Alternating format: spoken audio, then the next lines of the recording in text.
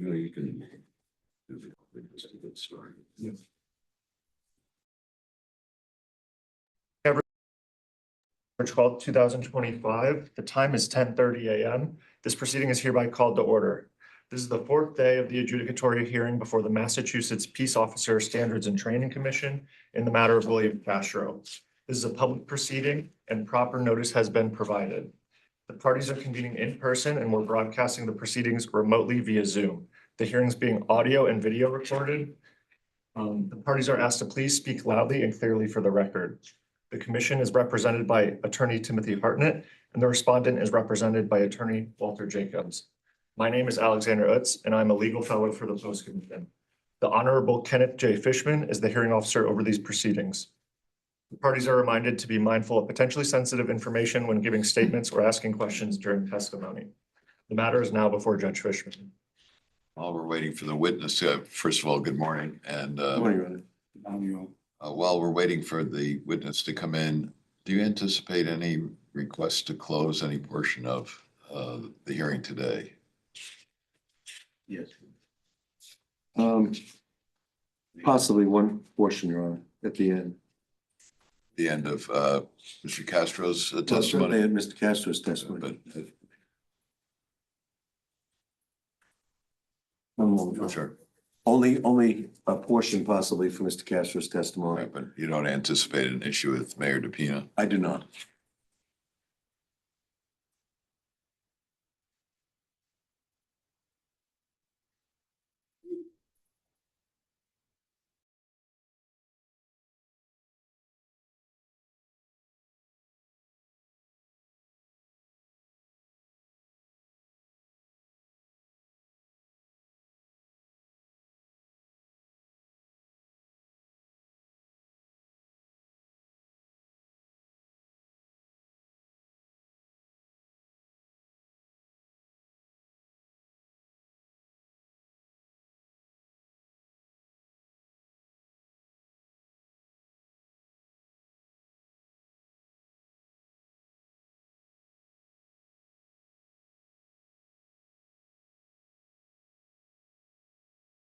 Session, good morning.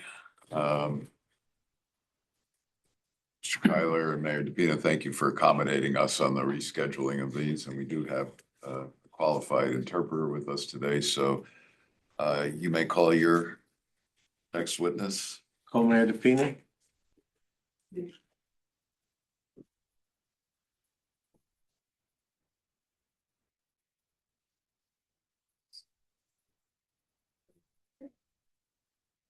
And before. He's going to sit on this chair. In that seat, right? Yeah, you can sit in that seat. But I'm just going to have the interpreter identify himself, please. Good morning, my name is Jerry Acevedo. Thank you. And Mr. DePina, would you state your name, please? My name is Brian A. DePina. And spell your last name again, please. D. D. E. E. E. E. E. P. E. E. N. N. A. A. And would you raise your right hand, please? Mr. DePina, do you swear the hearing, your testimony you're about to give in the hearing today, do you swear to tell the truth, the whole truth, and nothing but the truth? Ante usted y Dios. May I have a seat?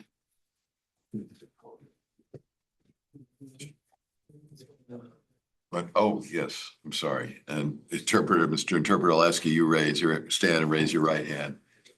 And do you, sir, swear to give accurate and truthful interpretation today? Yes, I do. Thank you. Now you can proceed. Thank you, Your Honor. Good morning, Mr. Mayor.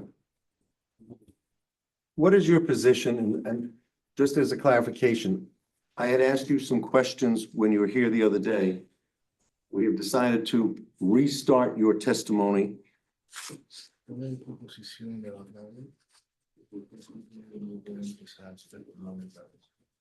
Porque la traducción anterior no era la correcta, como yo la entendía. Because the last time he was here, the interpreter or whoever was translating wasn't cleared out. So I'm going to start over and ask all the questions from the beginning Todas las preguntas. No hay problema. so that it's clear what I'm asking and what the mayor is answering. Todo claro y usted puede contestar. Okay? And Mr. Interpreter, for your benefit, if I go too quickly, So far, so good. Gone good. but you need to interpret, sir. Oh, si él va muy rápido, él No. lo va a decir, ¿está bien? no. Okay.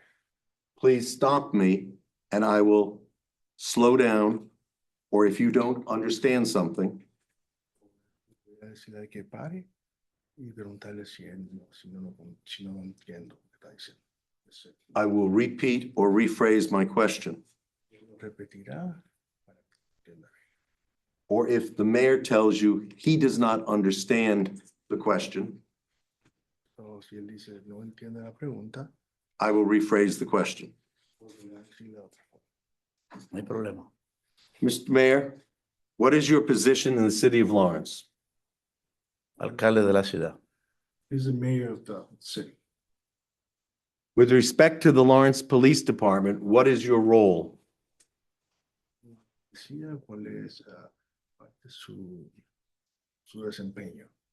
La autoridad máxima que apunta. He's the maximum authority. How do you know that, sir? ¿Cómo te sabe eso?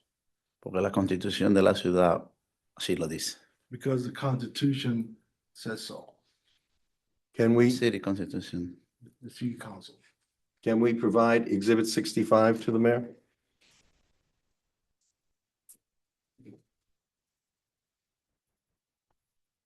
Do you see that document, sir? ¿Ese documento? Sí, qué hoja. Yes. That is a copy of the city charter. Is that what gives you your authority? Eso es lo que le da autoridad a usted y lo que usted puede leer ahí. Correcto. Yes, correct. Who hires and fires police officers ¿Escoge la policía o los? La apunta. Yo, alcalde. Yeah, himself. Do you know whether you have that authority rather than the chief of police? Is that authority rest with you? Usted tiene la autoridad en vez de tenerlo el encargado de la policía, el jefe. El alcalde tiene la autoridad. The mayor is the one in charge. Do you know who certifies police officers? ¿Usted sabe quién certifica a los policías? Post. Turning your attention to February of 2023. Pero 23. Do you recall? Is it there? Yeah. He does not need that Oh, okay. document any That's all. longer. Okay. No necesita esto más nada. Drawing your attention, Mr. Mayor, to February 2023. Febrero 23 del 2023. Did something happen with respect to your staff in the mayor's office? ¿Algo pasó con algún empleado en su oficina? ¿De mi oficina o de o de la policía? Estamos hablando. ¿no? Is it from the police office or from the city? In his direct mayor's office in February 2023. Febrero 23 en su propia oficina. Ciudad, no en la policía, sino en su oficina. En mi oficina pasan muchas cosas en un día. Yeah, Tiene que ser más específico. he asked you, can you be more specified? Because so many things happen. You know. I'm just going to interrupt for one moment. Because we are recording these proceedings and we only have one mic between you, I'm going to ask the interpreter, just keep your voice up to make sure we capture everything that you're saying as well. All right? Yes, sir. It's just, we only have that one microphone. Okay, yes, sir. Thank you. In February 2023, did you hire a new senior member of your staff? En 2023 usted llegó a darle trabajo a alguien que era superior, un senior, un trabajador, alguien le lleva al trabajo.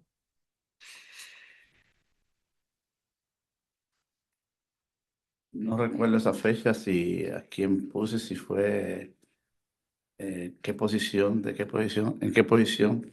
Yeah, he can't remember. Si me puede ser específico, en Yeah, qué could posición. you specify what position was it?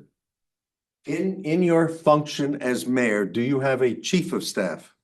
Usted como funcionario, usted tiene una persona que está Oh, a sí, cargo. claro, el señor Castro. Yeah, Mr. Castro. So Mr. Castro was retained in February 2023 as chief of staff? Él era la persona que estaba a cargo. Correcto. Correct. Could you please describe what Mr. Castro's role was as chief of staff? ¿Usted puede decir cuáles eran las funciones de Mr. Castro? Algunas me ayuda con el tema del presupuesto, cuando estamos haciendo el presupuesto de la ciudad, cuando estamos haciendo negociaciones con las uniones, revisar todos los contratos, revisar los emails porque son demasiados y muchas otras cosas diarias. Yeah, he was in charge for the budget, replying emails, more as a like administrator. En negociaciones con las uniones. And doing negotiation with the unions. Sidebar, Your Honor. Why don't you come up here?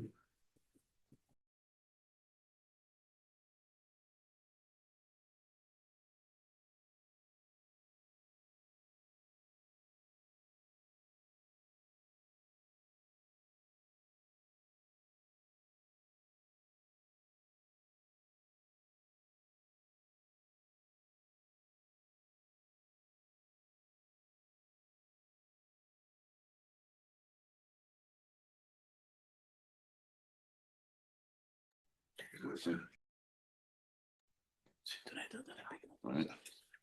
Mr. Jacobs?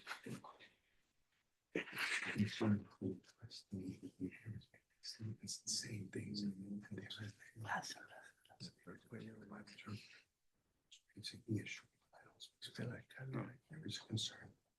Statements.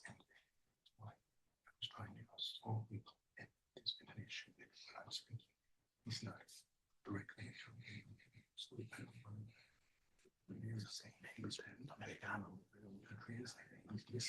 Well, you could almost, even without knowing, you could almost sense that was happening. Yeah, all right. We can go back on.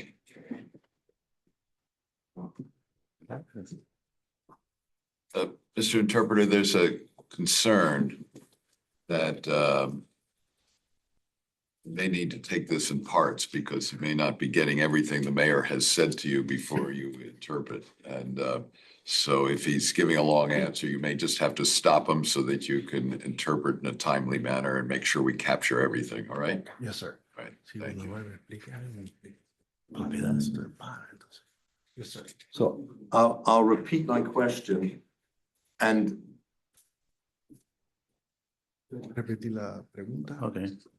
if you would ask the mayor to respond in smaller segments so that there's a pause for you to interpret from Spanish to English, then he can speak again. There's no effort to limit his speech. We just want everything. So you need to translate what I'm saying. Well, Sí, sir. Sí, sí, pero yo lo voy a dividir en pedazos. Yes, sir. I'll repeat what I said respectfully. When I asked the mayor a question, No, he knows the instructions are. Just ask the question. what was Mr. Castro's role as chief of staff? El trabajo del señor Castro. Ayudar con el presupuesto de la ciudad, Okay. To help with the budget all city throughout the city. las negociaciones con las uniones, Do the negotiation with the unions, revisar los emails, to check and replied emails. eh, son tantas cosas. There's so many things that he does. Revisar con todos los contratos, Do all the assessment in regards of contracts. Did Mr. Castro meet with you El señor Castro se reunió con usted to discuss the police budget para discutir el presupuesto de la policía and personnel issues while he was your chief of staff? y problemas personales cuando él estaba como a cargo. sí, claro. Yes, he did. What was your impression of now, is it correct that Mr. Castro served at two different points in time? Es verdad que él sirvió en dos términos, As your chief of staff? como cuando desde que usted ha sido a cargo de alcalde. Correcto. Yes, that's correct. During those two times as chief of staff, what was your impression of his work on your behalf? ¿Cuál fue su impresión? Señor Castro. Excelente. Excellent. Do you trust him? ¿Confía en él? Claro, si no, no tuviera la máxima confianza. Yes. Yeah, trust him. What were your concerns regarding the Lawrence Police Department? Solo usted tiene en mente el problema que haya con la policía. Que hay alguno.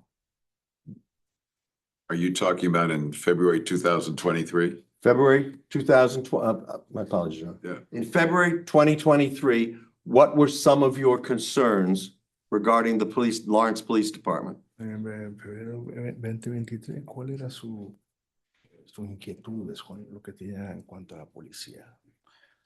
Bueno, no el 23, desde el primer día que yo entré como alcalde, Since he started as a mayor, recuerdo que el señor teniente Paul Rossi I remember that Lieutenant Paul Rossi, Perosi, la primera recibida que me dieron desde el presidente de la policía the first time he met with him, fue una carta it was a letter. He gave him a letter firmada por él signed by the lieutenant, como encargado de asuntos internos de la policía, and he was charged of the internal affairs.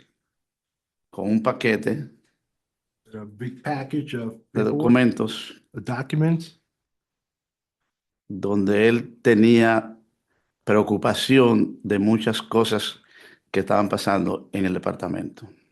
and lieutenant was explaining on those documents about some complaints and things that was happening back then with the police department.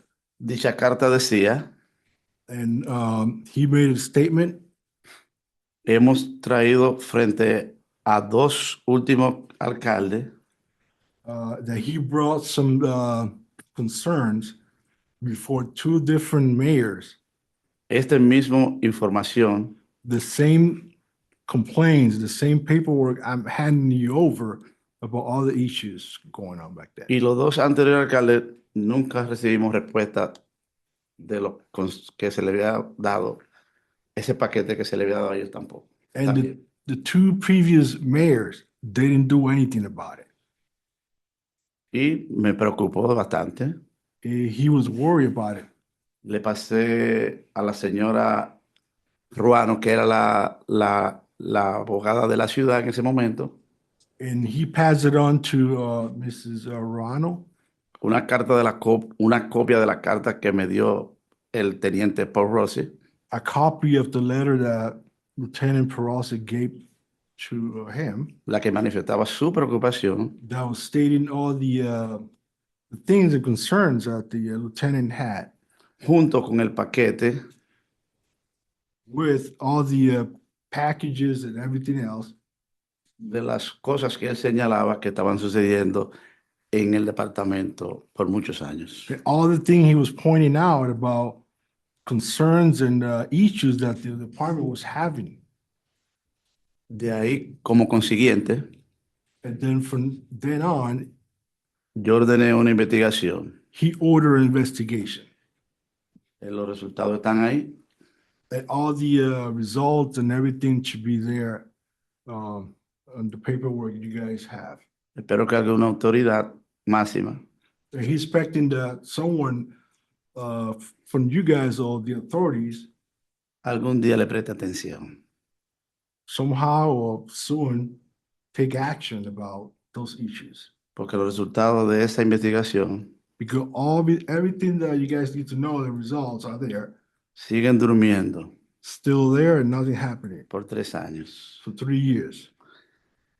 Y no ha sido del interés It seems like there's no interest ni del público from the community, the public, y hasta ahora no sé si de alguna autoridad and está haciendo algo, pero no he sabido nada. until now, he doesn't know if you guys working about that issue, or in other words, he doesn't know what's going on.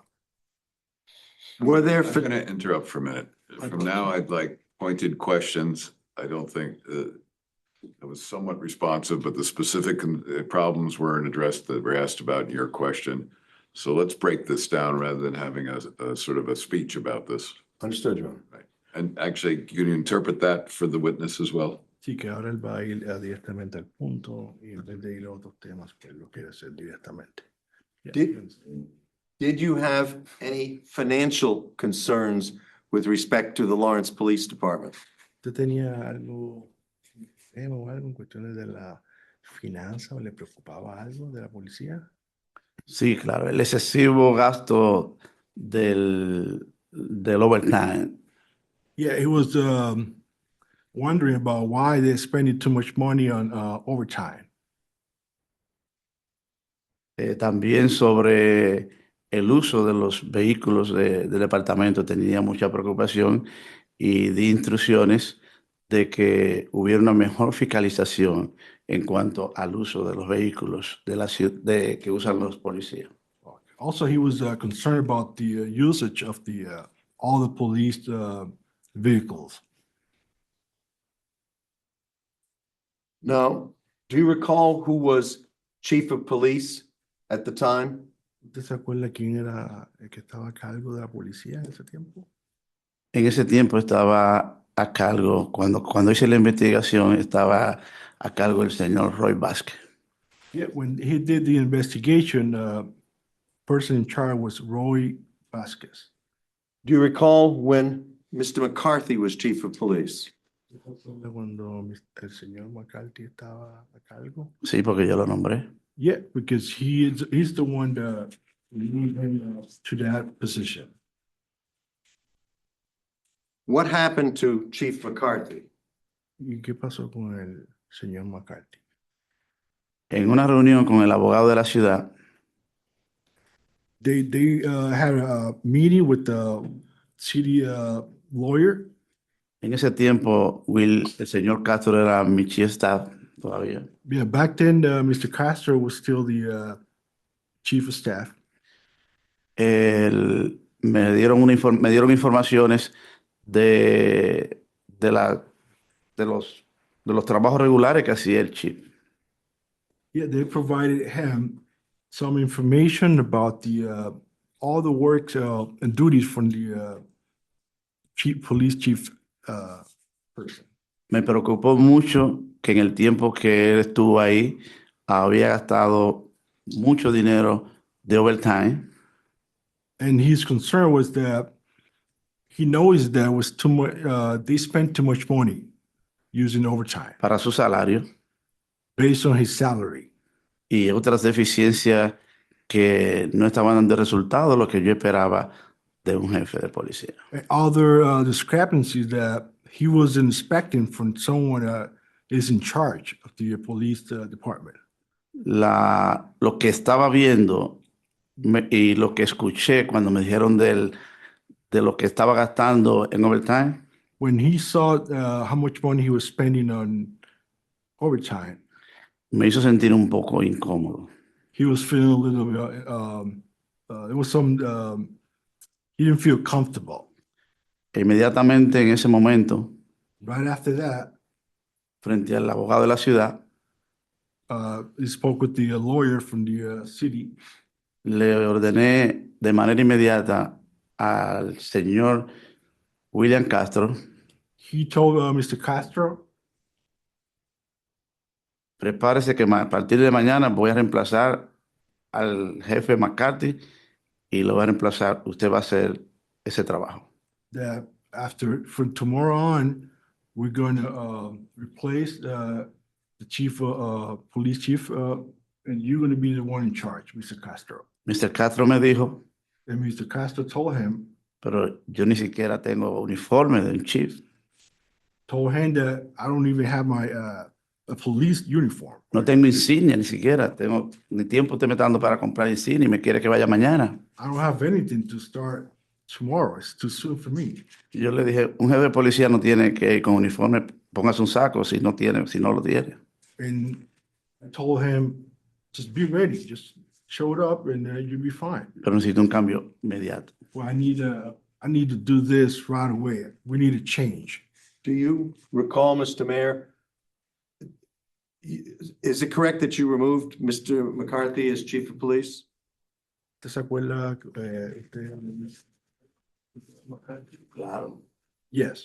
Did you then, is your testimony that you then appointed Mr. Castro in the chief of police position? Entonces usted le dijo a Mr. Castro que fuera la persona a cargo. De manera inmediata. Yes. Do you recall when that was? ¿Usted se acuerda cuándo fue eso? La fecha exacta no. He can't remember exactly the date. Exhibit 1, please.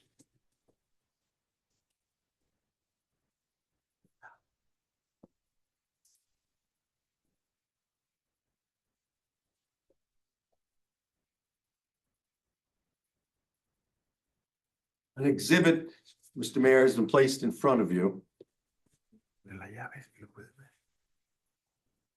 The screen is showing you what is in writing in front of you. Está enseñando lo que usted está todo aquí. Is this the letter of appointment by the former personnel director Esa es la of Mr. Castro as acting chief of police? esa es la Correcto. Correct. And the date on the letter, is that October 20th, 2023? Yes, esa es la Correcto. fecha. Correct. When you appointed Mr. Castro as acting chief of police, Usted le dio el mandato a esa persona, a Castro. what did you want him to do? ¿Qué es lo que usted quería que le hiciera? Primero, First of all, que controlara para mí el alto abuso con el tema del overtime to de la control, policía. to control first the overtime expenses.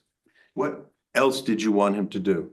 Aparte de eso, que usted le quería Un mejor manejo en el control de los carros que usaban los policías para llevárselo a su casa.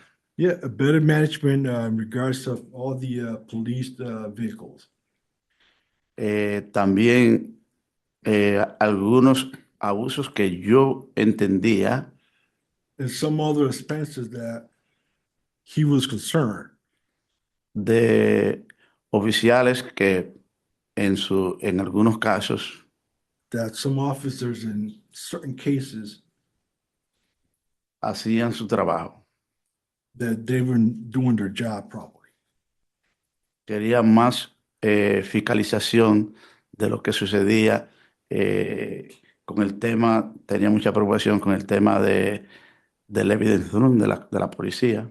Yeah, he was more concerned in regards to all expenses and to see, what's going on to do an investigation. Was there any construction project ¿Había un proyecto de construcción with respect to the police department planned En cuanto a la policía, ¿algún plan or going on at that time? o qué estaba pasando en ese tiempo? Sí, estábamos construyendo la nueva estación de policía. Yeah, back then they were building the new police station. Was there any concern of yours on certification of the police department? ¿Había alguna preocupación de ustedes, algunas certificaciones o algo en la policía?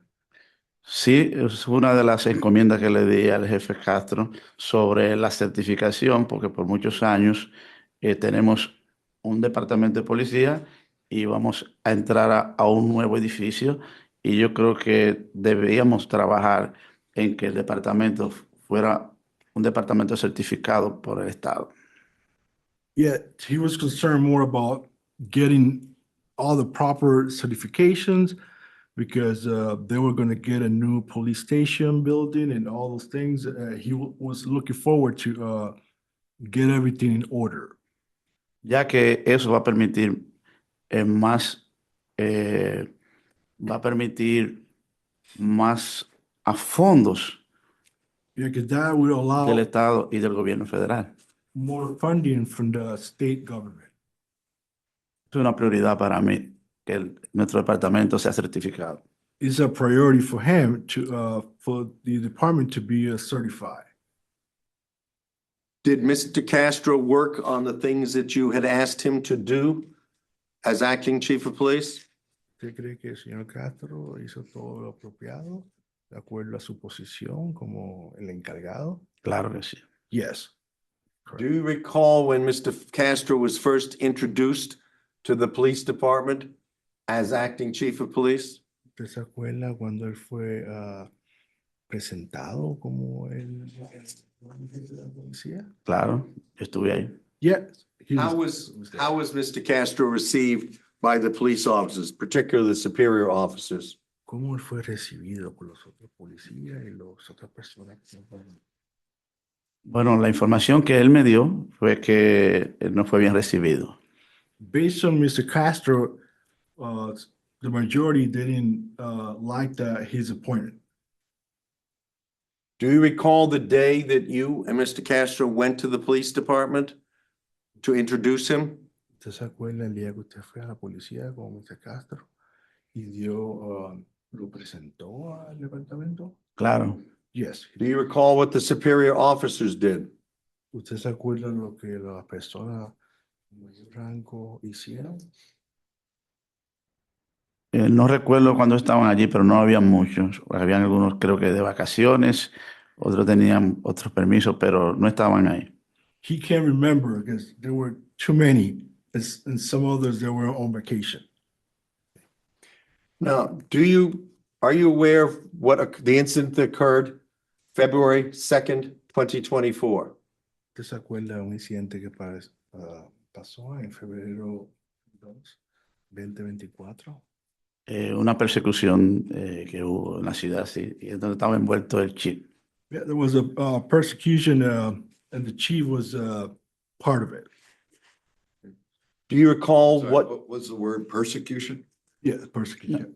Persecución de un incidente, de una llamada que se hizo y se armó una persecución en la cual estaba envuelto el chip.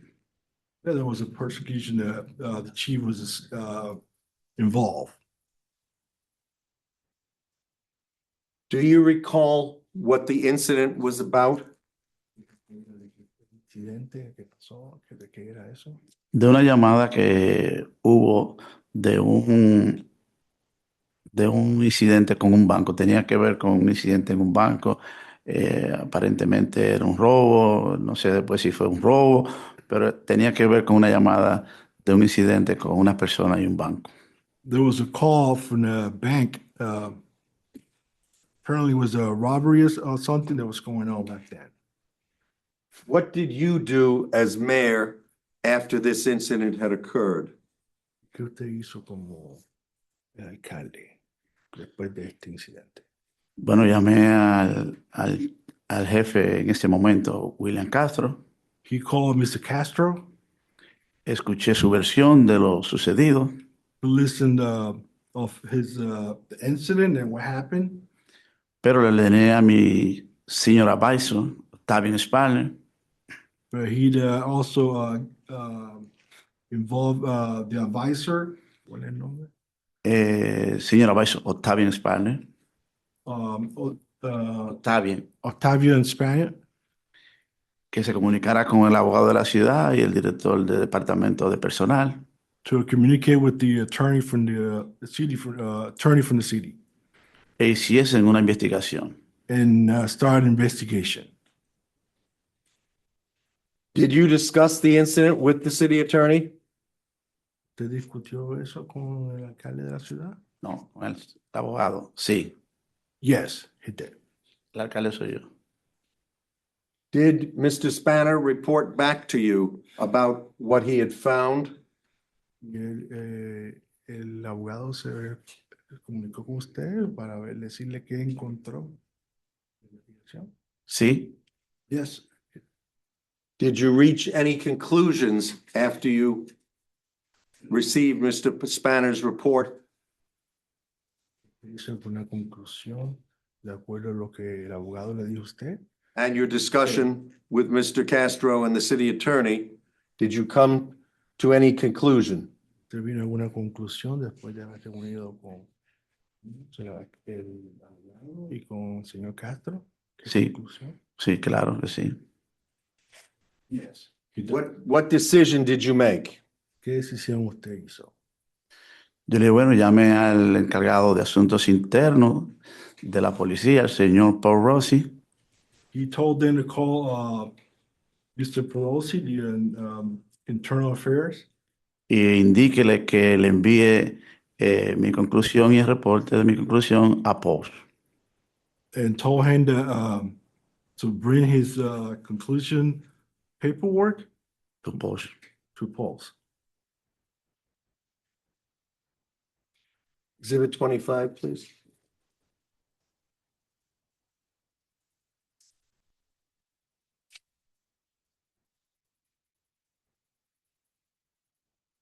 We're going to show you an exhibit, Mr. Mayor. It will be on the screen. Mr. Interpreter. Ah, le enseña ahora en la pantalla. El pasado. It is also in front of you in English on the paper. También está aquí en sus papeles acá. Can you see that that is an email from Maria Tavares Usted puede ver que eso fue un correo electrónico de María, on behalf of you, representándolo usted, addressed to Paul Rossi. y fue enviado para persona por Rossi. Sí, él lo dice. Yes. And it is dated February 20, 2024. Y eso fue el febrero del 2024. Mr. Interpreter, would you please read the sentence below the words Lieutenant Rossi in Spanish to the mayor? Dice, por favor, lea lo que está en el correo y por favor notifique a POST, la comisión, lo que se ha encontrado y de esta investigación. Yes. Mr. Mayor, is that the instruction you asked Maria Tavares to convey to Mr. Rossi, to Lieutenant Rossi? Eso fue lo que usted le dijo. Correcto. Correct. Now, there was an attachment to that document, correct? ¿Y hubo algo atachado a ese correo electrónico? It says on the document, Dice en el documento, on the left-hand side, attachments, en la lado izquierdo, Rossi.pdf. Can we go to dice, the top of the exhibit, please? Thank you. fue enviado a Rossi y era un atache, ¿verdad? O algo, un documento atachado. Do you see that, Mr. Mayor? ¿Usted lo puede ver? Lo estoy viendo. Yes. he does. Please provide exhibit 26. We're going to give you another exhibit. Vamos a enseñar otra. It is a letter signed by you It will be in paper in front of you in English Y va a estar acá también and on the screen in English. y allá también. Do you see that letter is dated February 20, 2024? ¿Usted ve que la fecha era febrero 2024? It is addressed to Lieutenant Paul Rossi. Fue enviada al teniente Paul Rossi. Yes, Can you translate that letter to the mayor, Mr. Interpreter? yes, sir. Lo que decía es que sí que usted ha revisado el reporte dado en febrero 7 de 2024 con relación al señor Castro. Después de haber investigado, incluimos la revisión del reporte, la información provista de otros miembros de la policía de Lawrence, la persona advisor suyo, que es Octavian Spanner, y en la conversación con el señor Castro, se concluyó que hay insuficiente evidencia para seguir hacia adelante en este problema. Es de mi entendimiento que el señor Castro va a ser parte y va a percibir lo que ha pasado en el robo del banco. Yo creo que este acto es asertivo y ha sido muy rápido para ser atendido en cuestiones de la ciudadanía y para el bien de la ciudadanía, en ese caso, de la ciudad de Lawrence. Yo creo que la información relacionada se ha visto de una forma prudente y buena, basado en el conocimiento de esta situación. Yo creo que su representación o lo que usted envió para atrás es cierto, basado en la evaluación. Es claro que la información provista no tiene los requerimientos básicos o causa de disciplina para que el señor Castro actúe de esa forma, que fue inapropiado para conducir esa investigación. Yes. Now, I'm going to ask a few questions based on that letter that was just translated to you. Él va a hacerle varias preguntas de acuerdo a esa carta. You say that you reviewed Lieutenant Rossi's report Dice que usted vio la carta al teniente Rossi. from February 7th, 2024. Is that correct? It's correct. And you also say you did a thorough review Y dice que usted verificó bien y la pudo revisar Claro. detalladamente, including information from other members incluyendo información de otros miembros, of the Lawrence Police Department, todo el policía del departamento, Correcto. information from Mr. Spanner, información del señor Spanner. Correcto. Yes. and a direct conversation with Acting Chief Castro. Y la información del señor Castro. Correcto. Correct. And your decision was there was insufficient evidence to move forward further. Y su determinación fue que no había información suficiente para seguir adelante. Correcto. Correct. And is this what you asked Lieutenant Rossi Y eso fue lo que usted le pidió al teniente Rossi. Correcto. Correct. to communicate to Post?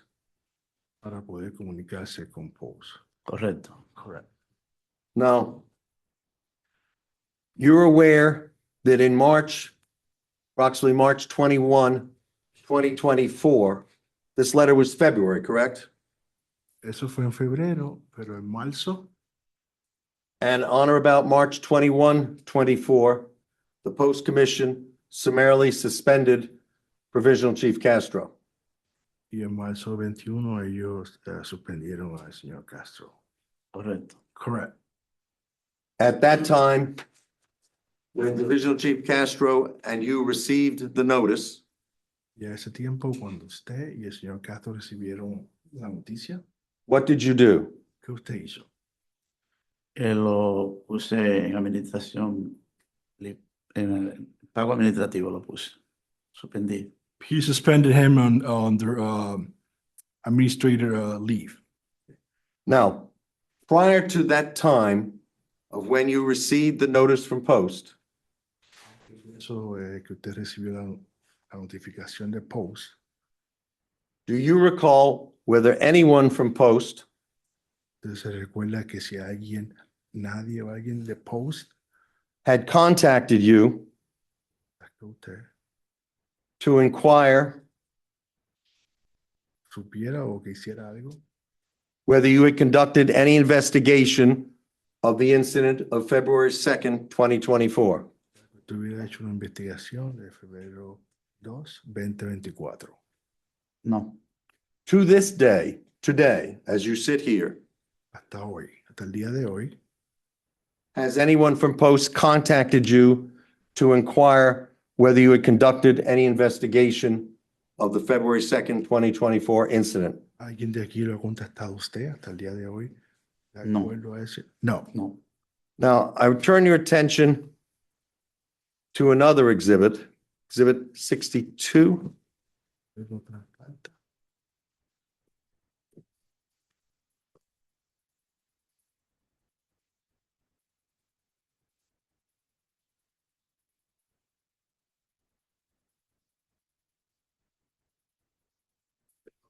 You will have this exhibit in front of you in English, and it will be portrayed or displayed on the screen. Sí, una falta mínima. I'm not asking you to go through all of the pages of the exhibit, Que vaya a cada página, but I would draw your attention pero quiere que preste atención to a few facts. a unas cosas que pasaron.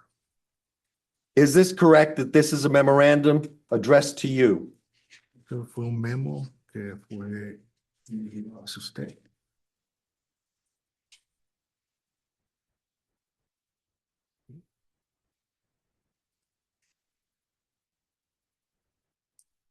Mr. Interpreter, could you please translate to the Sí, mayor ese memo era the dirigido beginning material below the word memorandum and stopping where that black line goes across, interpret those two CC from contents into Spanish, please.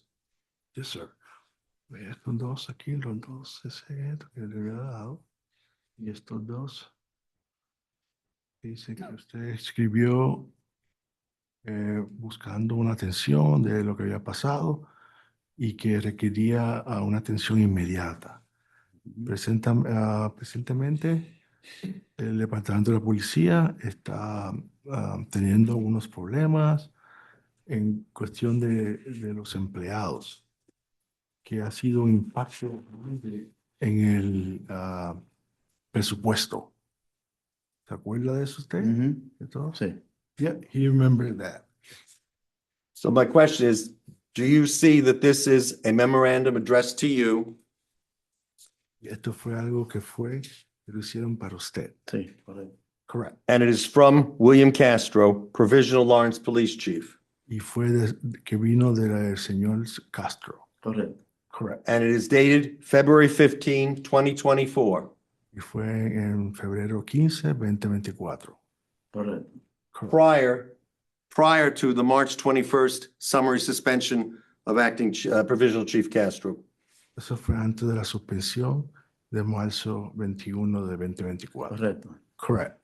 Do you see what this memorandum is regarding? ¿Usted puede ver de lo que se trata este memo? Un tiempito para revisarlo. Yeah, he's trying to, he's looking at it. Just give him some time. Ay, aquí sale todo. Lawrence, este departamento. Posiciones, agente supervisor. Y aquí la del teniente. Que lo está sustituyendo. Ha sido removido por otro sargento de la división de patrullas. No recuerdo.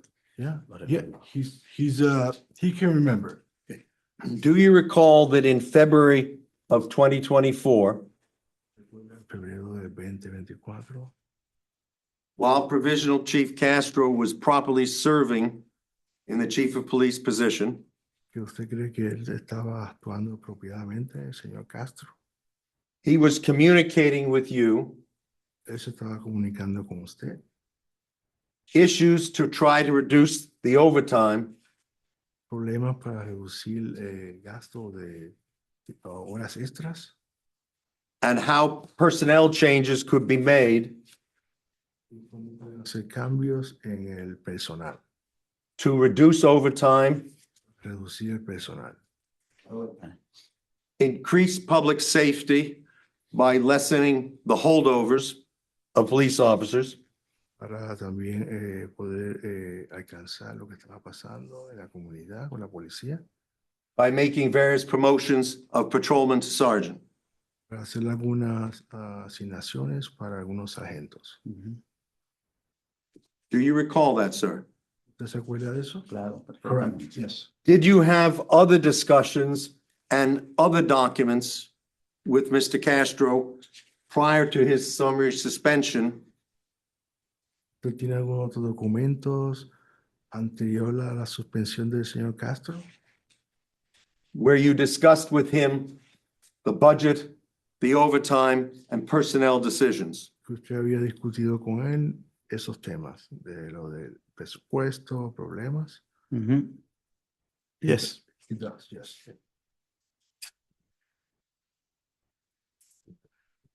Do you recall that there was an effort to promote 7 patrolmen to the sergeant rank?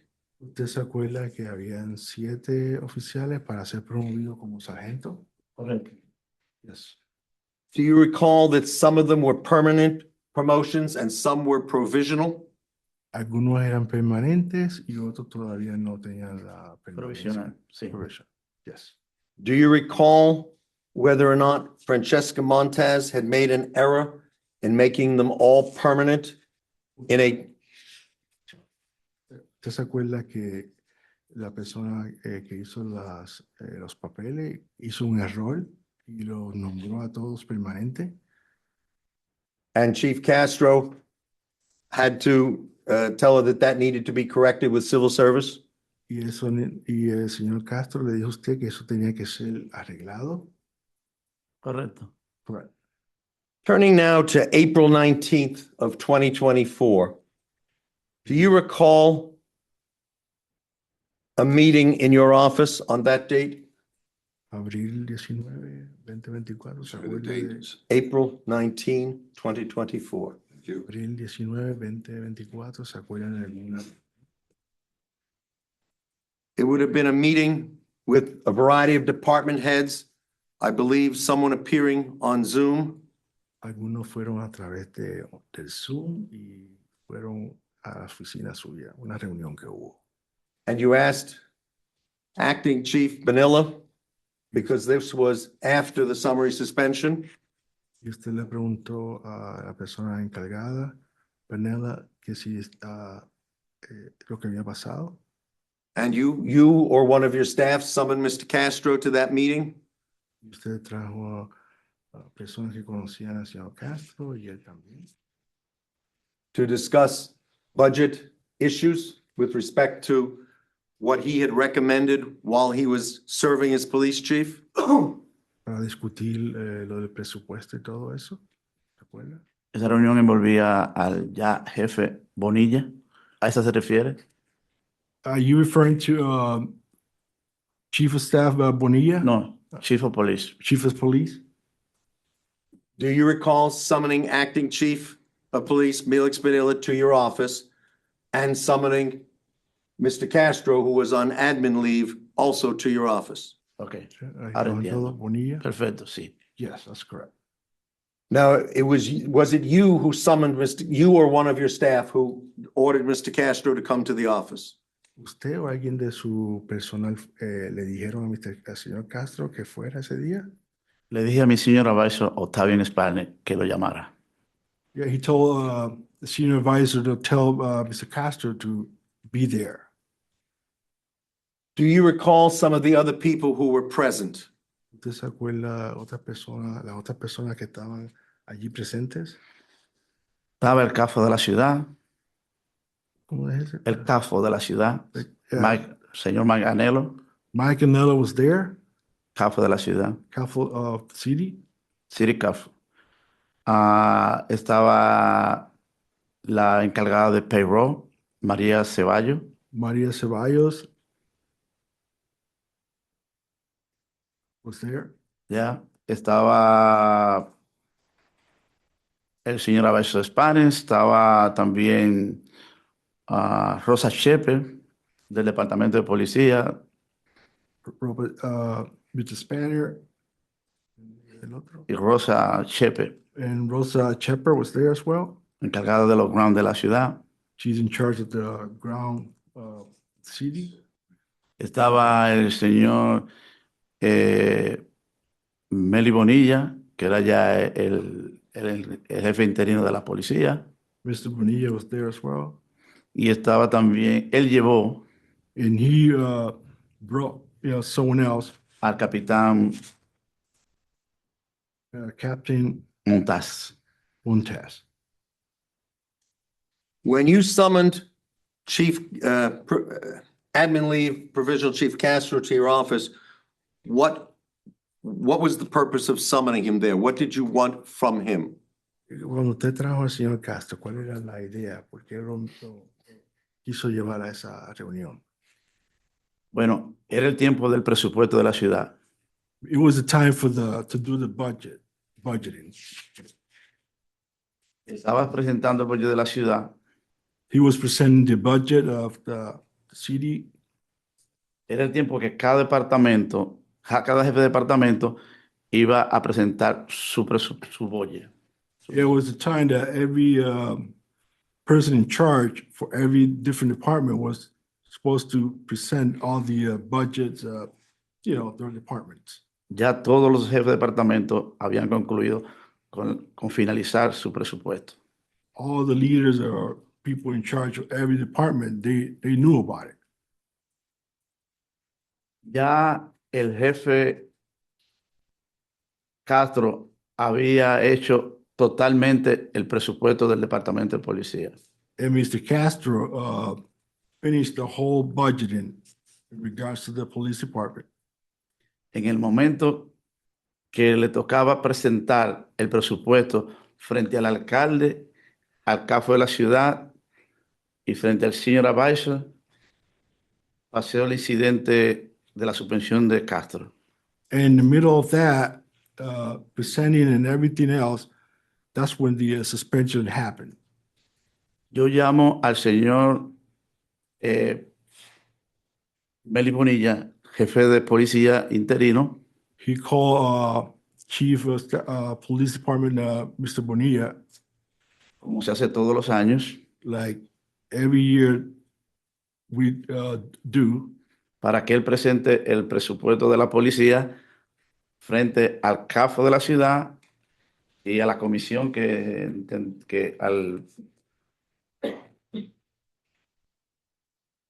to present to the whole Bueno, commission. a la comisión que estaba incluido también por Ramona Ceballos, And Ramona Ceballos was there as well.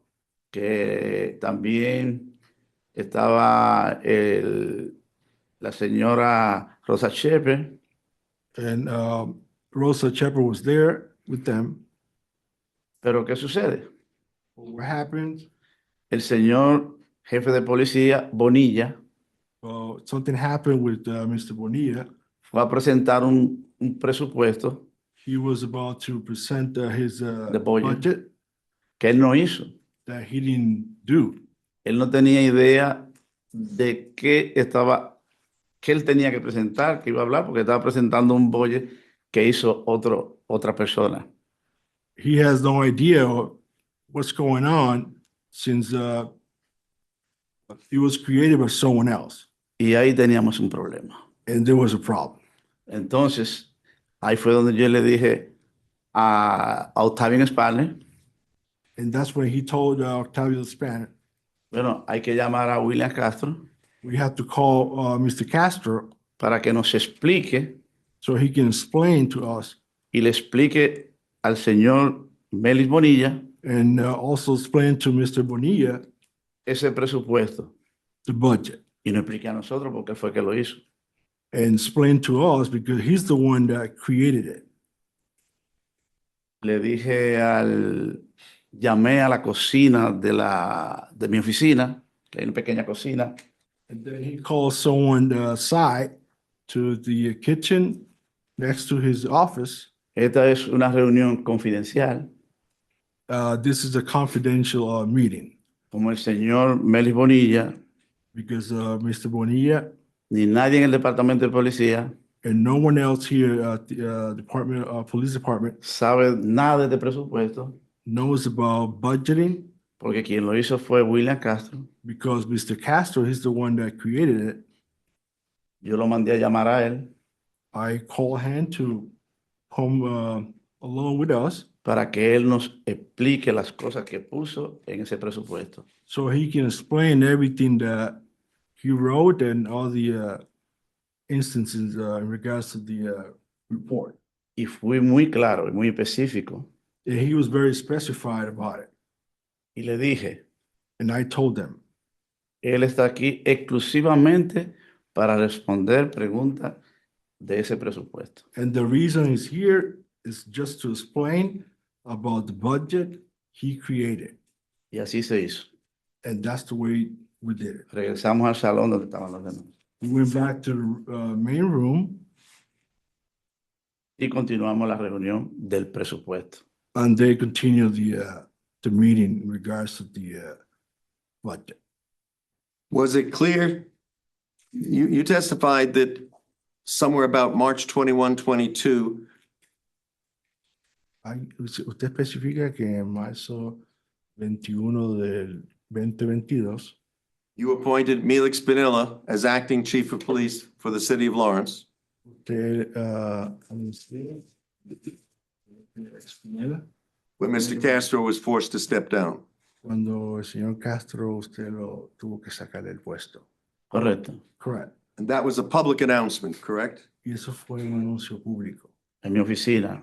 Le tomé juramento. At his office, Was there any confusion at the April meeting that Melix Spinella was the acting chief of police?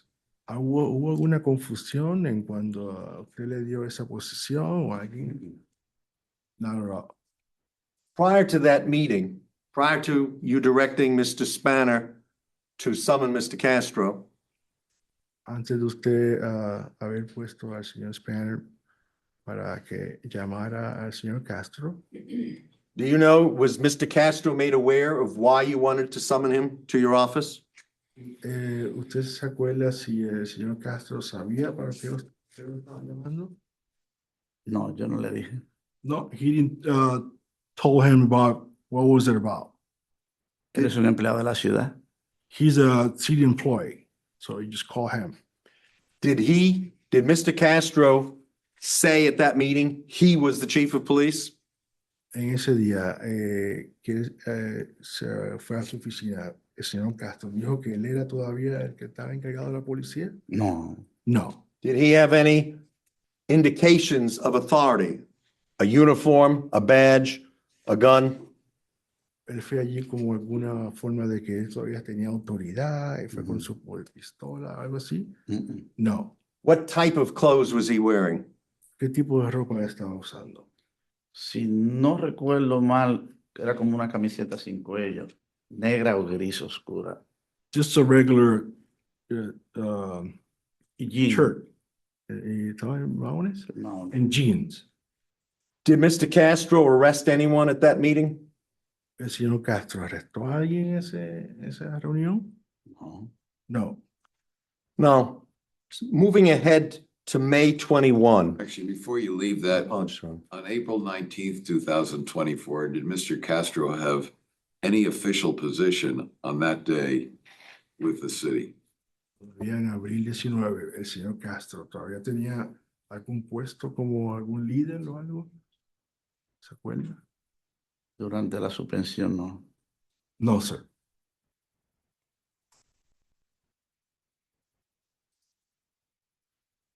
Was Mr. Castro, I believe you testified Mr. Castro was on admin or administrative leave from his position Él estuvo en separación administrativa, señor Castro, Correcto. as provisional chief of police. como el jefe de la policía.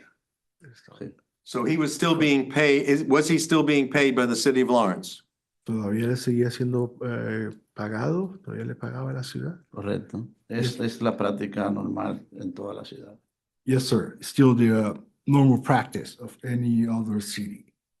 And as mayor of the city, you were still his boss. Y como el alcalde de la ciudad, usted todavía seguía siendo su jefe. Claro.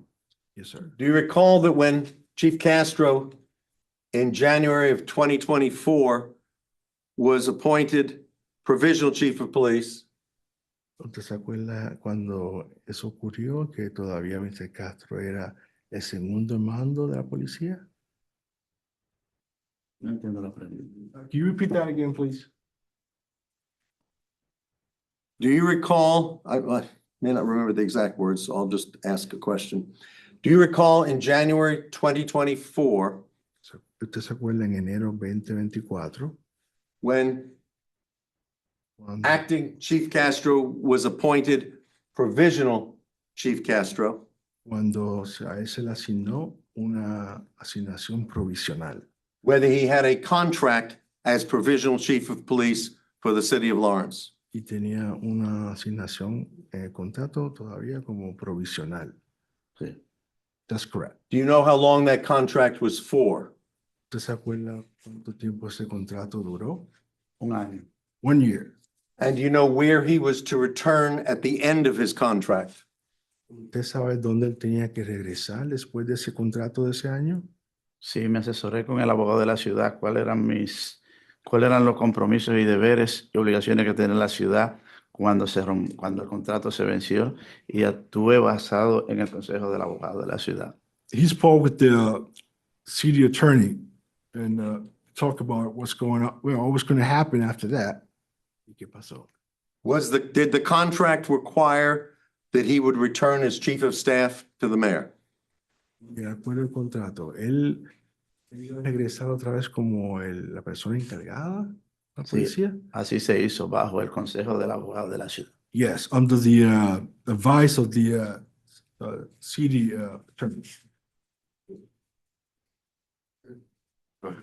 Drawing your attention, Mr. Mayor, to May 21 of 2024, do you recall going to breakfast that morning? En mayo 21, 2024, ¿usted se acuerda haber ido a desayunar? Casi todos los días desayunábamos. Yeah, every single day we used to go out and have breakfast together. Con él y el señor Octavio en el panel, por lo regular, siempre desayunábamos, casi siempre juntos. Yeah, we him and Octavio Spanner, we used to go out and have breakfast every day. Do you recall whether you were with Mr. Castro on May 21, 2024 at breakfast?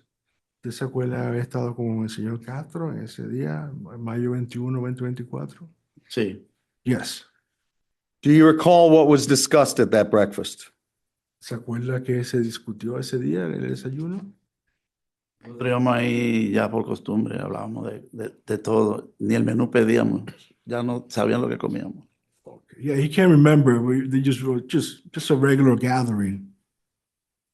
Do you have any recollection whether at that breakfast you had any discussions with respect to the time when Chief Castro first took over as chief of police? ¿Usted se acuerda si discutieron algo de cuando él cogió el cargo de la policía, el señor Castro? ¿Se acuerda de eso? Oh, sí, siempre hablábamos que no era fácil el trabajo y hablábamos a veces de sí, lo duro que es ese departamento. No es fácil. Yeah, he does. And he remember talking to Mr. Castro and speaking about how hard is it to be in charge of that department. Do you recall whether you made any recommendations to Mr. Castro at that time? ¿Usted se acuerda si hizo algunas recomendaciones?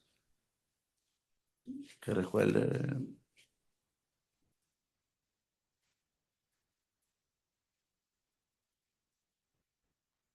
No. No, he can't remember.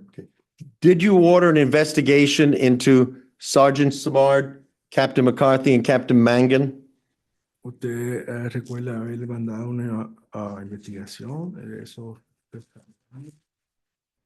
Sí. Yes. Who was supposed to do that investigation? ¿Quién se supone que hiciera esa investigación? En este momento no recuerdo exactamente la compañía que yo ordené. Si viese el nombre en este momento, puedo decir sí, esa, pero no recuerdo el nombre. He can't recall the company that he used back then. What was the Samard and who else? Samard, Sergeant Samard, Captain McCarthy, and Captain Mangan. Mangan? Mangan. Do you recall what happened with that investigation? ¿Usted se acuerda qué pasó con esa investigación?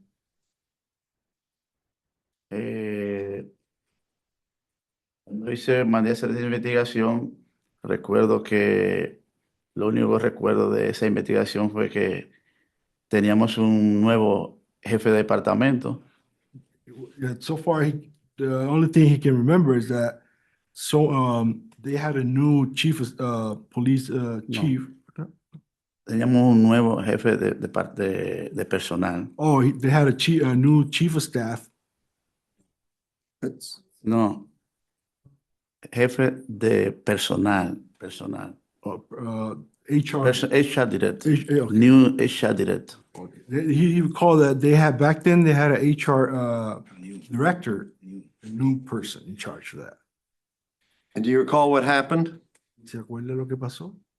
Sí, le dije que necesitaba hacer esta investigación, la cual él no llamó a la compañía para hacer esa investigación y llamó otra compañía se llama Bene. Eso sí recuerdo. And they discussed, and he asked the person in charge back then from the HR that why they called someone else, a different company named, ¿cómo se llama? Bene. Bennett, the one that conduct the investigation. So Bennett conducted an investigation for the city, is that correct? Bennett fue la que hizo la investigación en ese caso de la ciudad. Sí, Did Yes. Bennett ever, or anyone from his organization, ¿Alguien era parte de esa organización? ¿Te conoce de Bennett? ¿No conocía a nadie? ever interview you or to your knowledge, Mr. Castro? ¿Nunca le hizo una pregunta o lo entrevistó de esa compañía? no, nunca. No, never. Did you ask the city attorney to have Bennett interview Mr. Castro? Usted le preguntó a Bennett que hablara con el abogado para que le hiciera una entrevista al señor Castro. Bueno, yo para mayor transparencia, Yeah, to make it more transparent, yo siempre rehusé reunirme con la compañía de investigación. he conducted a meeting with the Bennett company. Le designé esa responsabilidad a mi senior advisor, Octavian Sparley, And he designated that investigation to Octavio Spain y al abogado de la ciudad. and also to the city attorney. Y la instrucción que le di, And the instructions I told them, lo único que quiero es que todo sea transparente, the only thing I want is everything to be clear and transparent imparcial, and to be partial, basado en la justicia. based on justice. Y esa es la razón por que no quiero yo estar envuelto. And that's the reason I didn't want to, back then, I didn't want to get involved. El abogado de la ciudad, The city attorney el señor advisor, and the advisor, quedan autorizados they were authorized para representar los mejores intereses del alcalde, to represent the mayor's interés, wills or interests y de la ciudad. and the city. Did you become familiar with the results of Mr. Bennett's report? ¿Usted se acuerda de los resultados de esa investigación? Sí, Were you aware that he finished his report without ever interviewing Mr. Castro once? ¿Usted se acuerda que ellos terminaron la conclusión sin haber entrevistado al señor Castro? no, una de las cosas que yo reclamé One of the things that I told them or made a statement about it, primero, first of all, como en otras investigaciones, like any other investigations, el señor Bennett, Mr. la Bennett, compañía Bennett Bennett, Company fue y le llevó el reporte al señor Perosi. they delivered the report to Mr. Perosi. Tenía que dármelo a mí. They were supposed to give paperwork to him. No fue Perosi ni la policía que lo contrató. Wasn't the Mr. Perosi or the police department that contract the company, Y lo entregó and they return it diciéndole yo a través del abogado de la ciudad en reiteradas ocasiones by telling them many times, and the attorney, city attorney, de manera escrita a través de email, el abogado lo hizo in a written statement by email, donde yo le decía si la ciudad le pidió a usted que hiciera una investigación imparcial, if the city and told you to make una investigación imparcial, an investigation for everybody, ¿cómo es posible how come que si le estamos pagando para que usted directamente se le dijo que investigara a William Castro that we told you to investigate just Mr. Castro para nosotros saber qué pasó en el incidente de la persecución? so we can know what happened on that incident? Usted insiste en entregarme una investigación You insist to provide me an investigation basada en todo lo que usted se ha reunido con los policías, based on all the information you gather for all the police staff. ahora nosotros queremos saber la historia, qué pasó también, escuchar la versión de William. Now, we want to know William's statement. Yo creo, sin ser un experto en justicia legal, And all my knowledge, I'm not a legal expert, y si yo como el cliente que represento a la ciudad, and me as a client from, city client, or person in charge from the city, le estoy reclamando I'm asking them en nombre de la ciudad, on behalf of the city, yo necesito que usted entreviste a William Castro I need you to interview Mr. Castro para yo saber las dos historias. so I can know both stories. ¿Cuál es la insistencia Why you keep insisting de su compañía a resistirse of your company resisting my a interrogar al señor William Castro? interviewing Mr. Castro? De hecho, So and so forth. ya yo había hecho una investigación de ese caso a través de mi señora Baiso y de la abogada de la ciudad. I already made investigation to the city attorney and the city advisor. Y esta nueva investigación se estaba haciendo And this new investigation, porque el nuevo jefe de personal because the new HR director me dijo told me frente a mi señora Baiso, in front of my city advisor, alcalde, mayor, en el poco tiempo que lo conozco, and during the time I know you, en the short time I know in the you, short time I know you, sir, he visto que usted es un hombre justo, I've seen that you're an honest person imparcial and you're partial y transparente. and transparent. Yo le voy a recomendar I'm going to recommend you que usted haga una investigación imparcial that you make another impartial investigation para que no aparente que la investigación que hizo Octavio So it doesn't look like the investigation that Stavian did tiene la intención de beneficiar a William. has the intention of going to the benefits of Williams. Y yo le dije, me parece correcto, no hay ningún temor. Vamos a hacer una investigación con una compañía independiente. And I told him that's a good idea, so we're going to hire another company. Pero ¿qué pasa? But what happened? Bennett Report nunca siguió las órdenes que yo le di. But Bennett Company never followed the instructions he told them. Se conformó con la historia que él recibió del lado de los policías, de los oficiales de policía.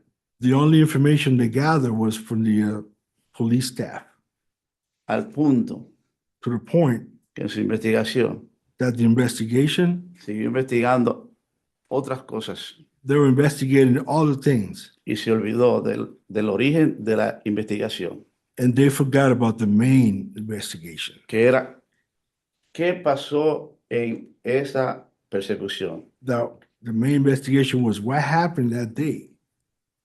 Y la instrucción era, And the instruction was investigue todos los nombres que están ahí. investigate all the names that are involved. ¿Cuál era la resistencia de investigar ese nombre?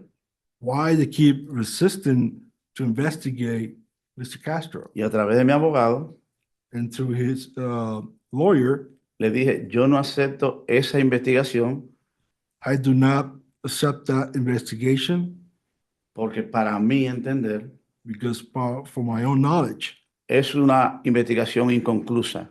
is not a Es una investigación inconclusa que no se terminó.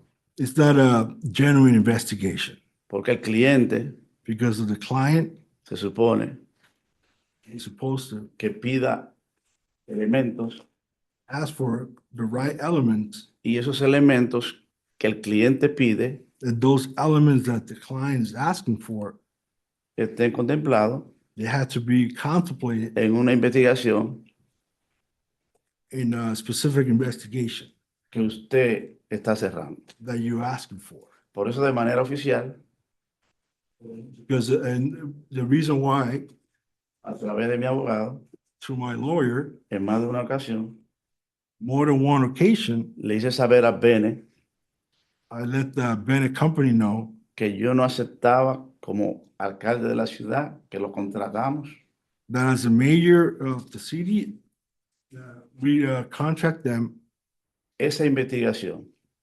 that he didn't like the investigation. Que la terminara. Let's ask the next question. It's a bit of a harder to follow this way, but. Understood. I have no further questions, Your Honor. Well, Thank you, Mr. I thought you said at the beginning of that discussion that the investigation was of Smart, McCarthy, and Mangan. Is that correct?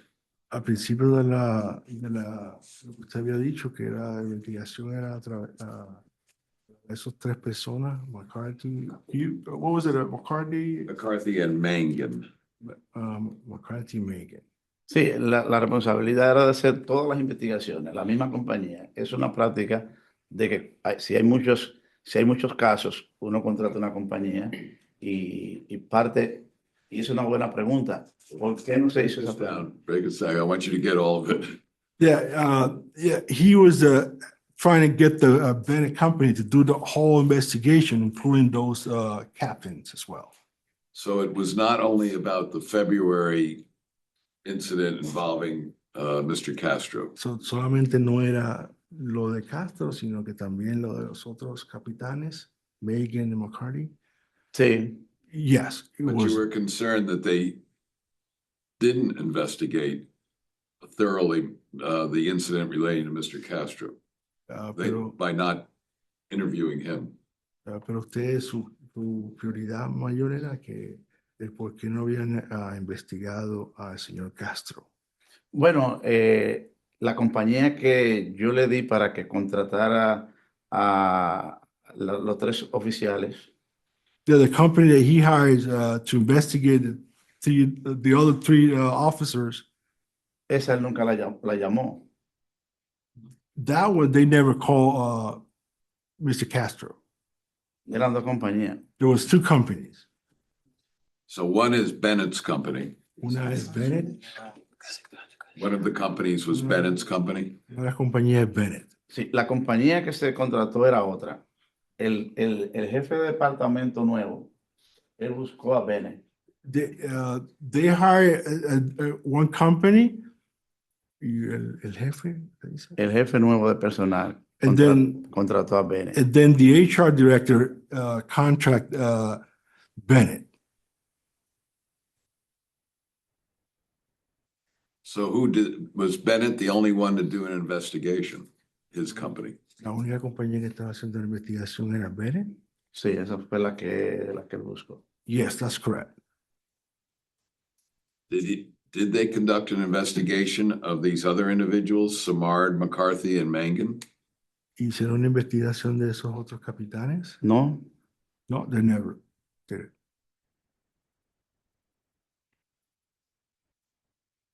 Okay, anything further? No. Mr. Hartnett?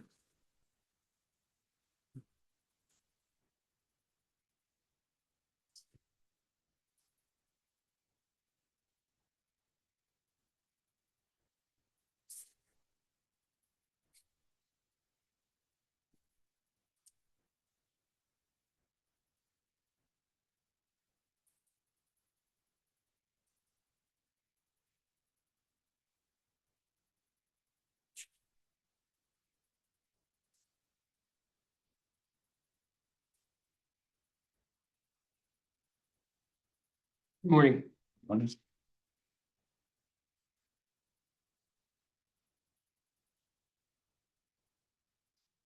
You've been friends with William Castro for several years, correct? Usted y señor Castro son amigos por muchos años? sí, That's correct. How many years? ¿Cuántos años? no tengo idea. He has no idea. More than 10? 10 años? Sí, Yes. More than 20? No. And are you still friends to this day? ¿Usted todavía sigue siendo amigos? claro. Yes. And prior to becoming your chief of staff, Antes de ser usted el jefe, he worked on your first mayoral campaign in 2021, correct? él trabajó con usted para su primera campaña que hizo como político. No trabajaba para mi campaña. Como un voluntario, como todos los amigos míos se envuelven. He was just a volunteer. Ayudaba, He wasn't working directly, pero no trabajaba para. or he wasn't working directly with him.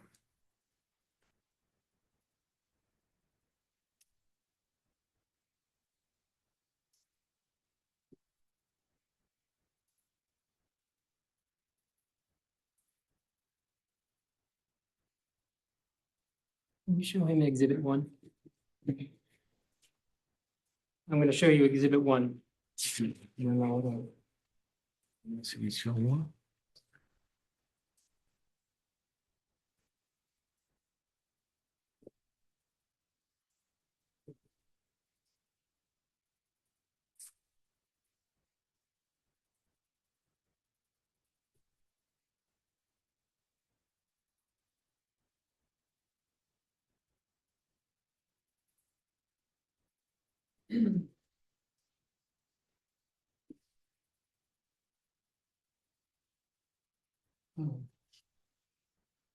Do you remember, you remember this contract, correct? ¿Se acuerda de ese contrato? Es una designación, no es un contrato. That's a designation. It's not a contract. The second page, if you look at the second page, sorry.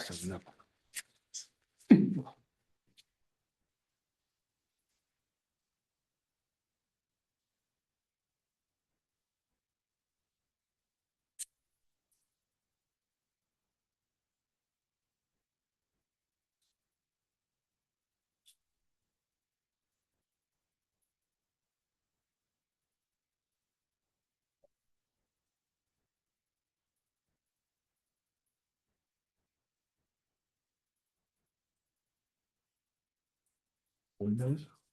Yeah, he remembers that. This is the contract that William Castro and you signed when he became acting chief of police, correct? Yes, correct.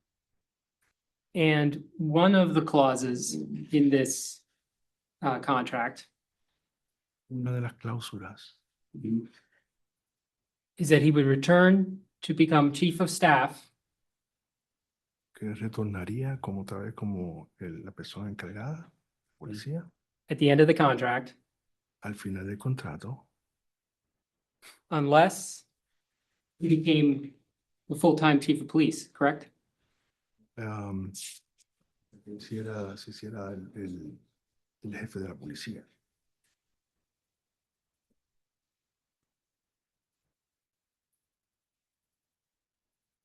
No dice hasta que fuera de policía. No dice que era por un año. It was stated was just for 1 year.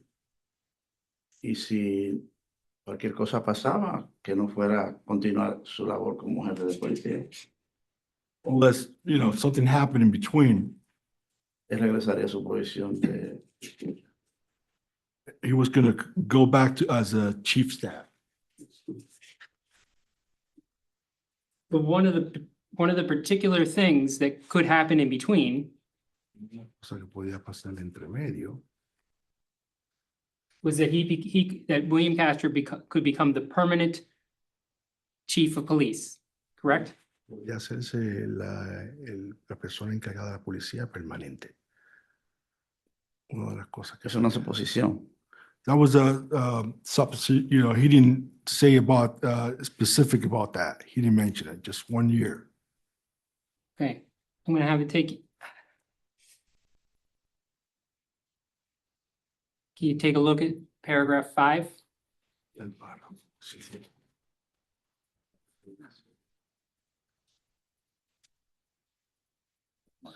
Sí, de acuerdo a la determinación de esta aseguranza del señor Castro, él puede regresar a la posición de lo que usted acaba de decir. Si usted sin haber dañado o no tener los beneficios, incluyendo pero no limitado, darle la longevidad, sí, entonces la compensación, todos los beneficios, excepto la prohibición de ser otra vez señalado como una posición permanente como policía encargado, como el jefe. La circunstancia, de acuerdo a lo que usted dice, la circunstancia, determinación, requerimiento de la ley, en el caso de Castro, se ha añadido el proceso sustancial de acuerdo a todo lo que ha pasado a eso, que fue lo que usted dijo, ¿verdad? Que es la determinación. Que cualquier cosa que pasara, que no continuara en la posición, cualquier cosa que pasara que impidiera continuar como jefe de policía, volvería a su posición. He understood that if something happened in between their contract, he wouldn't be back as a police, chief of staff of the police. And they do it as a chief of staff instead. But in this clause, it specifically says that if he becomes takes a permanent position as police of chief, he will not return as chief of staff, correct? Y que si él pasaba algo, él podía volver como permanente, pero Al puesto de chief of staff. Yes, sir. So it's fair to say Bueno decir that when this contract was written, que cuando ese contrato estuvo listo, you and Castro usted y señor Castro, were considering the possibility that he would be permanent chief of police. que usted todavía estaba considerando que él todavía podía haber sido seguir como jefe de la policía. Bueno, hay requisitos que hay que llenar y ¿por qué no? Si él llenaba los requisitos y pasaba los requisitos del Consejo de la Ciudad, incluso que quien al final vota sí o no, pues claro. Yeah, he was aware that if for any instances, he was ready and was doing his due diligence, he was going to hire him back as a police, as the chief of the police department.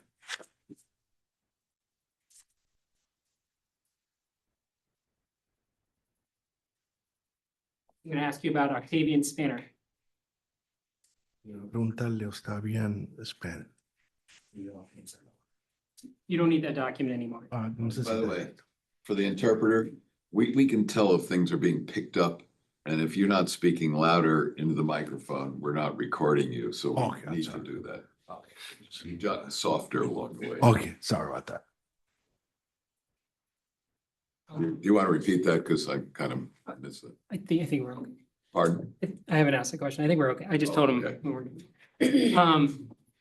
How long have you known Mr. Spanner? ¿Cuánto tiempo usted conoce al señor Spanish? Desde si tengo la fecha, Desde desde el 2000. Since 2000. And how do you know him? ¿Y cómo usted lo conoce a él? Es larga la historia. There's a long story. Me gustaría poder resumirle, lo voy a tratar de resumir lo más corto. Just gonna resume Por 30 años for 30 years, he sido, quizás más,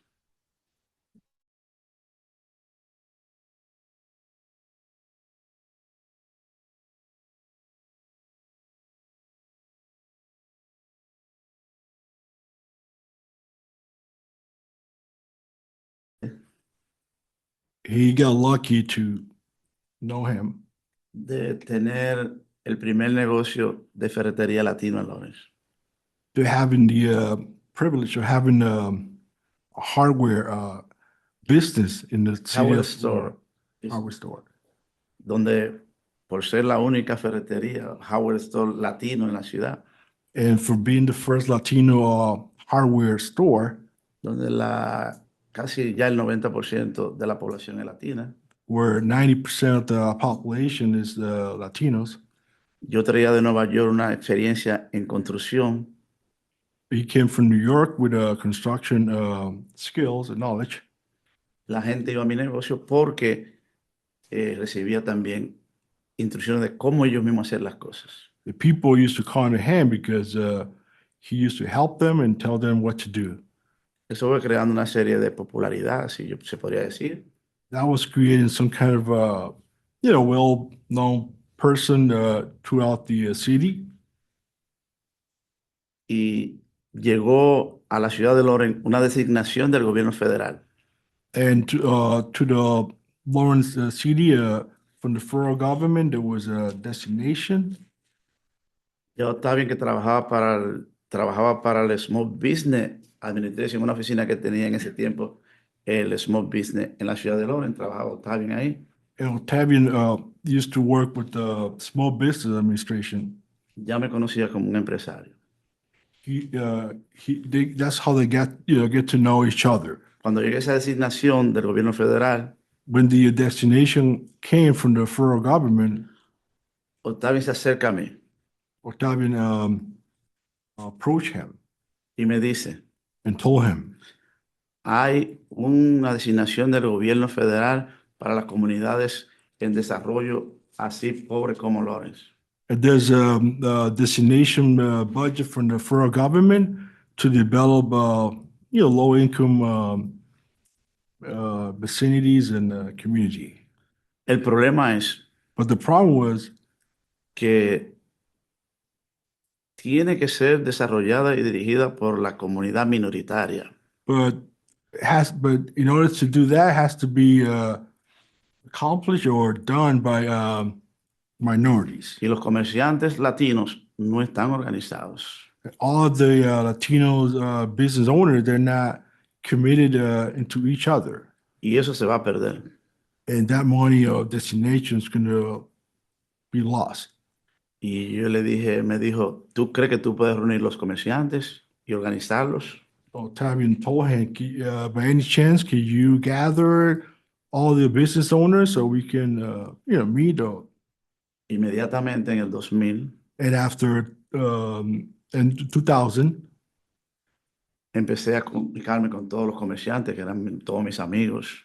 he started talking to all the business owners that were very well known by him. Nos organizamos, We organized, iniciamos la primera Cámara de Comercio Latina en la ciudad de Lawrence. and we had our first Chamber of Commerce kind of thing, Latino. Dimos los pasos necesarios para que hoy en día We did all the steps that until today, Lawrence consiguió esa designación.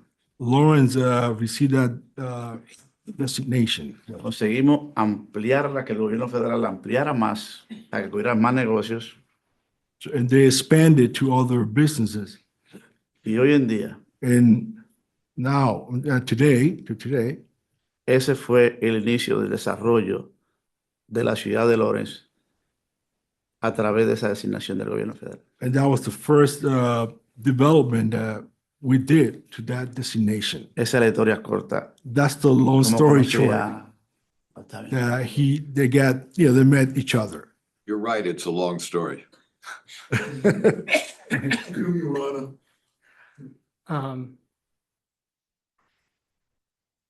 Mr. Spanner, he's your senior advisor, correct?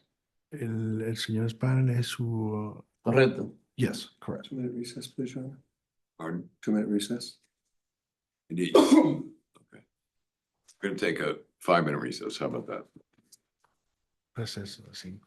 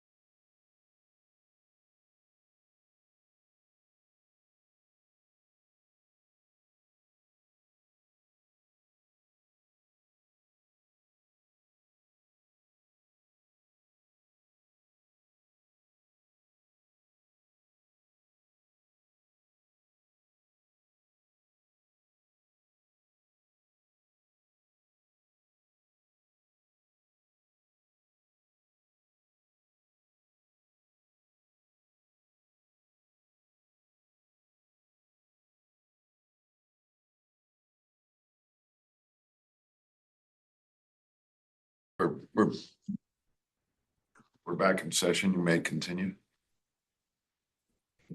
Just a few more questions. Solamente unas cuantas preguntas.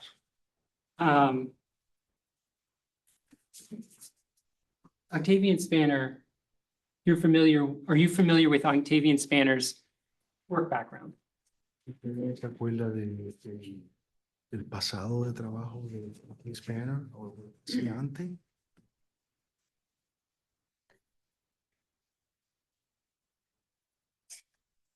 Trabajaba en el small business. Ahí. Yeah, he does. He worked he used to be with the Small Business Administration, yes. Did he ever work as a police officer? Nunca trabajó como oficial de la policía o algo así. Que yo sepa, ¿no? No, he doesn't, he can't remember or recall. Okay. Has he ever worked on internal affairs for police departments? Nunca trabajó como dentro de la policía o cosas internas de la policía que usted sepa. Que yo sepa, ¿no? No, he can't recall anything. No further questions. No questions, Your Honor. Let me just make sure that I don't have anything.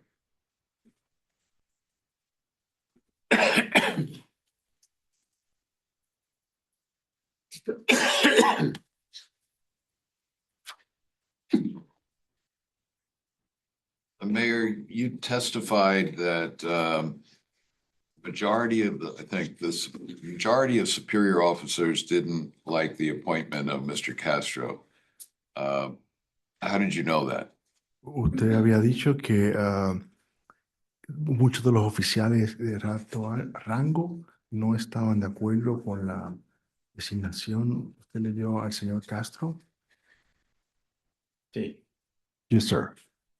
My question is, how did you know they did not like it? ¿Cómo usted supo o sabía que a ellos no les gustaba que él fuera designado? Supo. Puedes seguir, ¿no? They used to talk each other and you know, he hears that they were talking about it. Son mis amigos, la mayoría. The majority are his friend and De he muchos años. of many years, so he heard about it. The majority of superior officers are your friends? Or is that what you're saying? Y Or because Mr. Castro is your friend? porque su amigo era el señor Castro o porque esos superiores eran amigos suyos. La mayoría eran amigos míos antes de conocer a Castro. Yeah, all of them were his friends, so all the superiors are friends of the mayor. So that's the reason. So you're telling me that specific superior officers who were your friends told you that superior officers didn't like the appointment of Mr. Castro? So muchos de esos personas superiores en los puestos, ellos le dijeron a usted que no le gustaba esa designación de Castro. Sí. Yes, sir. And who were those individuals that told you that? ¿Y usted se acuerda de esos individuos, los nombres de ellos? Sí. Yes, sir. No, I said, who Oh, were okay. those individuals that told you that? ¿Y quiénes fueron esos individuos que le dijeron a usted? Los nombres. Tengo que dar los nombres. Do he need to make a statement, their names or? Yes. Sí.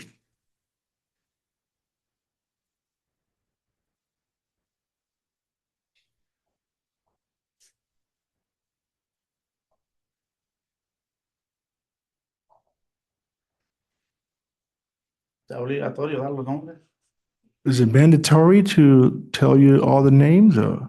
Is it what? Is it mandatory? Does he needs to tell you about their names? Yeah, if he's testifying here in Sí, this sí. proceeding, yes. Si está testificando aquí, sí. Bueno, que lo sepan. Es mandatorio, es obligado, hay que decirlo. Mi actual jefe de policía, Mauricio Aguilar, nunca. Why don't you do this one at a time so I get the names, please? ¿Cómo se llama él? Mauricio Aguilar, Maurice Aguilar, that's one of them. Thank you. Marcy Mark, Micey Mark, another one. Fabian Guerrero, Fabian Guerrero.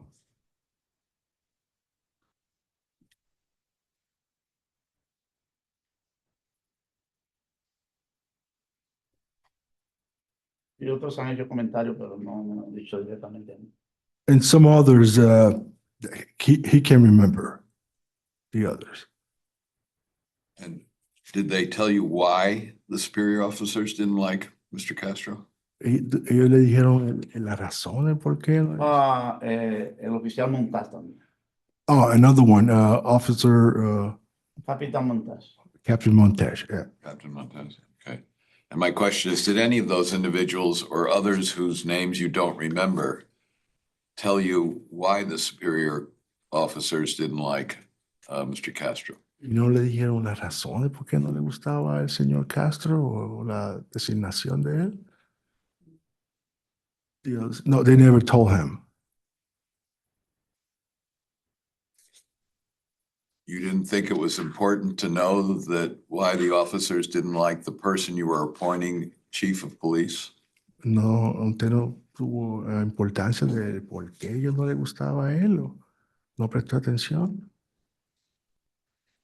No, No, pues yo Pensé que estaba tomando la decisión correcta designando a William en ese momento. Because he thought he did the right thing appointing Mr. Castro.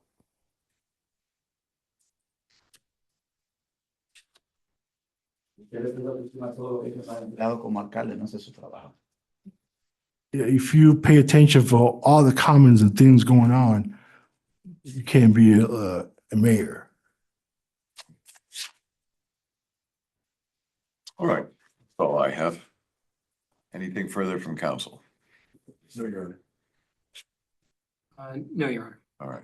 All right, you're excused. Thank you very much. Sí, gracias. What's that?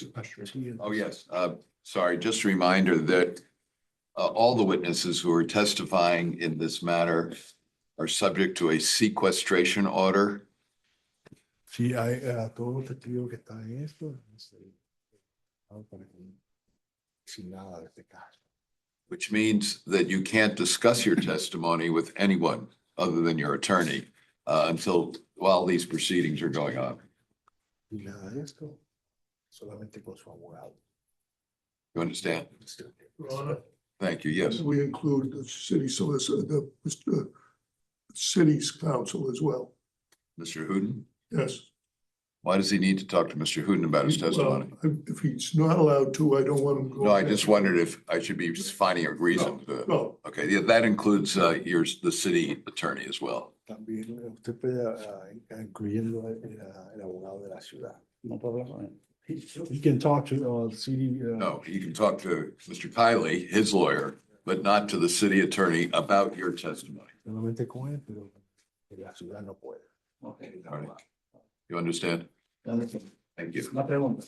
He has a question. Yeah. ¿Cómo Well, I don't have to answer it, you know. That's the good thing about being the hearing officer. I get to ask the questions, but go ahead and ask me. ¿Cómo yo manejo la relación de trabajo con el chief staff de mi oficina y el señor Octavio Spana y mi señora Baiso que trabajamos juntos en la oficina? ¿Cómo manejamos esa relación? So for now on, he needs to conduct to chief of staff and his advisor in a different manner, or No, you just can't discuss his testimony here with those people. con esa gente. Shouldn't change the way he deals with them. Síguelo igual todo, pero no puede discutir con ellos el testimonio. O sea, él puede seguir trabajando en mi oficina. Yeah, they can keep working as usual. Oh, of course. Okay. Sí, Okay. está bien. Okay. Okay. you will have the paper letter itself. We do, right? I mean, I have it. You have the order. I have a copy of the order. Oh, good. I conveyed your orders to Mr. Houghton and I believe I conveyed to Mr. Kiley so that everyone has. I had it in advance, so. And all the witnesses have been acknowledging they understood. I just wanted to make sure that I've been asking everybody the same question. Okay? Thank you. Excuse.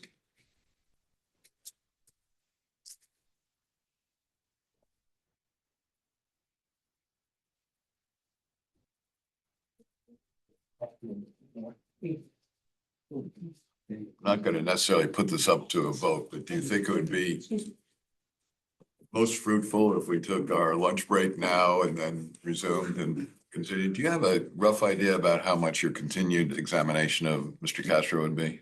How long, I mean? No more than an hour and a half or two, I would say. We'll be done today. I mean, I'm not putting any limits on Mr. Hartnett, but we'll be done. We're going to try to go expeditiously through it. Okay, but I still want, you think an hour and a half to two at most? I would think so. If I read faces, I'm not sure you're getting agreement here. I will make, If it was me, I go home right now. I make concerted effort. We will be done today, Your Honor. Okay, But well, I'm not putting a limit on Mr. Hartnett. If he's not finished, I will follow whatever the orders you issue. I know that. Yes, sir. Okay, all right. Have a good lunch. Well, why don't we take, let's be back by 1:30, all right? Yes, sir.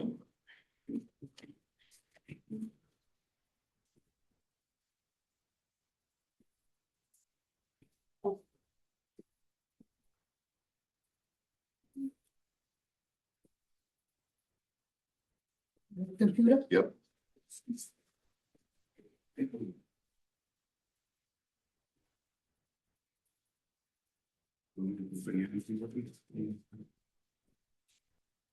What has the Miss Chocolate Bones the secret stash? No, I mean. That's why I did that.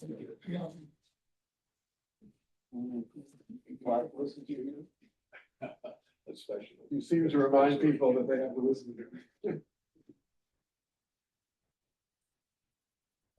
Thank you very much. Thank you guys. Appreciate your service too. Yeah.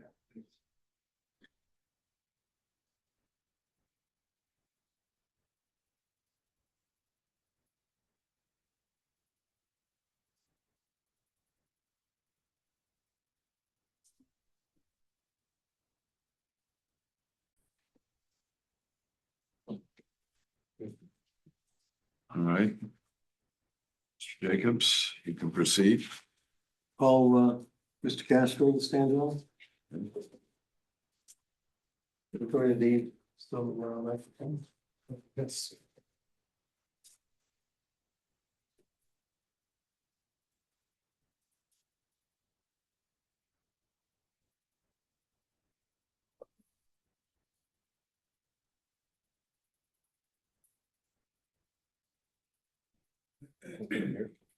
You'll stick it over on my face. Not at all.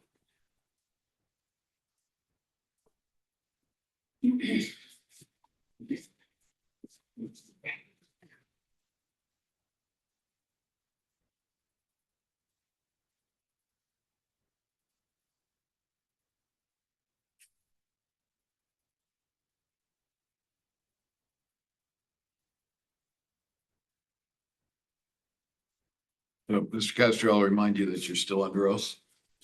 Yeah, see, thank you. And again, if you need to stand, that's fine as well. Thank you, Norm.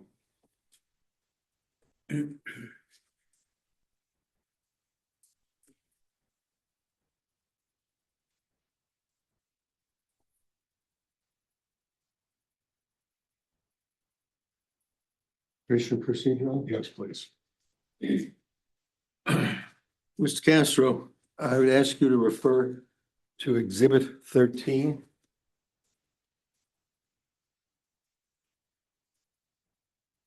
Now, you recall the testimony you previously gave where we went through the pursuit policy and the audio and the videos, correct? Yes. Now, drawing your attention to Exhibit 13, which I believe is where we left off the last time you were testifying, would you turn to the third line of the second page? Sergeant Simard, this is Sergeant Simard's report, correct? That's correct, sir. And in the bottom right, it was approved by Lieutenant Trombley, correct? That's correct, sir. Okay, now, am I reading this correctly? And then I observed the male matching the description, entering the CRV and ran over to the vehicle in full uniform with my firearm drawn. My first thought was that the suspect could be armed and was now carjacking the male driver. Did you see that? I do, sir. Did I read that correctly? Yes, you did. Well, that's in his report, correct? Correct. Do you know who that driver was? The car that he got into? No, sir. Was it determined later that that was a Lyft driver? Yes, sir. And if you look at page 3, Castro 045, Sergeant Simard's report. At the bottom, next to last paragraph, he talks about that the Fonda was the Lyft he hired to pick him up from the scene, he being the perpetrator, the suspect. You see that in the next to last paragraph on Castro 045? Yes. Now, to your knowledge, was the male suspect armed? No, sir. I learned that from the report. Okay. When you approach a situation like Sergeant Simard did, what thoughts, how do you approach a situation such as Sergeant Simard found himself in?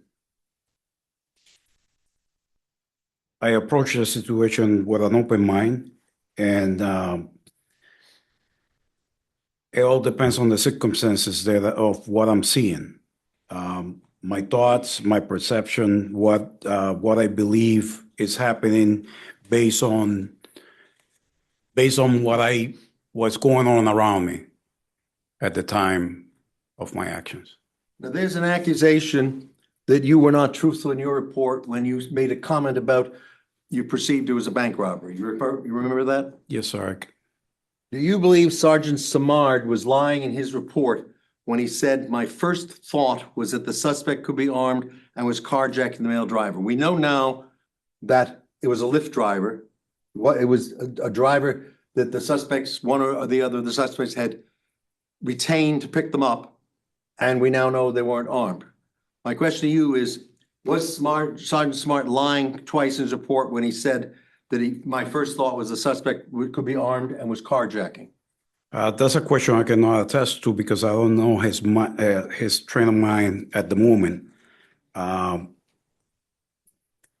As my experience, I approach every incident for this many years of experience as a law enforcement official, as every situation that someone is armed. Someone always gonna have a weapon. Coming back from the correctional facility, which I am very glad that I started early in my career as a correctional officer, is that anything can be used as a weapon. A pen, you can get stabbed with a pen. So when we approach situations as a law enforcement, I will hope that every law enforcement approach every situation as a dangerous situation. And you evaluate the escalation of the situation based on your experience and what's going on around you, and then you make a logical decision of what you do.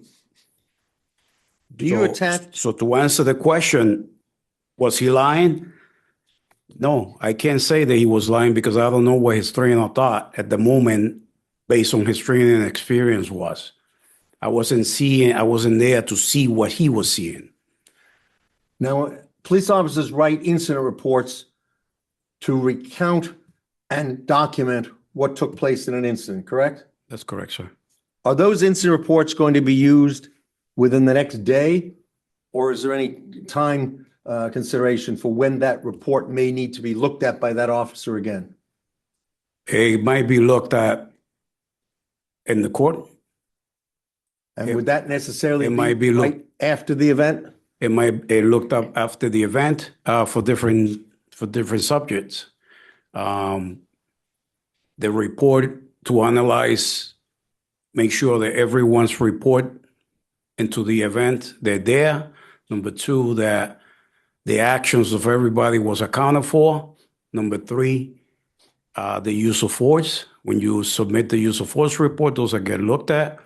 And of course, you got to submit all to the court.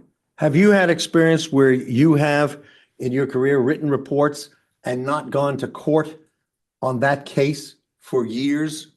There have been years of delay? Yes, sir.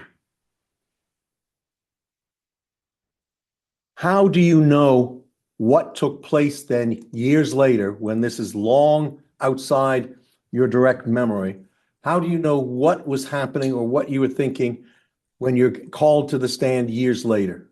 What do you do to try and refresh your memory as to the events that you're going to be asked for when you're testifying? I read my report. Do you think it's significant that Sergeant Samard in his report used a very selected word? My first thought was.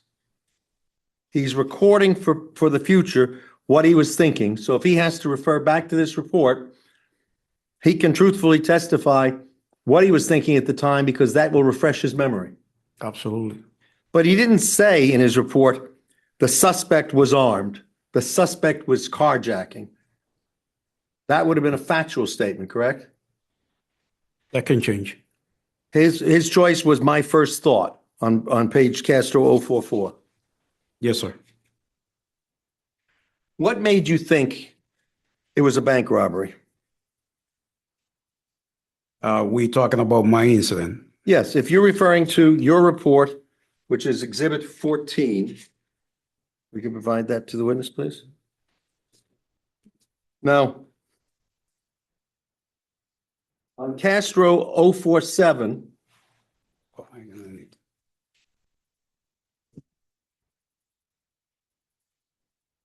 you see Castro 047? Yes, sir. You made the statement, being within close proximity to the bank and not knowing if the incident was a bank robbery. You said there you didn't know. No, sir, I did not. Now, if you go forward to Castro 049, you recorded something in your report that you would be able, if need be, to refer back to refresh your memory. The first sentence says, I perceive the operator and his passenger as being involved in a bank robbery.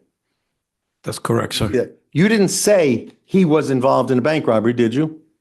No, I acted on my training experience and what I was seeing around me.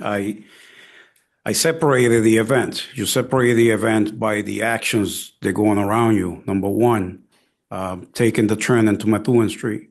Number two, the description of the male going down the street, which is within the proximity of the bank, which has happened to be my bank since 1996. That has been my bank. Also, I know that there's another bank in the vicinity of Methuen and Hampshire Street. That is the TD Bank. TD Bank, for that matter, gets robbed all the time. I'll give you an example.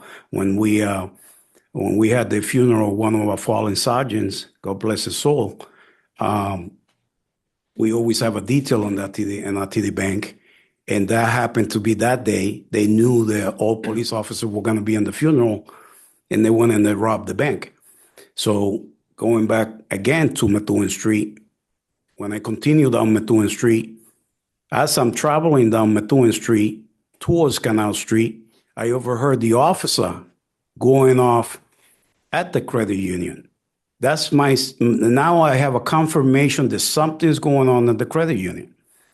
When I kept going, they didn't go to the one way. I went to the second on Franklin Street. I took a left on Franklin Street. I came around, stop sign, took another left, and to Canal Street. I still don't know what I have, but there is something very important to understand that as I pass Hampshire Street, there was a cruiser turning left into the one-way street. Before I even got on my radio, driving license sirens on Hampshire Street. Now I come to an individual on the left side coming out of the parking lot who approached a vehicle that is parked where it's not even supposed to be parked. The vehicle was parked on the sidewalk right in front of the store, tinted windows, black Mercedes-Benz without estate plates. I'm looking at this individual. When he popped out, he looked at the cruiser, he looked at me, which I'm in full uniform, got into that vehicle and took off. That's an indicator that something major is happening in here. The cruiser took the wrong turn. It took a left. That was never my intention to get involved. That cruiser taking that right changed the pattern of what was going to go on in that moment. The cruiser took the right instead of the left. The vehicle drove away, and I followed the vehicle out of the parking lot, and we engaged. Right at that moment, when that suspect got into that car and took off, I firmly believe that person had committed a bank robbery. Now, you spoke about your experience in helping you come to this conclusion that your perception was a bank robbery. Can you elaborate on your experience? You have over 20 years experience in law enforcement. What are some of the salient things that you have been involved in that helped you to make that perception? Well, number one, I worked for a correctional facility. I started my career in the infirmary unit, where you deal with everything. People that all type of substances, all type of behaviors, 2002, I became a sergeant. I was in charge of the Special Management Unit, a very high-risk unit. I was in charge of the primary response team. I belonged to the tactical team. I was involved in the Boston bombing. I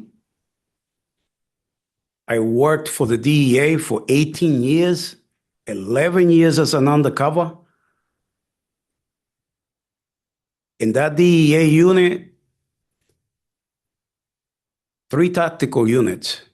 I mean, if you don't learn about criminals and bad behavior and that people are there to hurt you and in whatever possible way they can to escape and continue to commit crimes, listen, if you go to work every day thinking that nothing is going to happen on that day to you, you should stay home. Because you as a police officer should be in your highest level of consciousness of everything that's going on around you. And that day, February 2nd, I was on my highest level of consciousness. And one thing I got to remember, everyone here, is, number one, there wasn't a lot of communication on that radio going on that day. Objection. This, We need questions and answers. Understood, Your Honor. Now, you talked about your experience, you talked about the incidents of that day. What else motivated you from a standpoint of your responsibility to get involved that day? You always have a duty to act. It's your law. You have a duty to act. If a crime is being committed, is a crime has been committed or is about to be committed. And that duty to act doesn't separate from a medical condition or someone that falls right next to me, and I have to judge if it's a sugar influence that I have to give insulin or someone that I have to give CPR, no pulse. No, I mean, you got a duty to act. There's no questions to ask, because that minute that you take or that second that you take to ask questions, that's when bad things happen. That person die or something happened. Referring to Exhibit 3. Exhibit 3, while they're getting that ready, do you recall the CAD incident report?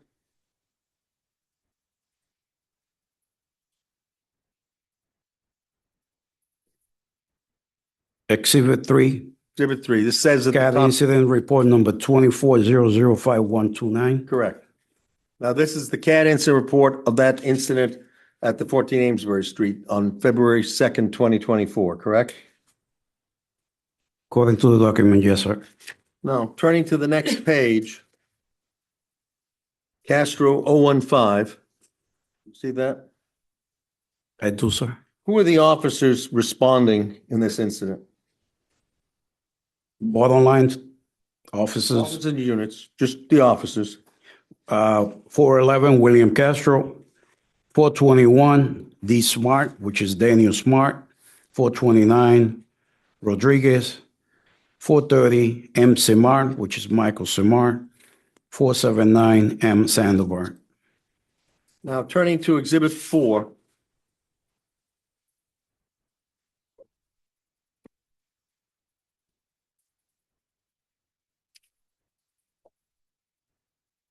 Do you see that document?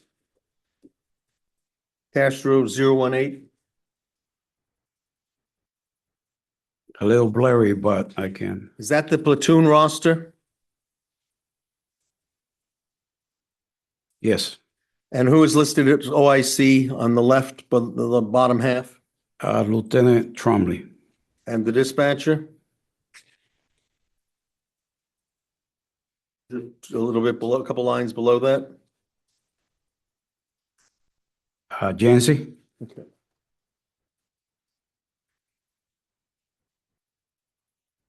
Now, looking at Exhibit 8. We questioned Lieutenant Trombley about this somewhat yesterday. He described this as a blue team's report. Do you recognize this document? Yes, I do, sir. Would you please describe for the court what is a blue team's report? A blue team's report, we write every force that is used within the department except handcuffing. we put handcuffs, we remove handcuffs often more than what we draw our weapons. When you say every use of force, would you describe what you mean by use of force? So that it's clear, because you understand some of this vernacular because you're in law enforcement, but not everyone may. So when you say use of force, what do you mean by use of force? Something that we have that can be used, weapons, withdraw of our weapons, something that alerted to some danger that you are gonna act on. So a weapon or a gun would be a use of force. Yes, sir. Would a taser be a use of force? Yes, sir. Would a pursuit with a car, a motor vehicle be a pursuit, considered a use of force? Yes, sir. Okay, continue describing what the blue team's reports are and the purpose. So the purpose of the blue team report in our department, well, the department I was in, is a tracking number. We use it more to track. This blue team's report, the way it was explained to me when I first came to the department, is that is an information gathering system in where this report, every report within the department, we do report every month, and is based on every use of force that has been conducted by the department.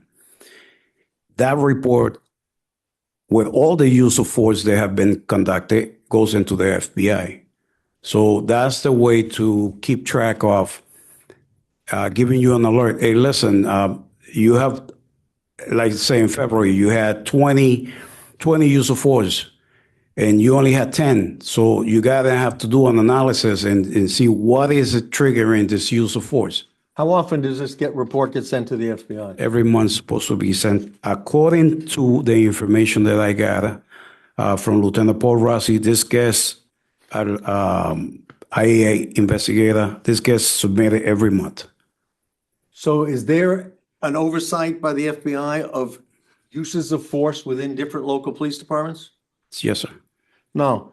I believe that there was testimony that a use of force report for a use of force such as a car pursuit only gets filled out for the initiating officer. Is that your understanding of how the use of force reports are supposed to be filled out? To my understanding, a use of force report is supposed to be a report of everyone who committed the alleged use of force.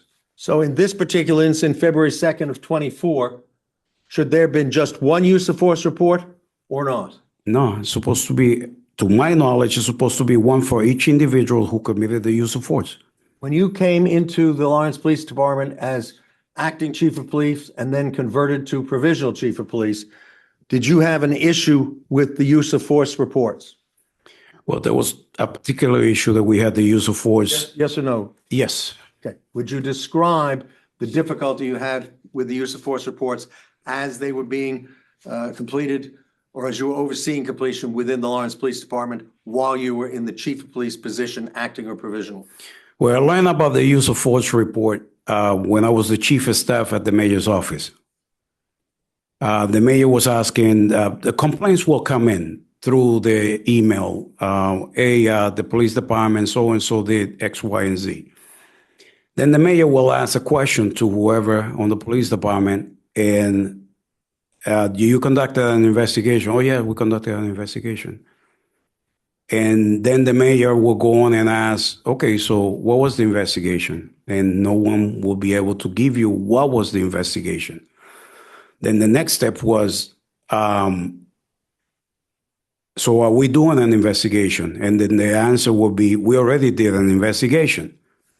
So that's kind of strange, and it doesn't do the balance. So when the mayor started asking about these investigations that were supposed to be done, they will come back with the, yeah, we filled up our blue teams report. That's the report.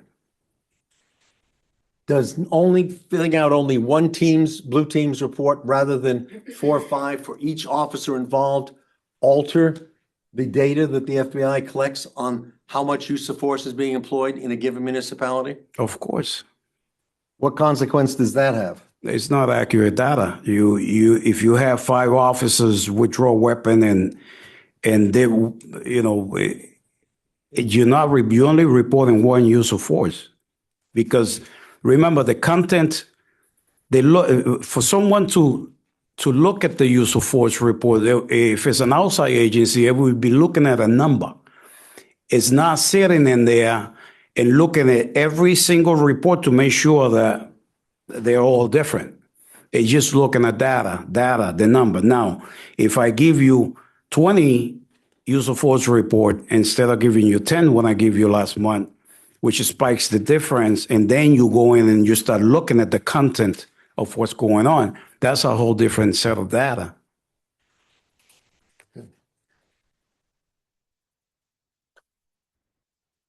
When you got your summary suspension from Post, were you specifically told, other than for the issues regarding the preliminary inquiry notice that you got, in the summary suspension letter, were you told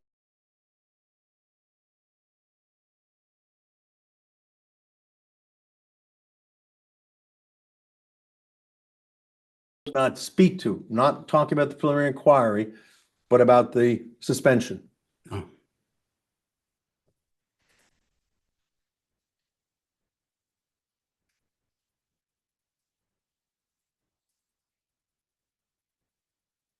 Now, referring to Exhibit 10.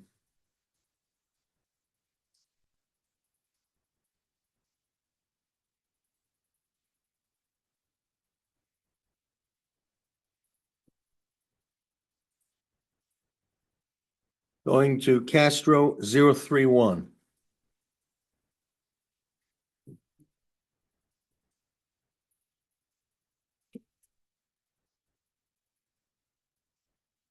And 030. You have both pages there, Mr. Castro?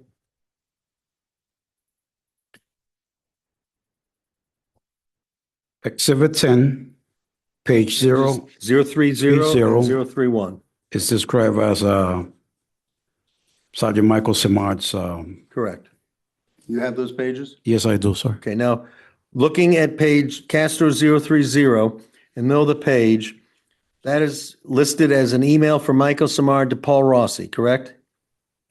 That's correct, sir. And the subject is LPD incident number 2400-0690.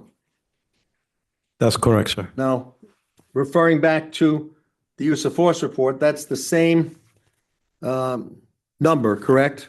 That was listed on the blue teams, we talked about a moment ago? I will have to see the blue team. Exhibit 8.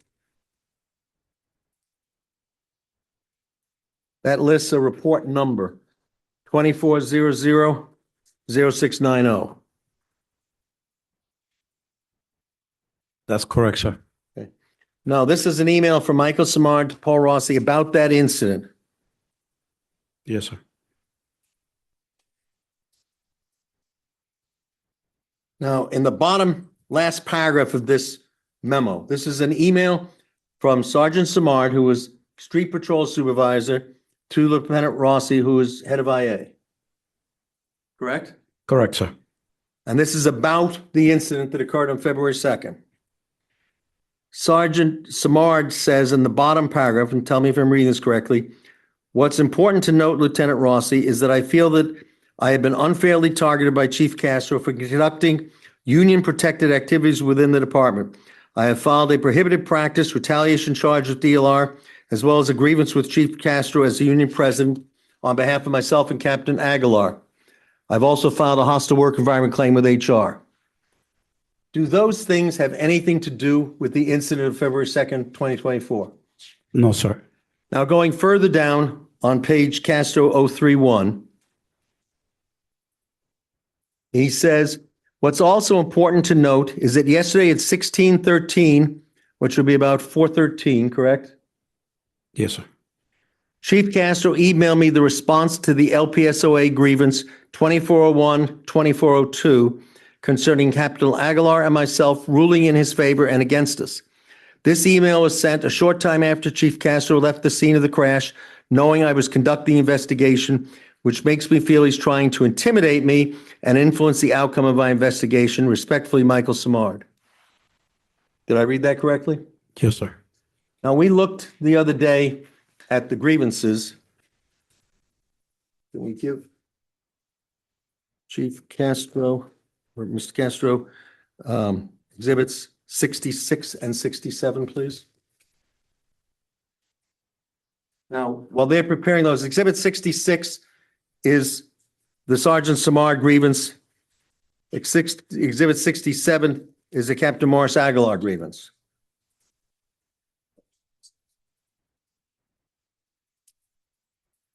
And the Sergeant Samar grievance begins on page Castro 559. Do you see that? Yes, sir. Now, turning to page 563, several pages down in that exhibit, Exhibit 66. I'm calling your attention to an email from you to Teresa Mejia.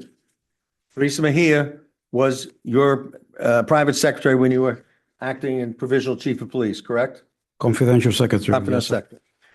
You have that email, page 563. Yes, sir.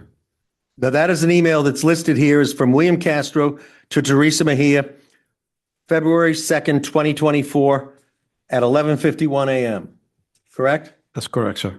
And it says at the bottom under attachments, Sergeant Samard, Lawrence PD, step 1, grievance denial. When had you made the decision to deny Sergeant Samard's grievance? Was it before or after the February 2nd car incident? Before. Now, if you look to 67, Exhibit 67, that begins at Castro 589. That is the grievance by Captain Morris Aguilar. Now, are you familiar with both of these grievances? Yes, sir. Both of them involved reassignments while you were in your chief of police position, correct? That's correct, sir. What was the purpose of making reassignments of Sergeant Samard and Captain Aguilar?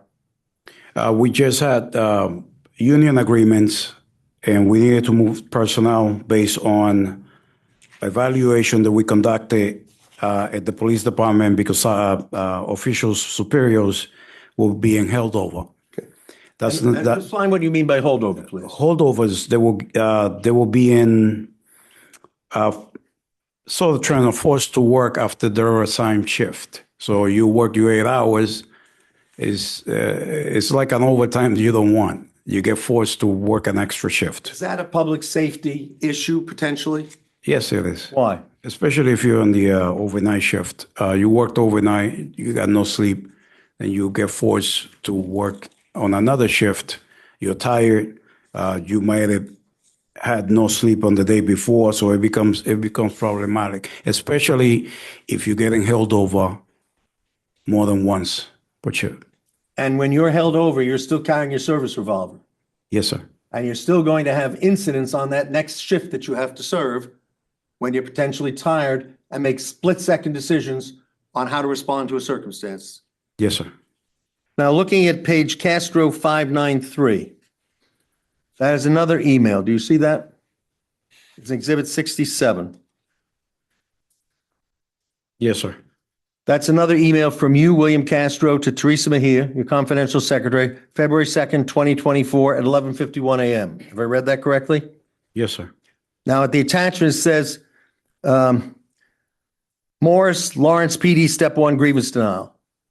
Is that the information that you conveyed to your confidential secretary to process the decision to deny the grievance? Yes, sir. Now, questions were brought up earlier on page Castro 594. There's a writing on this page, and the writing says, provided by VDH via email on 2/1/24 at approximately 4:17 p.m. Do you know who wrote that? I did, sir. What is VDH? BDH is the company, the attorney firm the city hires to conduct this type of work. So prior to February 1st, did you have any communication with VDH about the grievances? Yes, sir. Is the purpose of VDH to word the denial so it has the proper legal terminology? Is that the reason VDH is being contacted? Yes, sir. And you got back their response for what their suggestion for a response to Sergeant Samard and Captain Aguilar was February 1st of 24, That's correct. long before this car incident. Yes, sir. And that you asked on the morning of the car incident, 11:51, for Teresa Mejia to process that for you. Yes, to convert the information into a letterhead for submission. And at some point in time, that was transmitted to Sergeant Samard and Captain Aguilar. Yes, sir. Is it true that this was done to intimidate or influence an investigation being conducted? No, absolutely not. In fact, your decisions had been made, you just testified, before the incident even occurred. That's correct, sir. Just so while we have that, looking at that letter with the handwriting on it, was the letter drafted by VDH? Yes, sir. And then you had your secretary put it on the police department letterhead or your letterhead, is that right?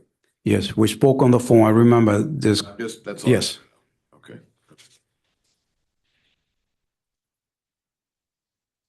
No. If you look at page 031 of Exhibit 10, middle of the page,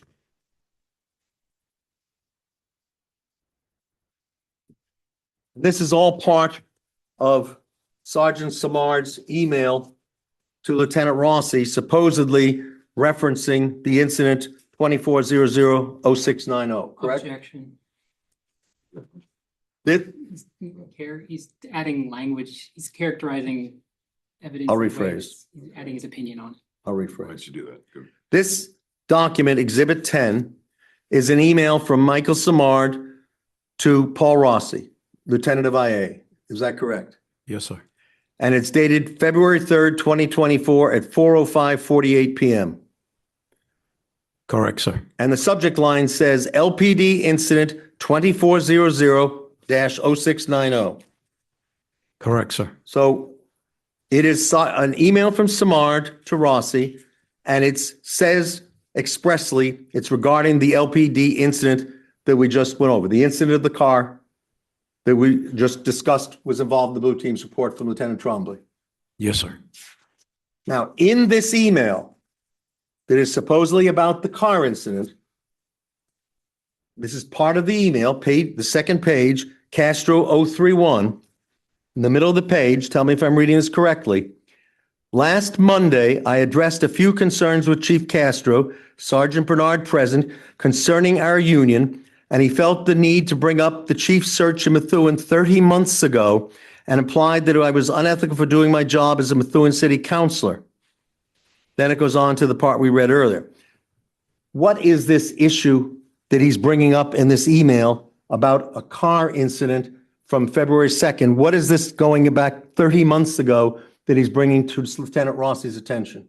He keeps resurfacing a matter that happened, an issue when I was one of the candidates for the Methuen Chief of Police. He was in the process, he was a city council for the city of Methuen. And he was part of the selection process, the committee. When I went for my interview, it was Sergeant Semar, former Chief of Police Fitzpatrick, and two other females on the committee. I voiced that I didn't feel that was fair that he was on my committee, or the former Captain Fitzpatrick, former Chief also Fitzpatrick, was sitting on my committee when there was another candidate from his department who was ranking above him to be part of my committee, part of my interview process. Later, after that was done, I got a call from the Rumbo newspaper, Spanish local neighborhood newspaper on Lawrence, and the lady asked me some questions, and I honestly said, "Yeah, this is what happened." And she went on and she posted an article on the Rumbo newspaper in regards to that. Subsequently to that, I was at work and I got a call from Sergeant Semar. Sergeant Semar asked me, Will, stop it. You got to stop what you're doing. I know what you're doing. And I say, how are you, Mike? Because we were good friends. What's going on, Mike? He goes, I know what you're doing. You know, you keep putting stuff in social media, you're talking out on the newspaper, X, Y, and Z. I go, Mike, seriously, I don't know what you're talking about because I was in the middle of work. He goes, stop it. Conversation continue. And at one point, I voiced, yeah, Mike, you should have never been on my interview. You should have excluded yourself from the interview. Then he goes on to say, well, it wasn't an ethical violation. I go, I didn't say it was that, but we'll leave it at that. The conversation was a little more, and he goes, Will, you will never be the chief of police. You are not chief of police material. I paused for a little bit, and I say to Michael, you realize that you're talking to me, and you just made a statement that you shouldn't be making. Pause again, and he hung up the phone. Ever since that time, it's just been every single subject that he brings up is like an obsession of that hiring and that interview and that process of the chief interview for Lawrence, just because that was on the newspaper and he made a fuss about it. When we went back, my first day at the Lawrence Police Department, when I was going around the room with the mayor, Sergeant Simard got up, walked right out of the room. We continued to greet the people. There are actually videos of that somewhere out there on social media. When the meeting was concluded, I came out. He approached me. He goes again, Will, you know, I didn't mean to get out of the room. I just don't like cameras. I don't like videos. And I say, Mike, don't worry about it. He goes, now the union is all up in arms. They think I'm disrespected the mayor. I go, Michael, don't worry about it. Chill out. And we don't have to make it a personal. I go, Mike, listen, let's just get this out of the way right away. I'm here to help out. I'm not here to step all over you. I'm not here to change the world because you all set in guidelines that you got to go through. I'm here to help out. You have two choices. You walk with me and help me do it, or step aside and watch me do it. That's all you have to do. And that was the end of the conversation on that time. Now, fast forward to another conversation. Every moment that he gets, he wants to be up in my office. And then when he's in my office, he wants to bring up the Methuen thing again. And to a point where I went back to my secretary. I went back into told Captain Fabian Guerrero, listen, send a directive that he is not to come to my office unless he has someone with him. Because every time he comes and talks to me, he makes something up. He makes something up, and then I'm looking like the bad guy. And even that email was trouble. That's all I have to say. Have you ever been notified in writing by HR from the city of Lawrence that an allegation of hostile work environment was filed by Michael Simard against you? I have not formally. I heard rumors, but I have not been formally notified about harassment order. Turning to Exhibit 15.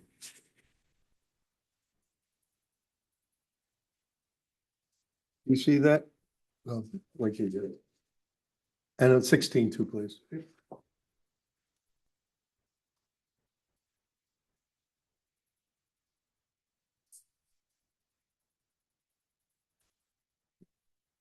Thank you, sir.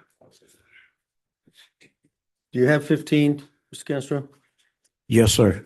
Now, that's an email from Paul Rossi to an incorrect email belonging to a development project by Mayor DePina, Timothy Houghton, City Attorney, Octavian Spanner, the Mayor's Senior Advisor, Kevin Foley, former Assistant City Attorney, and Scott Suzabak, former Personnel Director, correct?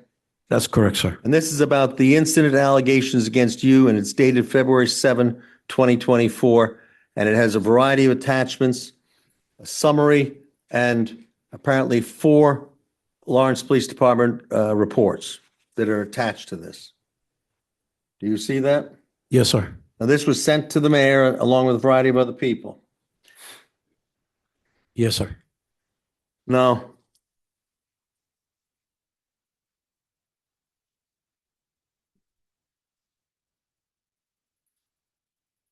if you look down to 4th paragraph, do you see that? It begins with after reviewing all reports.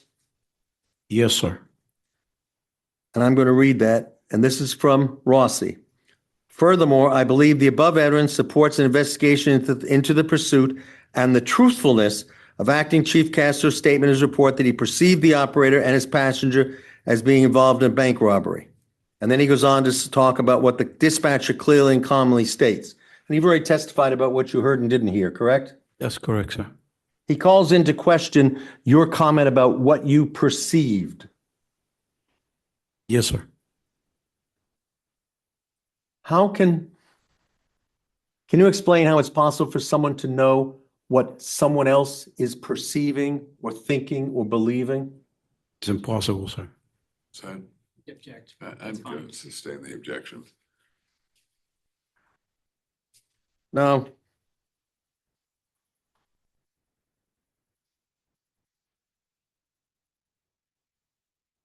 He also goes on in the next paragraph talking about that search committee that Sergeant Samard referenced, correct? Being targeted. Yes, sir. Those have nothing to do with this car pursuit, correct? Car incident. No, sir. And he says he has no authority to investigate. Is that correct? On the last paragraph on that page, Castro 051? Yes, sir. But doesn't he say that he's involved in already done?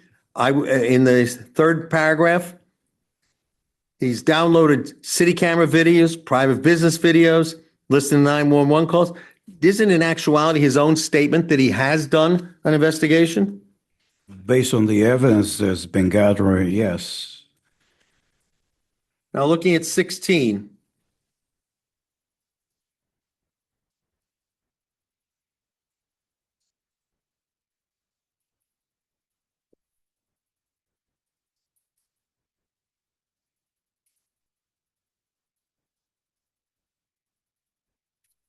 What is that? Report, Pardon me? memorandum report. It's a memorandum to Mayor DePina from Lieutenant Rossi, correct? Correct. Dated February 7th. And this contains on page Castro 054, summary of the incident, summaries of videos, 1, 2, 3, 4 videos, summary of a 911 call, a detailed description of radio transmissions, and then summaries of, on page Castro 056, summaries of Sergeant Samard's report, and 057, Smart's report, Trainer's report, and your report, and then 058, Trombley's report. And then a detailed summary of the motor vehicle pursuit policy. Then on 059, a summary of post CMRs. Continue on 060. And then a group of allegations. Now, this was the attachment to Exhibit 15, correct? Yes, sir. Where he says he has no authority to investigate, but it seems like he did a reasonably detailed investigation, does it? What's that? Objection. Oh. He's asked it 3 times beyond that, so it doesn't make a difference at this point. Do you know what the city did in response to the issue of the car incident on February 2nd of 2024? I believe they did an inquiry into it. And do you know what the mayor did or who he delegated to? He assigned his senior advisor, Octavian Spanner, to do inquiry investigation, whatever they want to call it.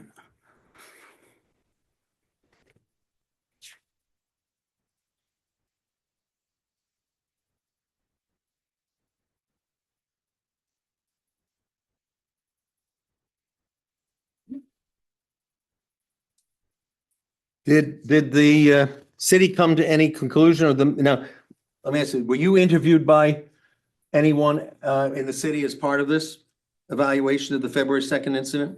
Can you be more specific about who interviewed me? Did- Because did the the senior mayor- advisor, I spoke to the senior advisor and the mayor about it. Okay, you spoke to both the senior advisor and the mayor. Yes, sir. Okay.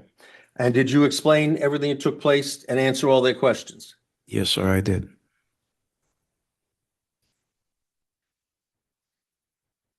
Now, if you turn to Exhibit 20, Just let me ask you, is there, I don't care who answers this, but is there any report or memorandum of your interview by the mayor and Mr. Spanner?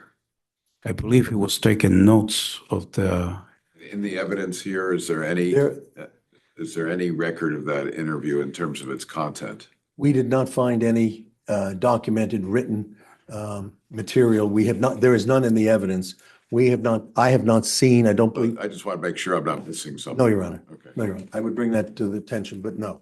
I don't know that one exists, but I have not seen one. I do not. Thank It you. is not in the evidence. you.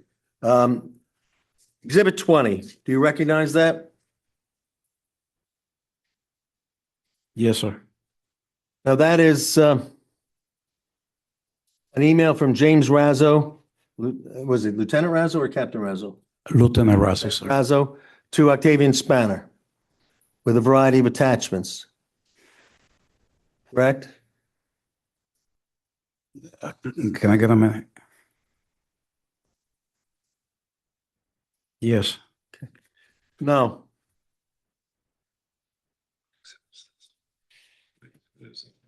He indicates that in the third bullet point, middle of the page, that we, I don't know exactly what he means by we, but we have been in the process of reviewing the policies and procedures with Chief Castro in person and multiple emails with our consultants. The company's name is Massachusetts Police Accreditation Solutions.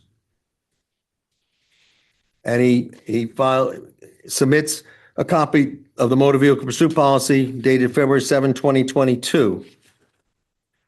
Do you see that? yes, I do. Now, on page Castro 078, Mr. Spanner sends another email dated February 9th, 2024, at 12:15 PM. Do you see that? On Yes. Castro 078.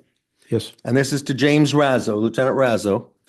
And he specifically says to Lieutenant Razzo, just to verify, did Chief Castro sign the policy? My assumption is that is the motor vehicle pursuit policy that was referenced in the previous response from Lieutenant Razzo. yes, And at the top of the page is Lieutenant Razzo's email to Octavian Spanner, February 9th, 2024, at 1:16 PM, about 1 hour later. And tell me if I'm reading this correctly, he did not sign off on the pursuit policy. that's correct, sir. So all of this was being done by Mr. Spanner to investigate the details of this car incident of February 2nd. Objection. Overruled. No, Well, you didn't get an answer. Was that a question? I'll rephrase the Maybe question. that's what the objection I'll was. rephrase the question. Are you now aware that all of these things were being done as part of the mayor's investigation of the car incident of February 2nd, 2024? Yes,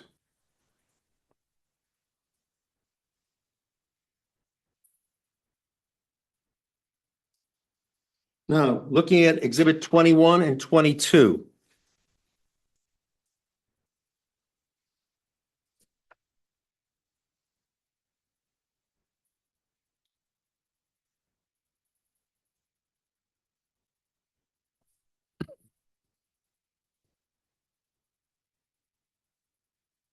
Do you see Exhibit 21, Mr. Castro? yes, sir. Now, that's an email from Scott Suzabak, former personnel director for the city of Lawrence, to Octavian Spanner, That's correct, sir. and it's dated February 12th, 2024. Correct. And he's providing Mr. Spanner, according to this, hi Octavian, here's some draft opening language that may be helpful.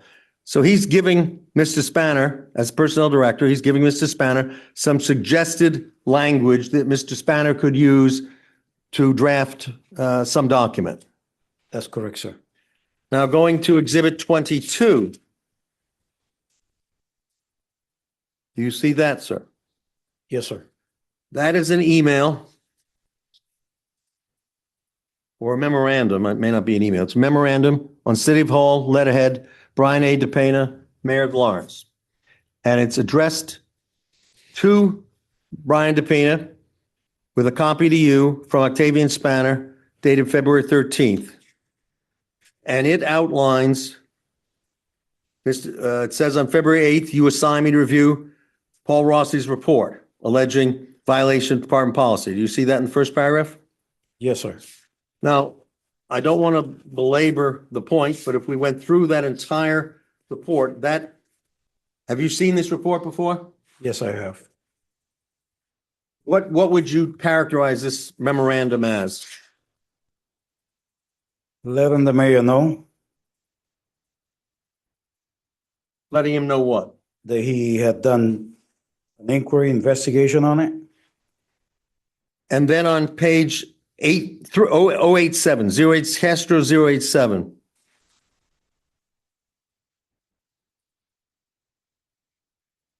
He lists his conclusions.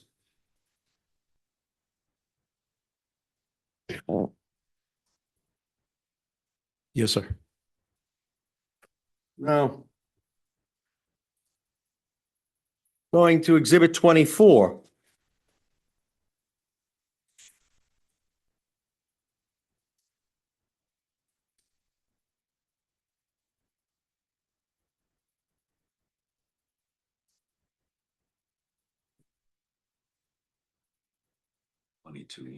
You see that document, Castro 091.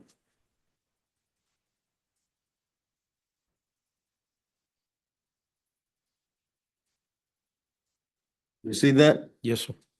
Okay, now at the bottom is an email, February 20th, 24 at 2:08 PM from Octavian Spanner to Timothy Houghton, City Attorney.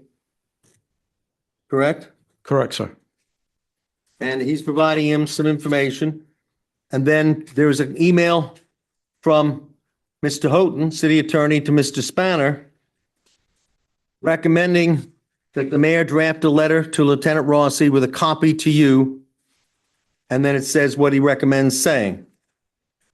And wants to know from Mr. Spanner, is the mayor okay with this response? And he signs it, Tim. Correct, sir. The mayor apparently and Mr. Spanner are communicating with the city attorney to decide how to make a response.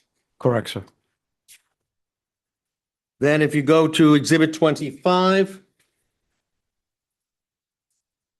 you recognize that.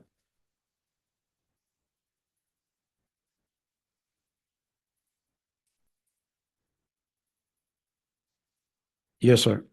What is that? It's an email from Maria Ed Taveras, on behalf of the mayor to Lieutenant Paul Rossi. Dated February 20th at 6:38 PM. Yes, sir. And it says see attachment. And it tells him or directs him, and this is ostensibly signed by the mayor, to notify the post commission of the mayor's findings, which is no investigation. Correct, sir. And then looking at Exhibit 26, that is also dated February 20th, 24, the same date as this email, correct? Yes, sir. That's an email to Lieutenant Rossi, signed by Mayor DePena, indicating his findings and recommendations, and what he wanted transmitted to post. That's correct, sir.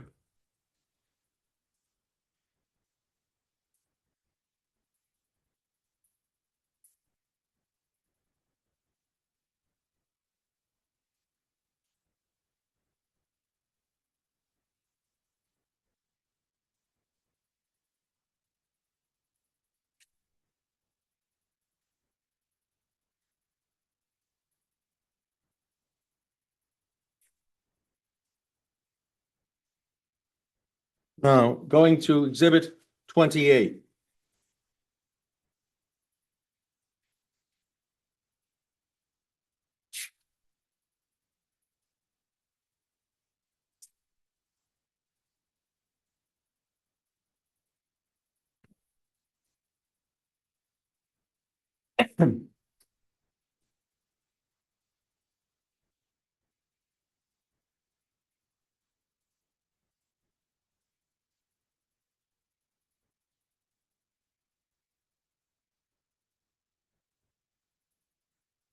Do you see that?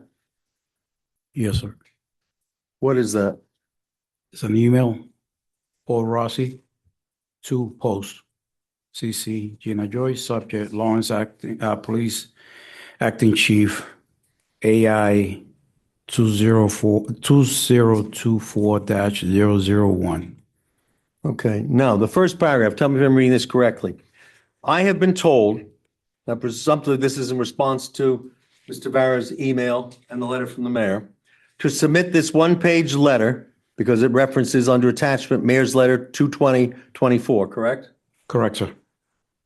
I have been told to submit this one-page letter regarding Acting Chief Castro's incident to post. Now, at this time, you would not have been acting chief, you would have been provisional chief, correct? Yes, sir. But still, the position of chief. I cannot in good conscience upload this letter and close out the investigation. It does not appear that any meaningful investigation or even the appearance of one was conducted. Correct, sir. And we went through the process the mayor decided to take and what investigation the mayor chose to make, correct? Correct, sir. And when the mayor called you in to be questioned, what did you do? Can you repeat that again? When the mayor was looking into the car incident of February 2nd, 2024, you said you spoke with the mayor and you spoke with Mr. Spanner. So I'm assuming the mayor called you into his office at some point in time. That's correct, sir. Did you go in response to his summons? Yes, I did, and I elaborated on the incident. I believe I took my reports, well, all the reports I have, to the office. And did you answer any questions the mayor posed to you?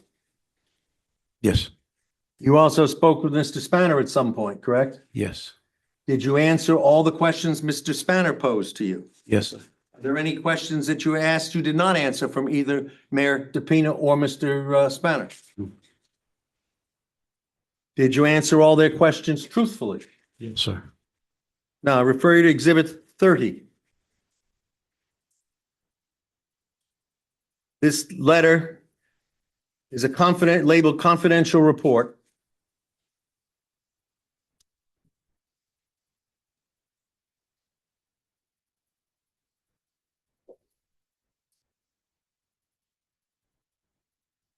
You have the document, Mr. Castro. I do, sir. Are you familiar with this document? Yes, sir. Now, you authored it on the last page, Castro 119. Is that your signature, William Castro, Provisional Police Chief, Lawrence Police Department? Yes, sir. So you authored this letter? You drafted, you wrote it. It's your letter. Yes, sir. So you're familiar with it? Yes, sir. Okay. Now, this letter, if you're going to Castro 107, it's dated February 23rd, 2024. Correct? Yes, sir. That's about 3 weeks after the February 2nd incident. Yes, sir. And it's while you're still acting as provisional police chief. It even says from William Castro, provisional police chief. You are legally the provisional police chief on February 23rd for the city of Lawrence, correct? That's correct, sir. And you sent this letter, which is 13 pages, to the mayor. Yes, sir. Would you explain why you sent it and what you were asking to have done? Well, I got the report that was CC to me in regards to what the senior advisor had done. I took that along with all the stuff that I had, and I saw that there was some stuff that should have been investigated. I took the opportunity to explain my side of the story in writing to the mayor's office, but I also took the opportunity to address some significant issues within the incident that they needed to be investigated. Also, I took the opportunity to address another issue that I was having with Lieutenant Paul Rossi, which is that since we began to ask about the blue teams reports, we began to get in some track back from Lieutenant Paul Rossi. Lieutenant Paul Rossi took it upon himself that he was very, very late on his reports, that's one of the reasons I found that the submission of his report of the incident on February 2nd, 2024 was unusual because he was late on his reports for about 3 to 4 months. So when he took the opportunity to write that report, he neglected to jump all the other reports that he had ahead of my report and my incident to complete mine. I also addressed and I included all the emails in which I felt that Lieutenant Rossi was being subordinate. Just not to What word was being what? subordinate, like he was being disrespectful. Insubordinate. He was being respectful towards me as the chief of police. As the chief of police, you are the highest in the department. So he works under the chief. He was generating emails. He was sending emails to everybody. And one of my biggest concerns is the report of the incident on February 2nd went into an open general email. And that was a report that was supposed to be confidential. Everybody got that email on a report that was supposed to be confidential. And that was an issue. And I found it very suspicious because Lieutenant Rossi, when he had something in regards to an investigation about anybody that was above his rank, he will sit down with the mayor, with the senior advisor, or myself when I was the chief of staff, and he will discuss the matter of those reports. But my report of my incident, he decided to send it through an open email, and an email that was not secure, an email that was not confidential. I took those facts, I wrote my report, I further went into the city attorney's office, and I voiced my opinion to what I thought that I was being targeted.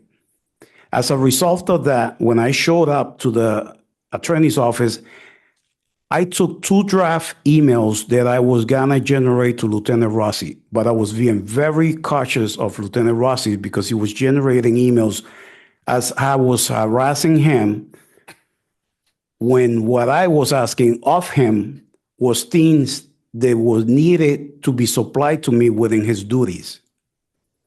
I drafted the 2 emails, I gave it to the city attorney, I submitted those 2 draft emails to the post commission on my first binder. Unfortunately, one of our sergeants died and passed away, and I got heavily involved in the funeral of that sergeant. We put those 2 draft emails aside. After the funeral wake was over, I returned to the attorney's office and I asked for the draft emails. What do you want me to do? Because I have to reply to Lieutenant Rossi's email. Attorney Kevin Foley opened up his drawer, one of the drawers on his desk, and took out a 3rd draft, which I also supplied to the post commission. He goes, I'll back up a little bit. When I brought the first 2, he read them and he said, don't send that. I'll write something for you. He's just trying to get a rise out of you. So I left it alone. After the funeral, I came back to him. He gave me another draft. I took that draft and I emailed it to Lieutenant Rossi. And that is how today, I am being accused on interfering with communication with post. But if you look at the email, Wait, who are you saying who had these copies in his desk? Attorney Kevin Foley of the city of Lawrence, he's an attorney. So he provided me with a draft. I emailed that content on a letterhead to Lieutenant Rossi. That made it to the Post Commission, interpret that I was depriving or stopping Lieutenant Rossi from communicating with the Post Commission because he had put on the last sentence, including the Post Commission. And that's all I have on this. Well, What exhibit numbers are you referring to, that last one? Attorney, if I can say, You had, what was the one that's on there? 30. 30, thank you. now when we, Oh, no, there's no question. okay, the emails or the, from I the city. got it. Okay, I got it. I don't believe 30 is the one for that. I think the It's the answer. report I'm looking at right now is 30. It's right? 30, yes, the one you're looking at. That's now is all I 30. want. Okay, my apologies.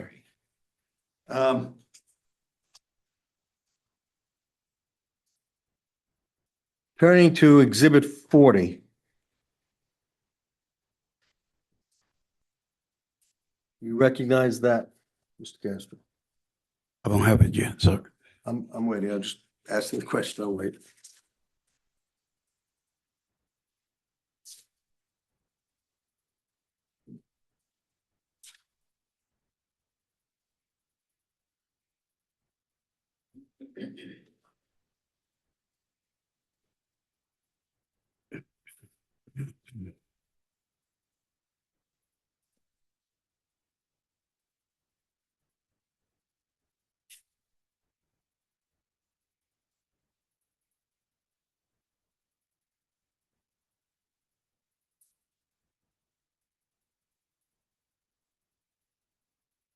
I'm ready, sir.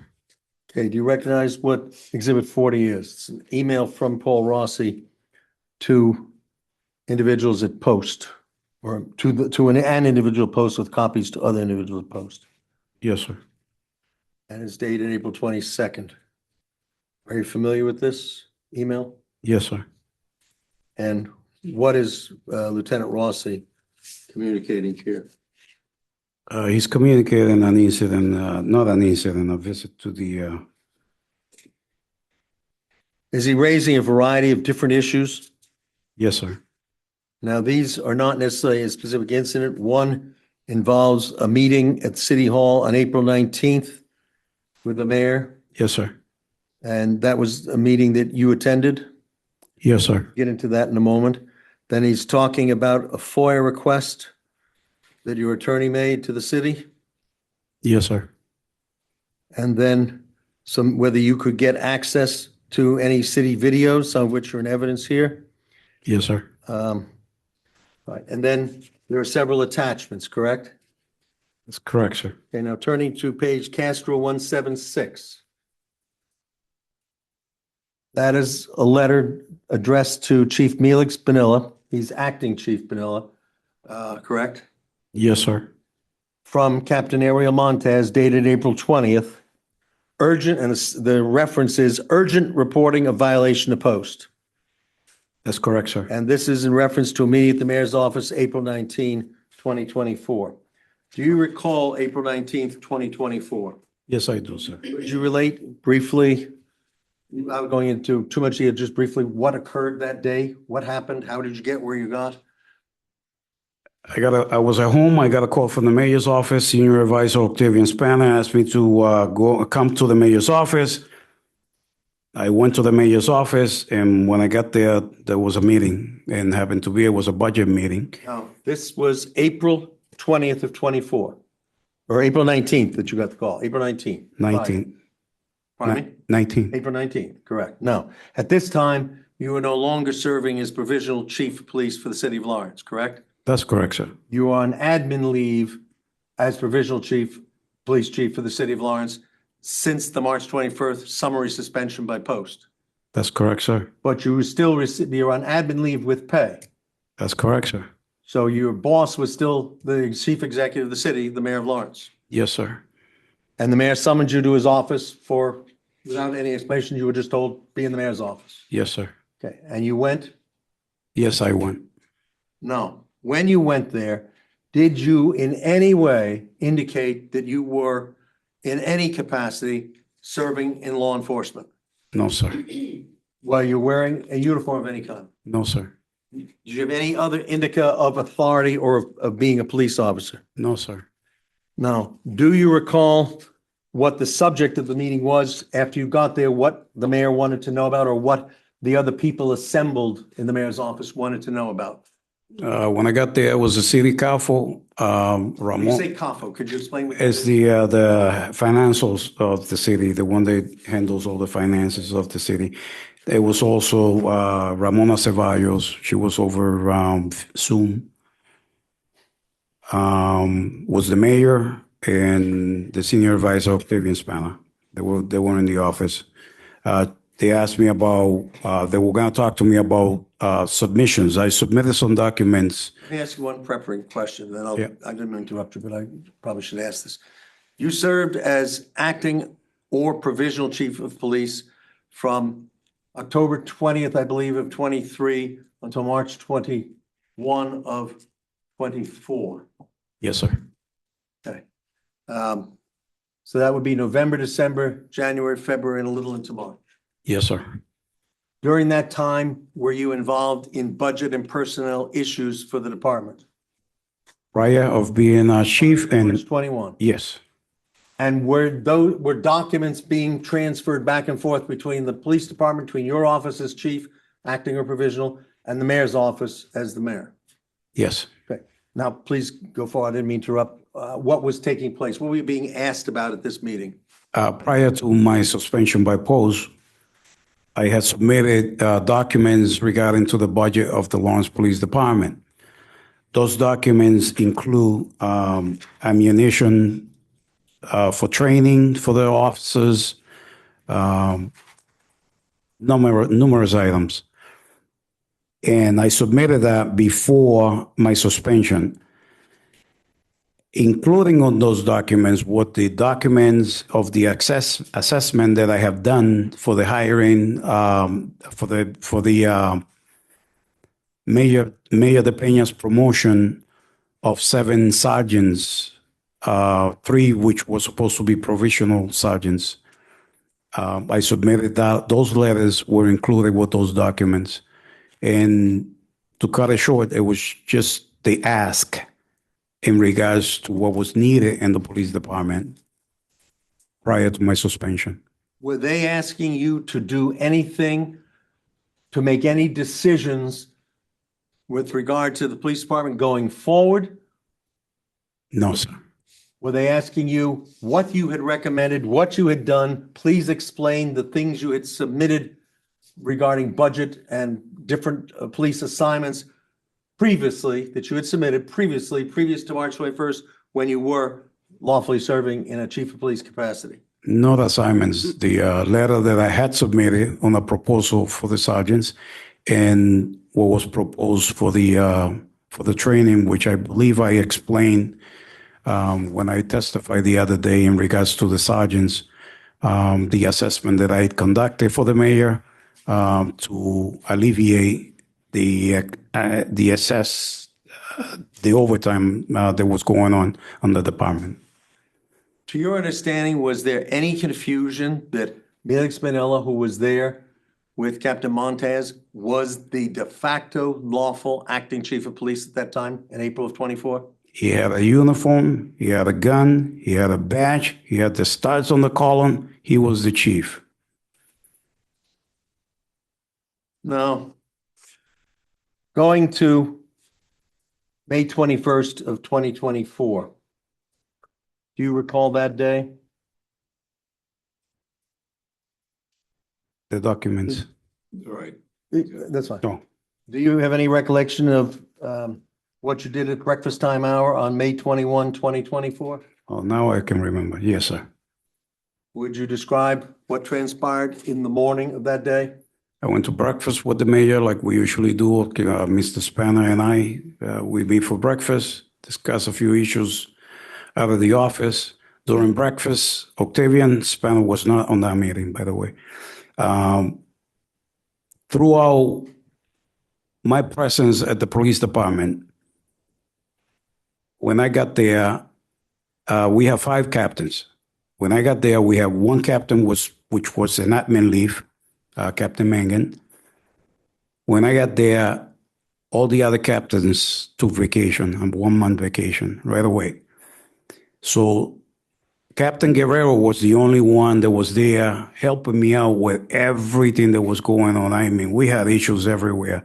We had people vaping at the control room. We had people warming up lunches at the dispatch room. We had to take the microwave out of the dispatch room, playing music on the dispatch room. We had people throwing paper towels excessive in the toilet, plugging the toilet. I mean, you name it. There was a lot of issues in the department. So Captain Guerrero was the only one that every time I say, listen, address this, boom, he will do it. Straightforward, he will do it. No questions asked. Yes, chief, and he will do it. And I was very grateful, and I'm still very grateful that he stayed and that he did what he did, because it's not easy. Prior to coming to work for the Lawrence Police Department, which is a department of 154 officers, counting myself, 166 is masked. I come from a department of over 600 employees. It's not hard to, it's very hard to kind of work with everybody. So having his help to address the daily things, especially in the patrol division, I was very grateful for that. So I continue almost like every meeting that I have with the mayor on the monthly meetings. I used to say, he's helping me out big time. So the mayor always told me, make sure you tell him. Make sure you tell him. Make sure you tell him. But there was always something that I would never tell him.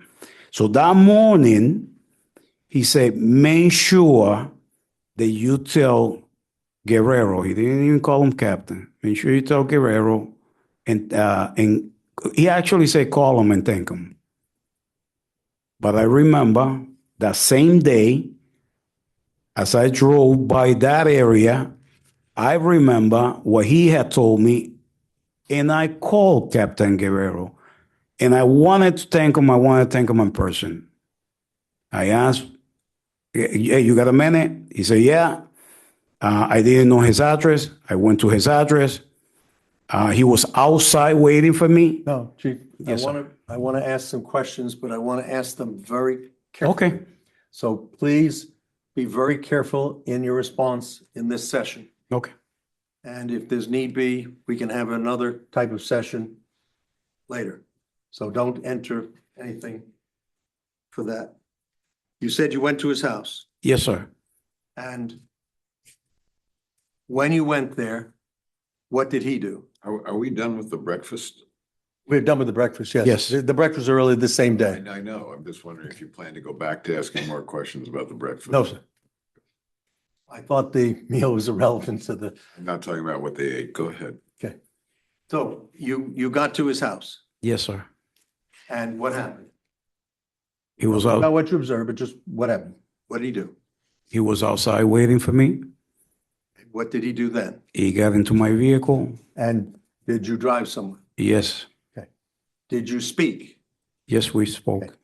Just talking about the conversation, can you recall the subject of the conversation you had with Captain Guerrero at that time?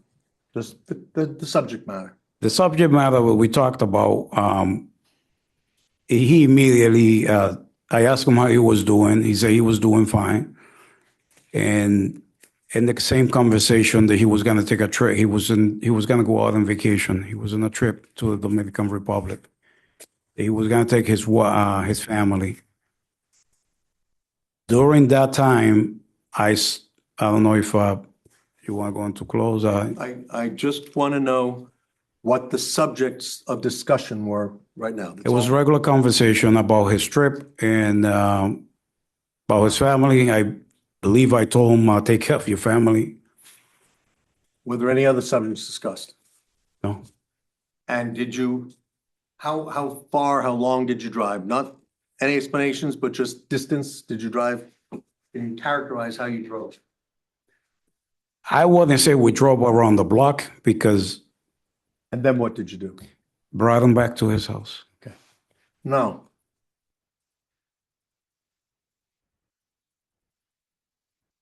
Did you at some time become aware that the city, someone in the city had started an investigation? Whether Michael Owens had begun an investigation? Yes. Do you know who was doing that investigation? Investigator Daniel Bennett, LLC. Now, did Bennett or anyone in his office ever interview the mayor to your, did he ever interview you? Anyone in his office or he himself interview you? Myself, no. Did you have a date arranged for an interview? Yes, sir. Turning to Exhibit 48.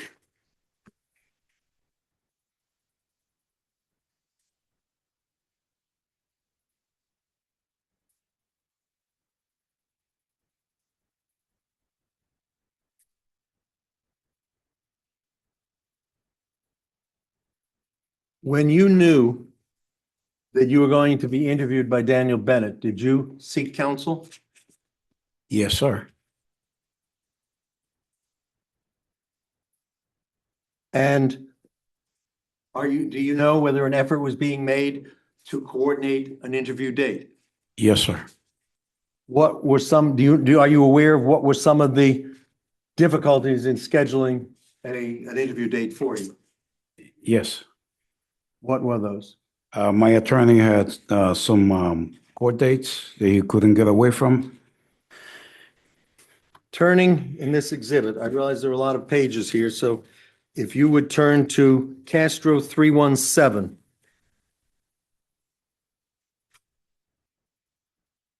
A lot of the back and forth emails which are included here are not important for the question I'm going to ask you. But if you look at Castro 317, do you have that page, Mr. Castro? Yes, I do, sir. The big bold letters under the MG mail, what does that say? Order for agreed date on the 25th. Now, there's an email from Daniel Bennett Senior, October 1st of 2024, correct? That's correct, sir. And that is to Attorney Jacobs. And it says, this is the order for the 25th, October 25th of 24. And on the bottom, it says, order appear at investigative interview. That's correct, sir. That was arranged. Yes, sir. Now, if you turn, please, to Castro 305. Actually, 304 and 305, the bottom of 304. Yes, sir. That is an email, October 2nd. Now, that's the day after 317, correct? Yes, sir. And that's at 5:15 PM. And it's from, now if you look at 317, 317 is an email from Daniel Bennett Senior. He runs CIC investigations, correct? Correct, sir. And that is to me, Attorney Jacobs, agreeing that we have an agreed date of the 25th for your investigative interview and an attachment of an order to appear. Correct, sir. Daniel Bennett, the person conducting the interviews. Yes, sir. Now, on October 2nd, we have an email from Michael Owens addressed to me. Correct, sir. And at the bottom of the page, tell me if I'm reading this correctly, Mr. Jacobs, is that 304? We're just trying to follow. 304, yes, my apologies, Your Honor. 304. At the bottom of the page, that is an email, October 2nd, 5:15 PM from Michael Owens to me.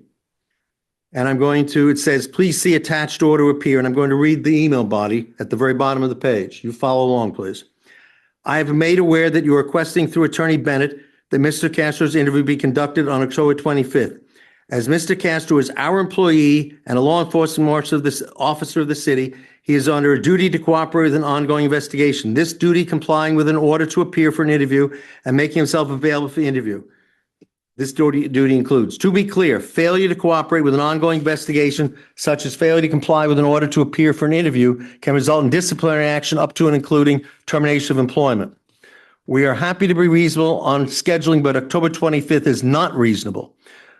Furthermore, we are happy to accommodate your schedule as well, but as I'm sure you're aware, Mr. Castro is not entitled to have an attorney present for an investigative interview with his employer. The attached order has an interview date for 1 week from today. This is more than reasonable and gives more than enough time for Mr. Castro to appear. This date will not change. Did I read that correctly? Yes, you did, sir. No. On Castro 304, there's an email from me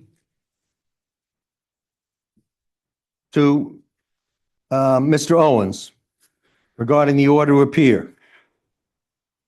I'm not going to read my email, which was rather firm, but I basically, you've read that email, correct? I did, sir. And did I not tell him that I had a court appearance to be before a judge and was not going to be found in contempt for refusing to appear when we had an agreed scheduling date?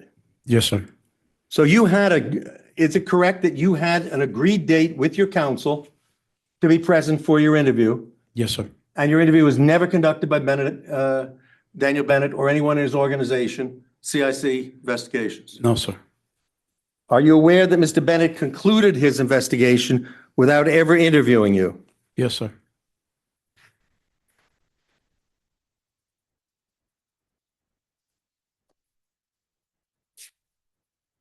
Now, Exhibit 49. You see that? In a minute.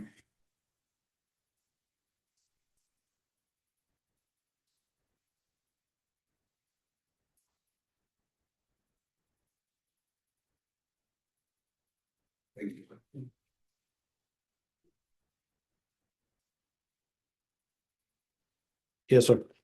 Now, my emails with Mr. Bennett and Mr. Owens were in October, correct? Yes, you are correct.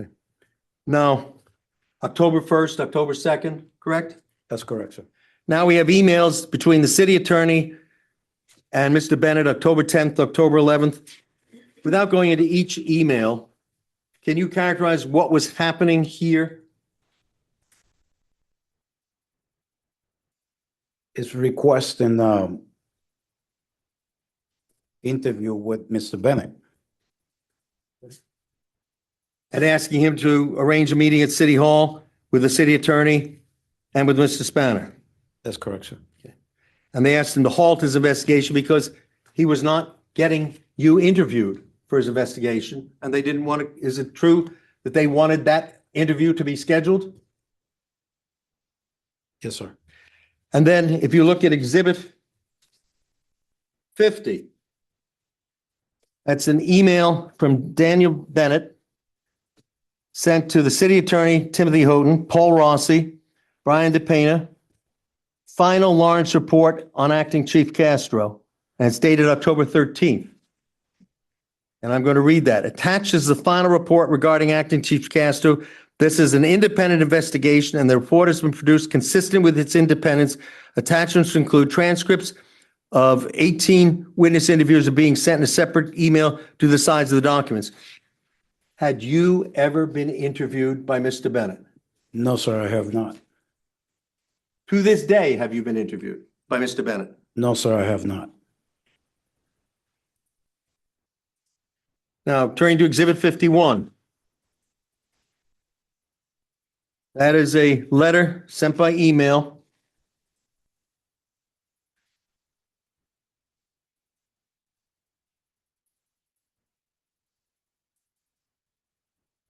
by the city attorney to the division's counsel describing a pause in the investigation so that the city could meet with Mr. Bennett to decide who would oversee the investigation since Michael Owens had been terminated or was no longer with the city.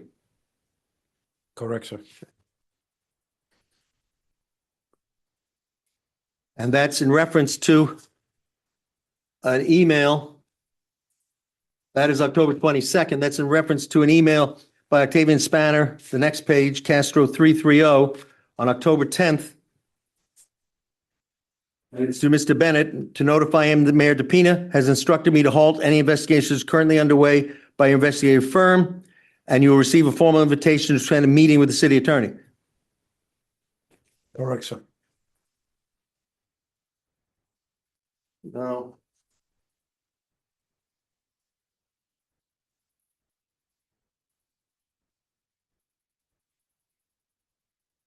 Here we go to Exhibit 53. This is a December 13th email to Comprehensive Investigation Consulting, CIC. This is Daniel Bennett's company, correct? I'm sorry, do you have 53?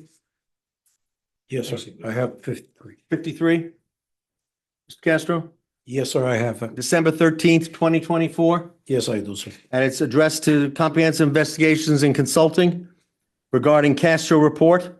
Yes, And sir. it's from the city attorney, Mr. Houghton, Yes, to sir. Mr. Bennett. And I'll see if I'm reading this correctly. The mayor feels the report is incomplete and wishes to have you to interview Mr. William Castro regarding your investigative report. Please contact this office for anything you need. They weren't saying, don't investigate. They were saying, you need to investigate by interviewing Mr. Castro. He's the subject of this issue. Do we want? Yeah, is that a question? Correct, sir. No, no, wait. Oh, Please. I will It's an rephrase. objection, don't answer. I will rephrase, Thank you. Was Mr. Houghton telling Mr. Bennett that the report was incomplete? Correct, sir. And what was he asking Mr. Bennett to do? Interview William Castro. Are you aware that a second investigation was done through Maverick Investigative Services? Yes, sir. Do you know what prompted that? Apparently some data that was collected during a cell phone extraction, 6,000 and something files. Well, hold on a minute. Can you give us some foundation? Whose cell phone are you talking about? And how did the city come into possession of the cell phone? My knowledge of it is that during the termination of Mr. Michael J. Owens, He's a former personnel director. for the city personnel of director, former personnel director, he had a CD phone, I believe, and a computer. That CD phone and that computer were taken from him. And apparently upon searching it, they found some stuff in there. Your Honor, reproach. Yes.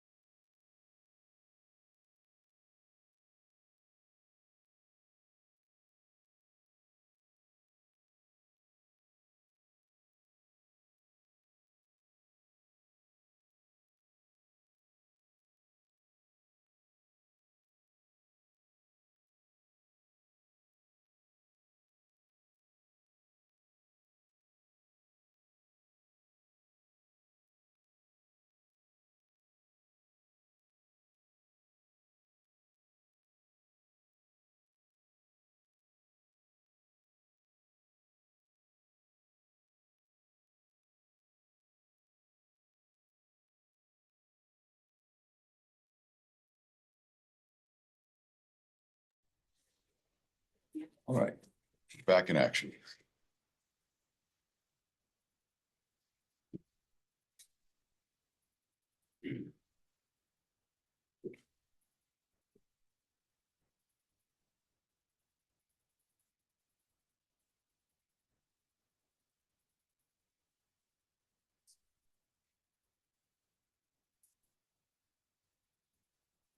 All right. Just can I have an exhibit number about what we were just talking about? Yes, sure. I will make reference. The Maverick report is exhibit 56 and 57. Okay. And then 58 is the interview. Well, they're not included. They're just page certain. Interview of Rossi by That's Maverick right. investigative. Just give me the numbers right now that are relevant. 56, 7, 8, 9. I believe those are the exhibit numbers. Thank you.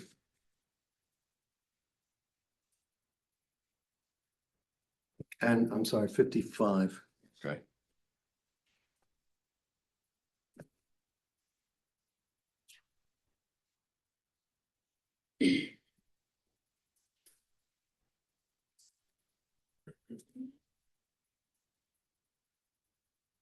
Is there anything else that I have not asked you, Mr. Castro, that you feel is critical to your response to the allegations that have been raised?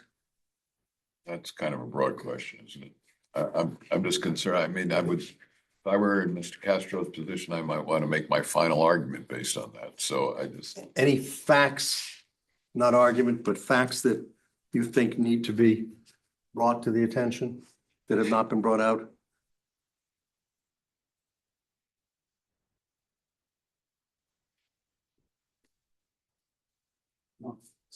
There's only one issue that I would like to discuss as a possible closed session, Colin, but we can leave that till after Mr. Hartnett crosses. I have no further questions as witness other than. he might want to address it when assuming both of you would address it after you're done with, Correct. he's done with this. Correct. I've finished as far as. I don't think we need to be in closed session for it. I know, I Well, anticipate what it is. oh, you mean you're prepared to, whatever, you know what it is and you're prepared to have it come out in open session? Is that what you're saying? If it's what I think it is, which I We'll find it. Now we'll go shut the audio, I mean, the, whatever you're shutting off.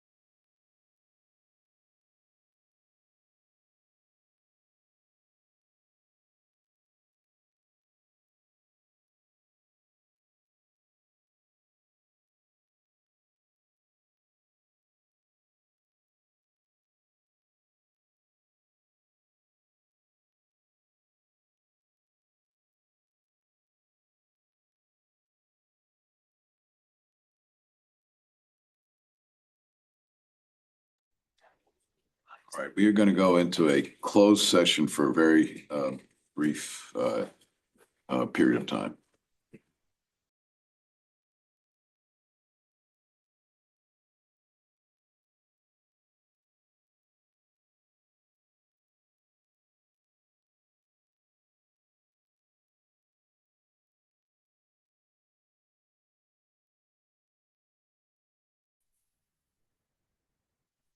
All right, we're back in open session. Mr. Hartnett? Thank you. Afternoon, sir. Good afternoon, sir. So you started your career in the Essex County Sheriff's Office, correct? That's correct, sir. Your law enforcement career. My law enforcement career. And you were a corrections officer there? Yes, Means you worked in the jail. yes, sir. You were surrounded by inmates and people charged with crimes, right? That's correct, sir. Some of those people are very dangerous. So, Okay. And that's not a 9 to 5 desk job. That's not a 9 to 5 desk job, right? no, And you were also a member of the Warrant Tactical Apprehension Team and the OIC of the Primary Emergency Response Team. yes, sir. Okay, and that involves like working in the field. Working on the world. You were out in the field. Again, it's not a 9 to 5 desk job, right? That's correct, sir. Okay. It's not a desk job at all. Just forget the hours, right? Yes, Okay. And you were also a member of the Essex County Sheriff's Office Task Force and worked with the Food and Drug Administration or a Drug Enforcement Agency, sorry, the DEA. that's Correct. correct, sir. Okay. And you were in that role, you were an illegal narcotics criminal investigator. Yes, sir. Okay. And as part of that, you conducted things such as wiretaps, surveillance. You worked as an undercover. You had seizures and warrants and those type of things, correct? That's correct. All right. And again, this is all active field work, not sitting behind a desk, right? I wouldn't say that. You have to generate reports and you do have to sit behind the desk. Okay. But a lot of it is active. Not when you work for the federal government. Okay. Well, serving as an undercover is not sitting at a desk, right? Can you repeat? Serving as an undercover is not sitting at a desk. You do a lot of desk work when you work for the feds. As You an do- undercover. You still have to do desk work. You have to do reports. You have to prepare. I'm not saying you don't work at a desk at all, but it does also involve a lot of work in the, It doesn't change. Undercover, law enforcement, doesn't change.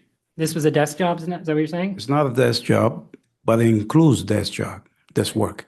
But it also. It's a combination, let's call it a combination. Okay. Okay, My only point was it's not primarily a desk job, correct? that's correct, sir. Thank you.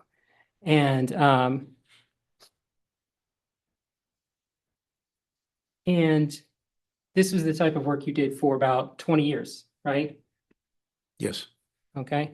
And then in 2023, you became the chief of staff for the mayor. yes, sir.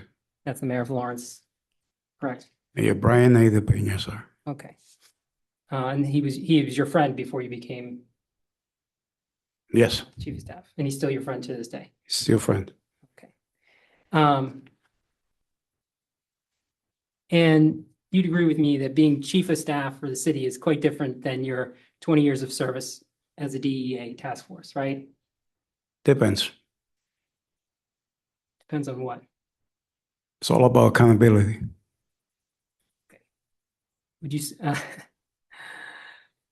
Wouldn't you agree that, well, let's put it this way. When you were working for the DEA, you were at times going out and catching criminals, right?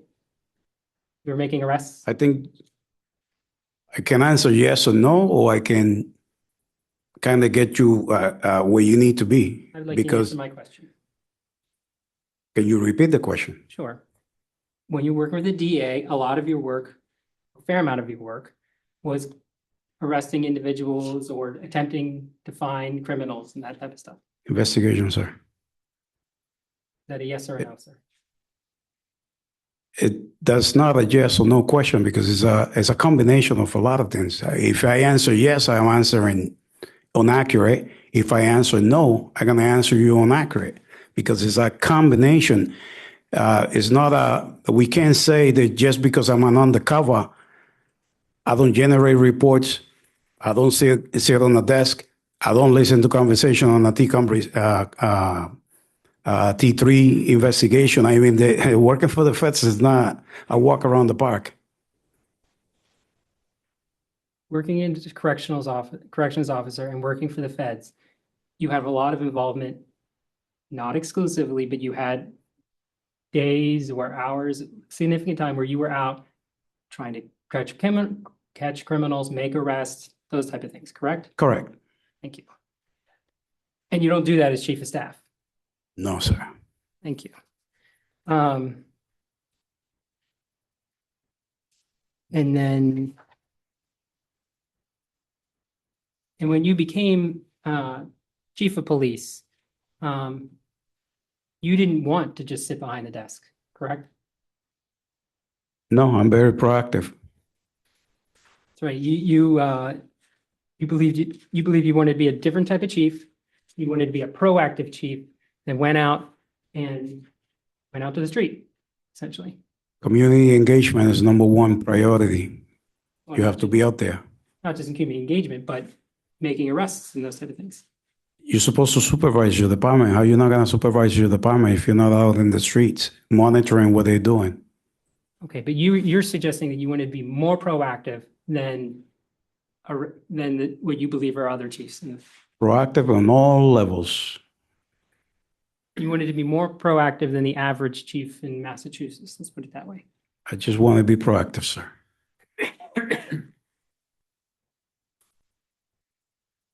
What is that? If it's not more, what does proactive mean if you're not being more proactive than? Well, saying that other chiefs? I'll give you an example. One of the biggest problems. Don't give me an example. I'd like you to answer my question, sir.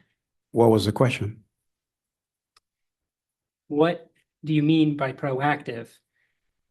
Yeah, what do you mean by proactive? How can I say proactive if I can elaborate on it? What do you mean by proactive? Okay, I mean proactive means being involved, being with your people, talking to your officers, looking at the day-to-day operations, which was one of the biggest problems that the department had. You know, you had a chief that came up at the back door and never engaged with their officers. You lose that morale. You lose that touch, and you know, you got to be proactive. There's a reason I'm the mayor's chief of staff, and I talk to everybody. I don't just sit in an office. I do the same thing in the mayor's office. I'm very proactive. Okay. And you were insinuating that, and you told your officers when you first started that you were going to be a proactive chief, right? Yes, I am a proactive chief. And was that, you were insinuating that the prior chiefs were not proactive, that you were different, correct? You have to get guidance. You got to get direction. Is that a yes or no? Was that what you were, sir, were you trying to tell your officers that you were going to be more proactive than the prior chiefs? I'm just going to be proactive. Okay.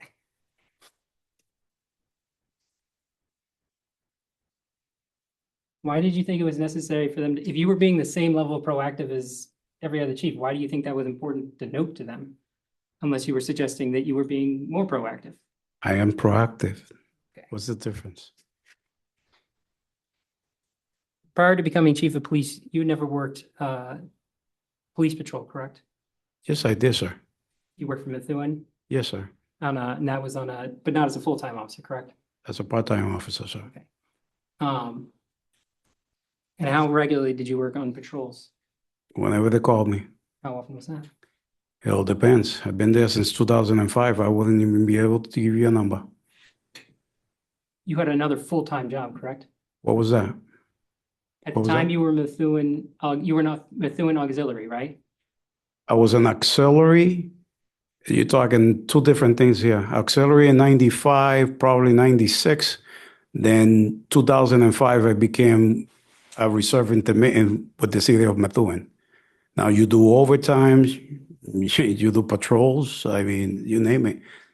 Doesn't matter if you have a full-time job. You still, if you feel like you want to fill in and do an overtime, you do it. By filling in duty, you're talking about details? No, sir.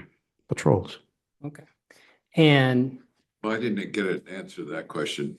did you have another job at the time you were doing this temporary work for Methuen?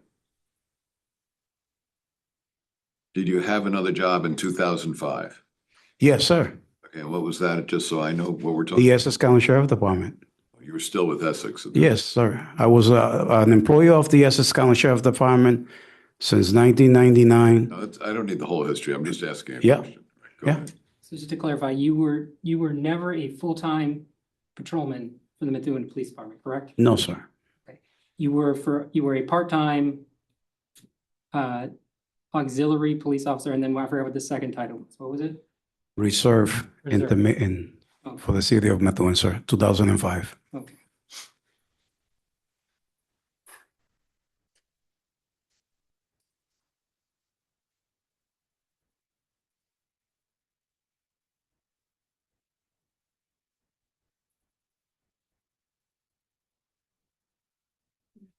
Just want to make sure I have this correct. We're switching topics. But I want to make sure I have something correct. Is it your testimony that you perceived?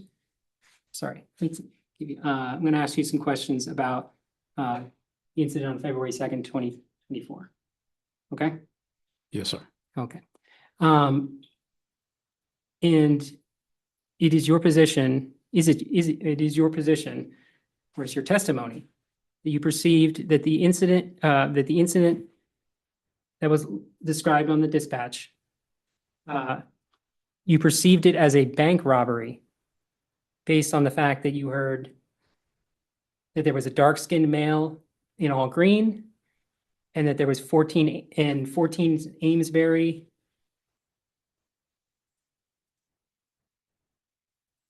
Apologize.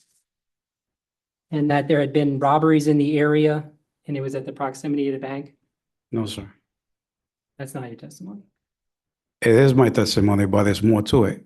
It's the totality of the circumstances based on my training, my experience, and the event that occurred on that day, February 2nd, 2024. Okay, you don't know what event occurred at the bank. At that time, you didn't know what the bank occurred.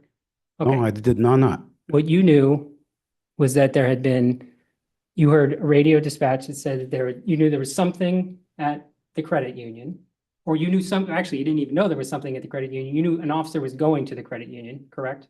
14 Amesbury Street is a credit union, sir. Okay, so you recognize that immediately as a credit union? I recognize that as being the address, and that's it. I confirm it was a credit union when they went off at the credit union. So when they went off at the credit Yeah, union. okay, 14 Amesbury Street.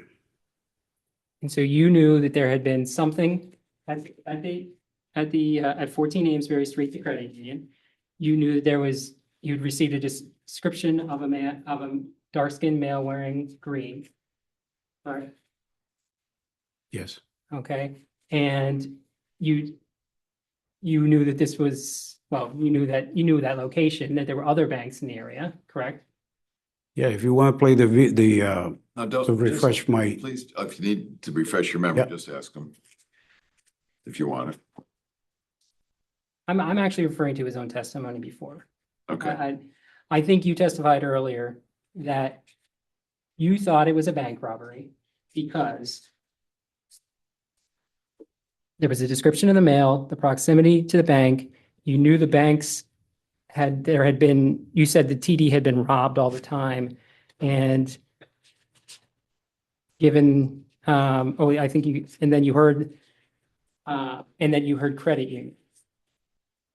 And that they had tinted windows and that they fled with you.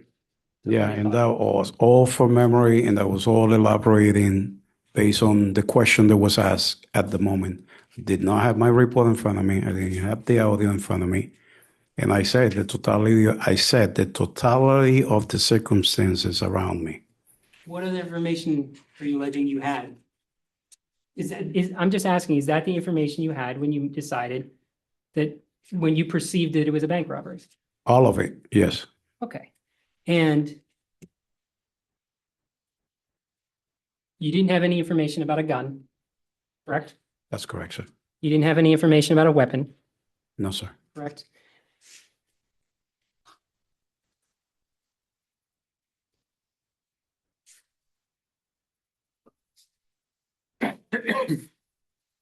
So you've been a law enforcement officer for over 20 years, correct? Correct. Well, let's take a step back. In order to make a stop of someone, you need reasonable suspicion of a crime, correct? Yes. Okay? And in order to, the purpose of a pursuit is to try to stop, them, correct? You have reasonable. So in order to engage in a pursuit, in order to attempt to stop, you need reasonable suspicion of a crime, correct? That a crime has been committed, is about to be committed, or has been committed. No. Sir, as a law enforcement officer with over 20 years of experience, did you really believe that the fact that there was a description, that based on the description of the person as a dark-skinned male wearing a green hoodie, the proximity to the bank, the fact that there had been bank robberies in the past, and the fact that they had tinted windows and fled, that was sufficient, that gave you probable cause to believe that they committed a bank robbery? You missing the cruisers with the blue lights and driving to the one-way street with lights and sirens. That's part of it. So the fact that some officer was reporting to a dispatch call is another reason that gave you probable, reasonable suspicion that that was a bank robbery? Like I say, my perception was a bank robbery based on my observation, my training experience. And you're sitting here today and you would argue that you had, it's your contention that based on your 20 years of experience that you had read that those facts alone gave you reasonable suspicion of a bank robbery? It's my perception, sir. I'm asking you as a law enforcement officer, whether or not you believed at that time you had reasonable suspicion that they had committed a bank robbery. Based on the circumstances that I have and the information, yes, I did. Okay.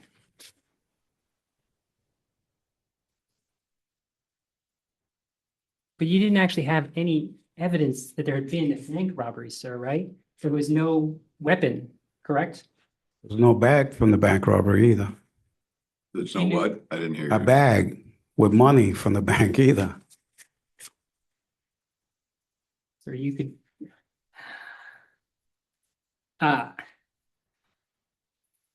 In order to commit a bank robbery, you would need a weapon. Well, I said, sorry. In order to engage in this pursuit, you would need evidence of not just a bank robbery, but you would need evidence of a bank robbery involving a weapon, correct? You don't need evidence of a bank robbery to engage. You need reasonable suspicion. Yes, and that was my perception. There was a bank robbery. I didn't say it was a bank robbery. That was my perception. Reasonable suspicion has to be based on articulable evidence, right? Particular facts. Articulable facts. Facts, information, correct? Yes, Not a hunch. yes. Okay. So the fact that you felt there might have been a robbery did not give you reasonable suspicion that there had been one. Is that you? Is that what you want to believe? That's what you want to believe, sir. Is that a yes? Do you It's a believe that, or perception. you can- It's like I explained in the beginning. If someone falls right next to me, what am I going to say? Walk by him and, hey, see you later. And don't give him CPR. Don't administer CPR, first aid. Sir, when you work on the field, you're working on the field. You don't have time. Have you ever heard of the impression I'm gonna move to strike. act? You have to act. You have a duty to act by Mass General law. Hold it. What we do in a hearing Yes, is sir. simply answer questions. If you don't understand the question, you can't answer the question, you tell them, but don't go off on a tangent, okay? Yes, sir. Thank you.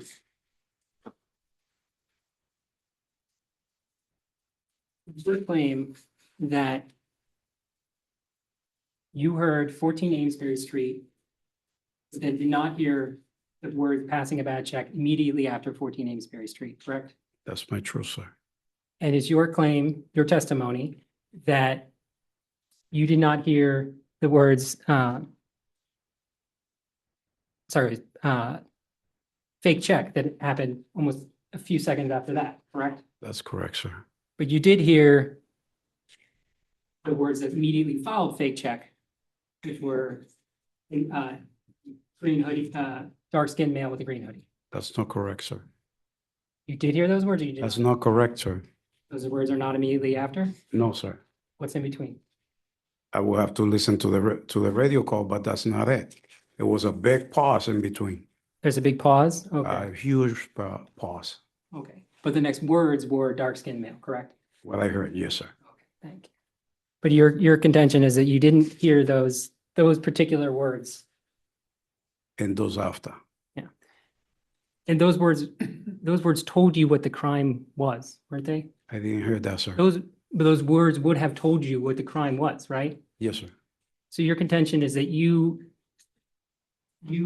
attempted to make, you perceived it to be a robbery without hearing the part of the report which would have told you what the crime was. It was my perception when they took off. But based on the information you had no idea what type of crime it was, correct? No, sir. It could have been something very serious. It could have been an assault or a break-in, or it could have been a property crime, right? Correct, sir. Could have been passing a bad check. Yes, sir.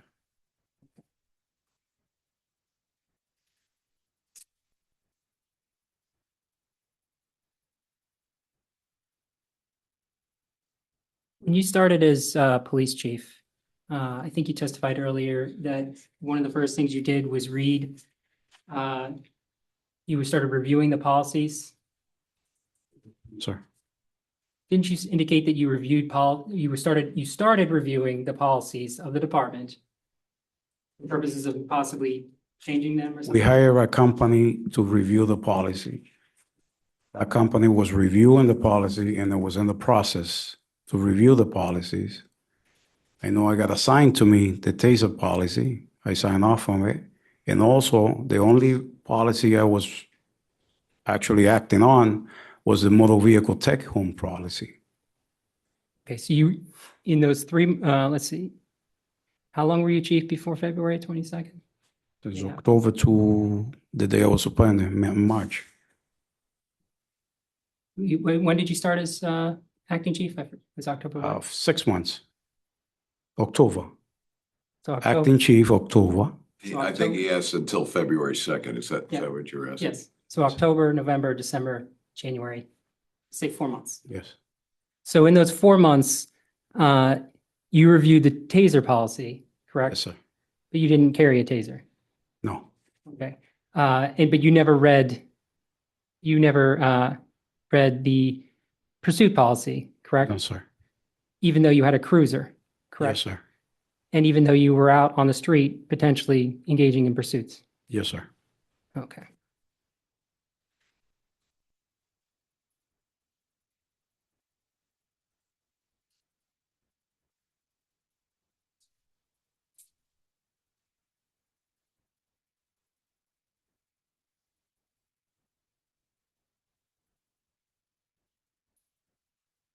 Give me 1 second, I'm sorry. Actually, can you just pull up Exhibit 10? Dates number ending in 0031.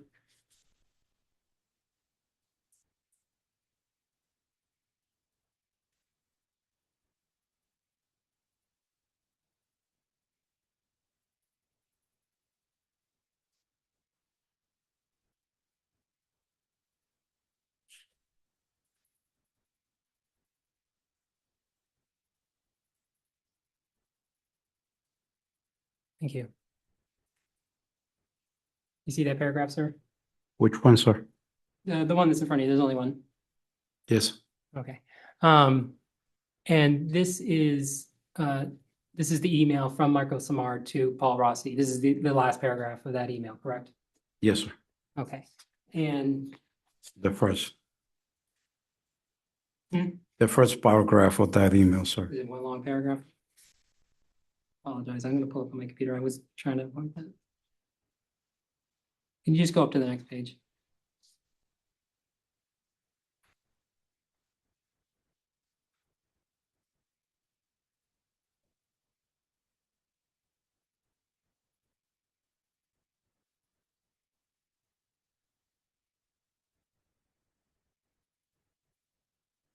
Okay. So if you could go to the next page, 31.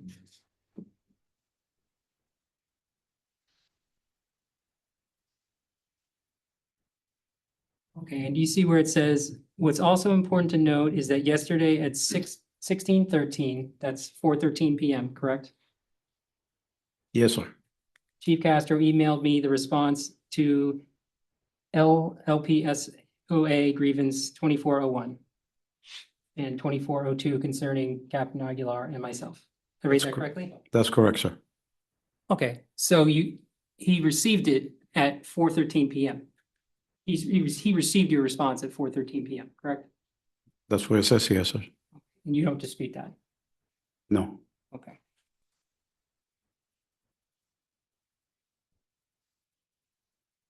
And you said earlier that his concerns do not relate to it's the pursuit, correct? That's your position? That's my position, sir. Okay.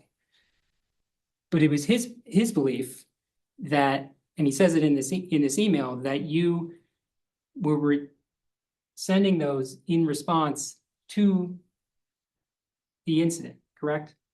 He's making the connection, isn't he?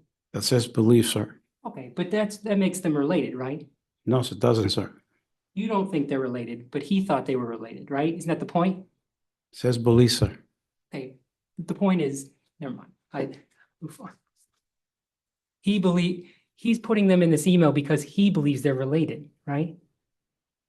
Because he believed that you were acting in response to the pursuit based on the time of day that he got it. That says belief, sir.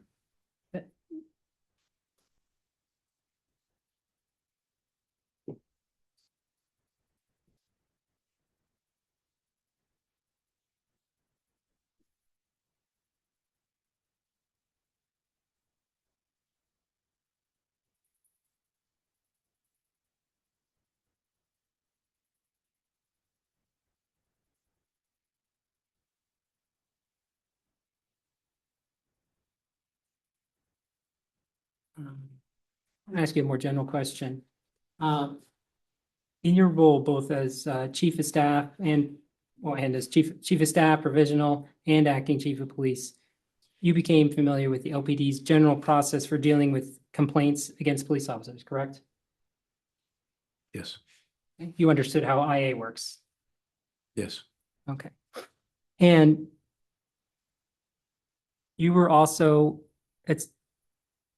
while you were chief of police, you also are aware that there were post regulations requiring that credible non-minor allegations of police misconduct be reported to the post commission, correct? Yes.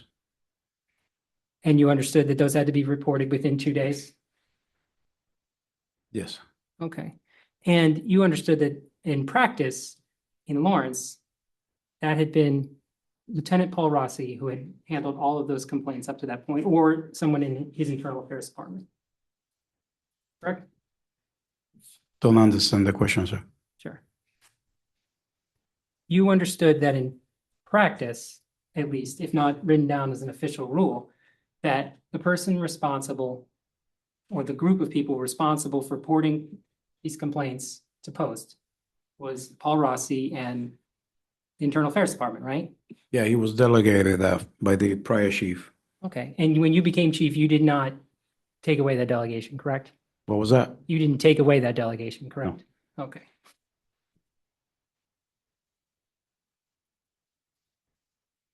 So when he reported the allegations against you to post commission, he was complying with his own obligation. He was complying with the regulations, right? But not with the policies of the police department. The policies of the police department are not consistent with the post commission regulations? Because anything that he has to transfer out, he's supposed to consult and present to the chief of police. That's from what I see. You're suggesting that every time he reported a complaint, about any officer, he had reported it to the chief of police every single time? He has to report findings on the chief of police. Findings.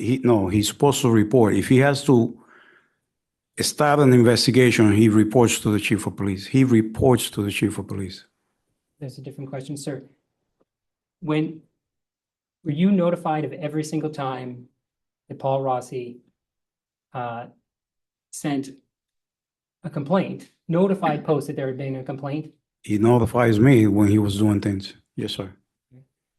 And if the complaint was against you, who was he supposed to notify? Still listed the chief of police.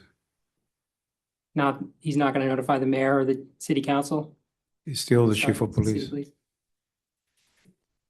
And what would you have done if he had told you that there were allegations against you? Nothing. It's fulfilled. Moving forward. You would have had him investigate? Absolutely, sir.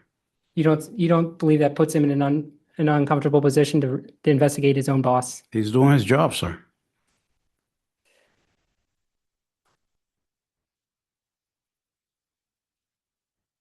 Do you really think it's appropriate to ask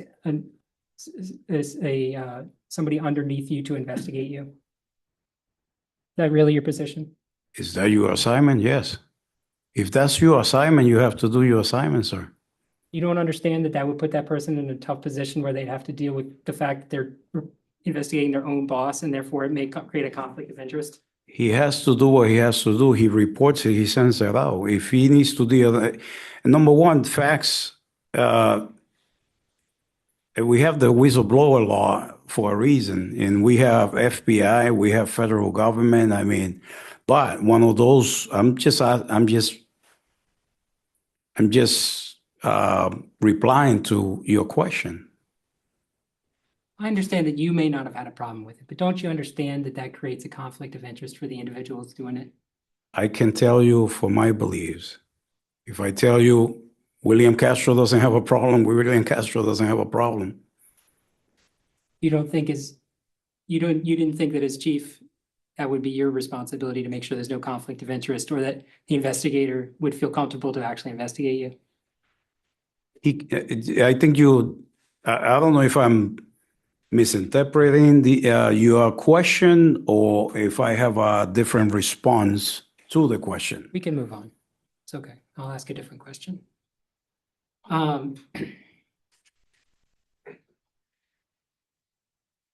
Now, you said you were familiar with the post commission's regulations, correct? Some. Okay. You were familiar with the regulations that they require that an investigation be conducted by an unbiased person, correct? When I read it, yes. Okay. When did you read it? After, when you guys sent it to me. So you've been the chief of police for 4 months and never read the post commission regulations? I read some, but not all. Okay. Post was as I'm coming in, working for the sheriff department, post is coming in at the same time. Post wasn't this big. Actually, I'm the biggest case. I probably came to the post commission. Post wasn't this big. Post, nobody knew about post. And there's still, up to today, some confusion about post. Sir. Sir, yes, sir. Lieutenant Rossi was pretty familiar with post commission, wasn't he? He works with it every day, Okay. sir. And you're the chief of police. You've been chief of police for 4 months, and during that entire time, you had read some of the post commission regulations, correct? Yes, sir. So you knew it was important. Yeah, it's important. Okay, but you didn't read them all? No, Okay, did you read the one, but you hadn't read the one that said that investigations should be conducted by an unbiased person? yes, sir. Okay. But does that regulation doesn't even need to really be there, right? Because you can't have a fair investigation unless it's done by an unbiased person, right? Sir, I'm not the one who authorizes an investigation. It's the mayor's office. You're the chief of police. You supervise the internal affairs, correct? Are we talking two different things here? No, I'm talking about my investigation, or you're talking about someone else's Talk about investigation? in general. In general. In general. All I can tell you is that the IA investigator reports to the chief of police. That's the only thing I can tell you. Okay, and you were the chief, and so as chief of police, if you have the IA person reporting to you, didn't you think it was important that you would understand that, well, forget the regulations for a second. As the person supervising IA, didn't you understand that it was important, whether or not there was a regulation or not, that those investigations be conducted in by an unbiased investigator? Again, you're talking two different things here. Are you talking about Lieutenant Rossi or are you talking about my investigation, sir? Sir, I don't think that I would like an answer to my question. I will rephrase it. I will ask it again.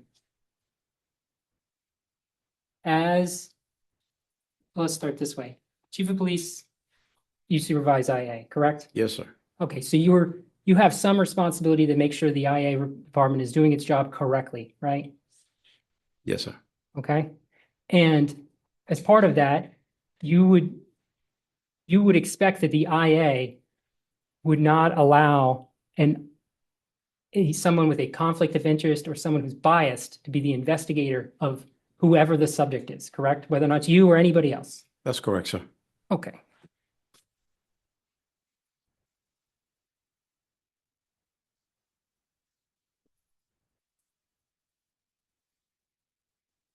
And you understand that if needed, the police department can and should hire an independent investigator where there's a conflict of interest, right? Yes, sir. Okay. In fact, that had happened a few times at the Lawrence Police Department. They had hired independent investigators, correct? That's correct, sir. This is before February of 2024. I'm talking. That's correct, sir.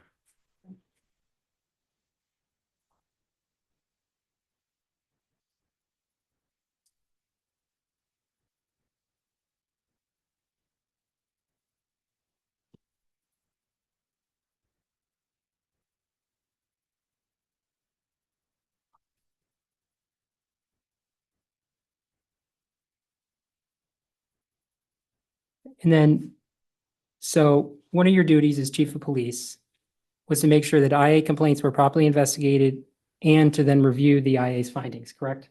Yes, sir.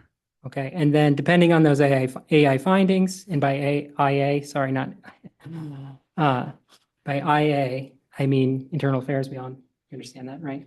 I do understand that, sir. And then depending on the IA findings, the chief, you could discipline the officer for up to 5 days, right? 5 days, sir. Yep, and if necessary, you would send it up to the mayor's office for further discipline, right? That's correct, sir. Okay. But even when it gets sent up to the mayor, you are the chief of police, whether provisional, acting, or full-time, is still the highest ranking member of the Lawrence Police Department, correct? Is Lawrence Police Department, sir. that a yes? Yes, sir. Thank you. He's the head of the department, correct? He is the chief of police in the department.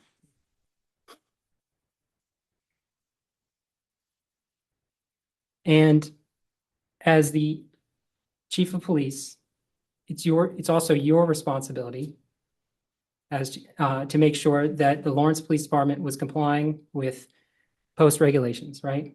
Correct, sir. Okay.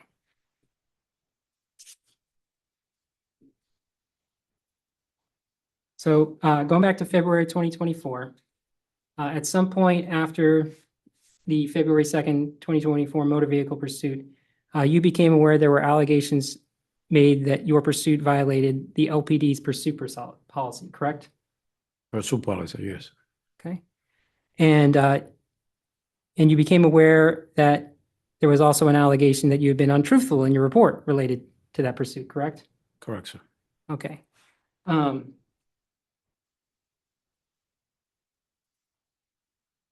And you read Paul Rossi's report? Yes, sir. Did you read, when did you read Paul Rossi's report? His his report, I'm referring to the one written on February 7th, 2024. When did you read that? I don't recall, sir.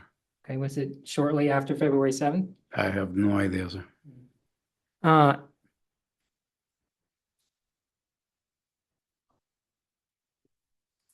And in that, he wrote that he did not have the authority to investigate the allegations or place Chief Castro on administrative leave while investigated.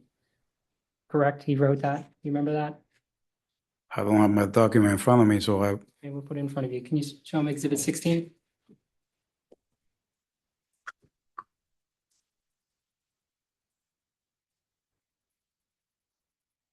Where are we going to? Exhibit 16. 60.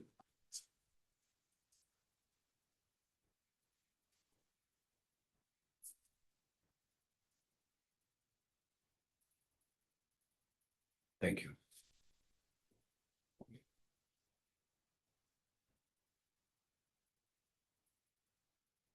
No, we can. Did Paul? On the, I think you go to the last paragraph on the last page.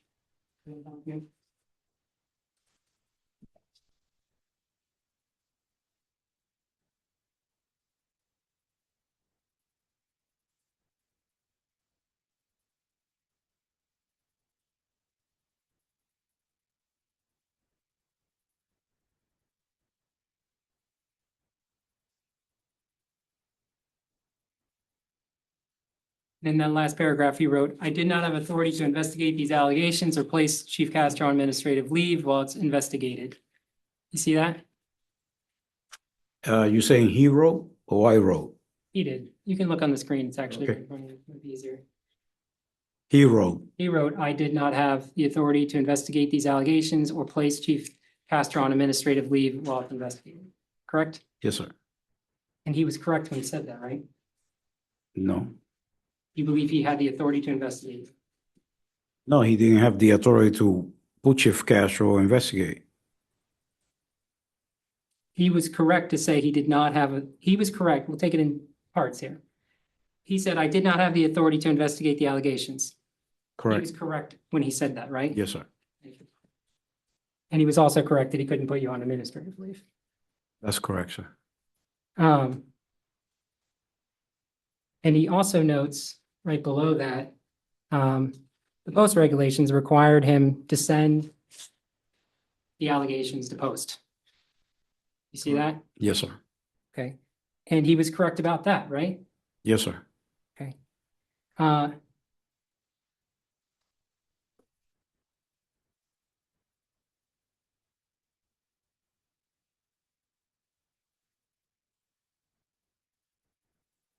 So when he's reporting this to post, he's just doing his job, correct? Yes, sir.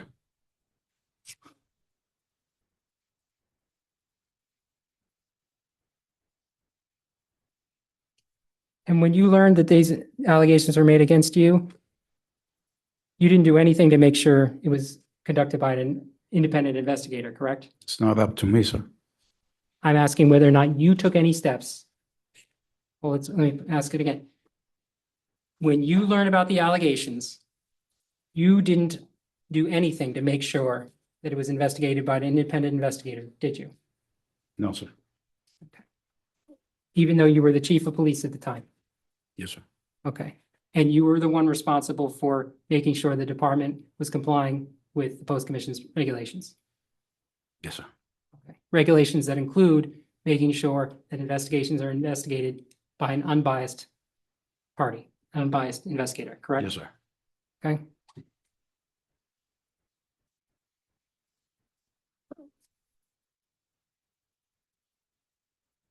And when you found out that the mayor, your friend, had decided there was no need to investigate the allegations, you still didn't do anything to make sure that they were independently investigated or properly investigated, correct? Incorrect. What steps did you take to make sure that they were investigated? I submitted a report to the mayor's office. That was after he told you there was going to be no investigation, correct? After that paperwork came out. Okay, I'm asking about. And in that report that you were referring to, did you ask him to investigate it? Yes, sir. You asked him to send it to an independent investigator? I asked to investigate the whole totality of everything because I believe I cited there some things that happened during the pursuit. The best thing that could have happened on here would have been somebody come in and investigate.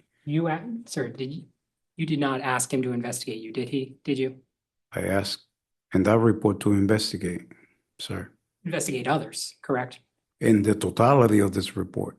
Sir, nowhere in there did you ask him to investigate. your conduct. Investigate.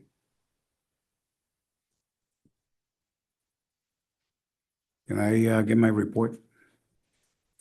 Yeah, sure.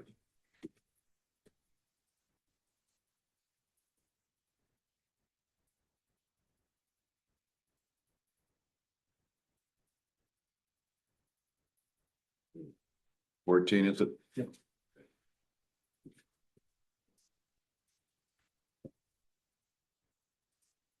I'm not talking about this report, sir. He's referring to his, it's a memo he wrote on February 23rd, I think. Okay, hold on 1 second.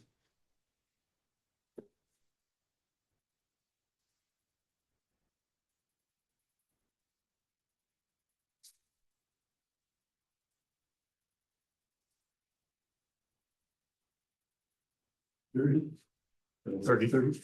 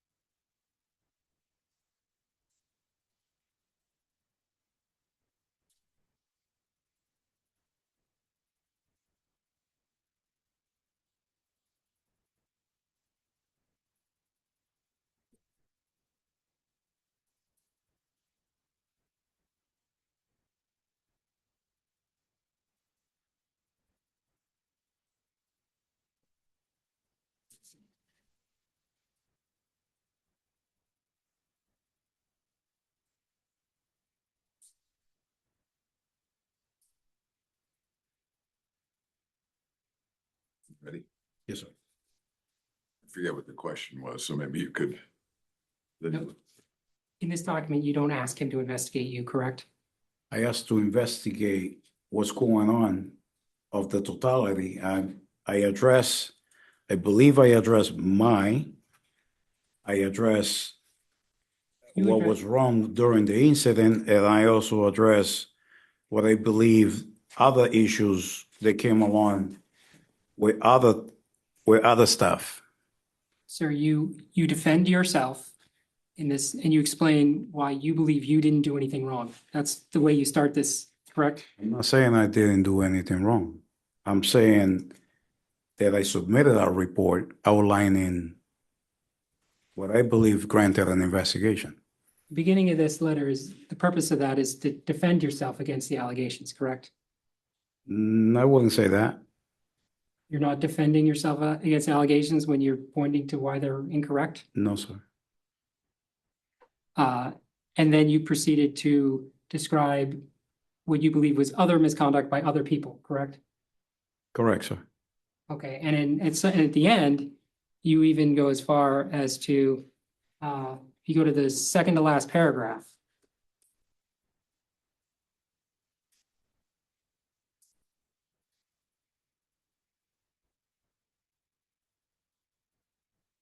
It's 119.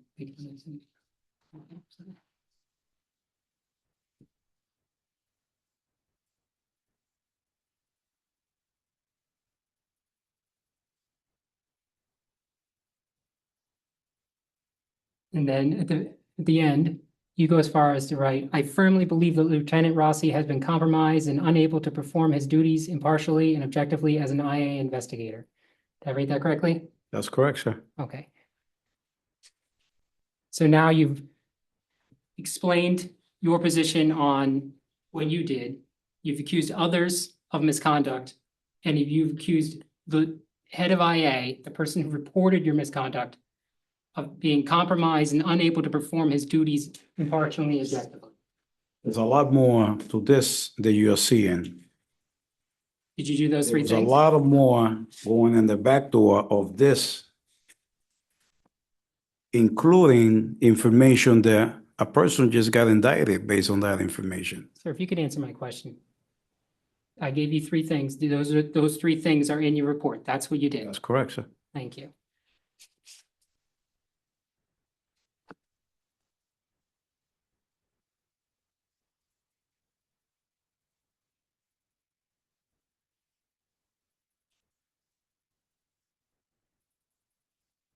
Take a look at Exhibit 22.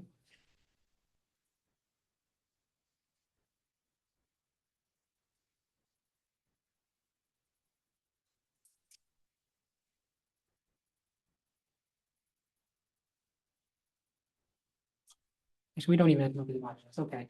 You're familiar with the report of Octavian Spanner dated February 13th, 2024? Yes, sir. Now, Octavian's, that was the memo in which he explained his review to Brian DePena? Yes, sir. Okay. And Octavian Spanner is not a police officer, correct? No, sir. As far as you know, he's never been trained as an investigator or anything like that? No, sir. Okay. So he wouldn't be qualified to investigate it even if he had been asked to? No, sir. Okay, well, one of the allegations, well, let's put it this way, he wouldn't be qualified to investigate a crime, correct? No, sir. Okay, and one of the allegations was that you committed a crime, correct? Yes, sir. So he would not be qualified to investigate this. That's not up to me to get that investigation going. I'm asking for your opinion. Opinion? No. Thank you.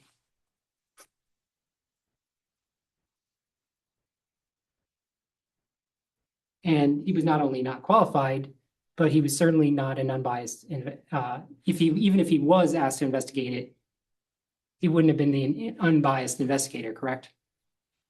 I don't know how to answer that. He's the person you have breakfast with every single day? Almost. Okay.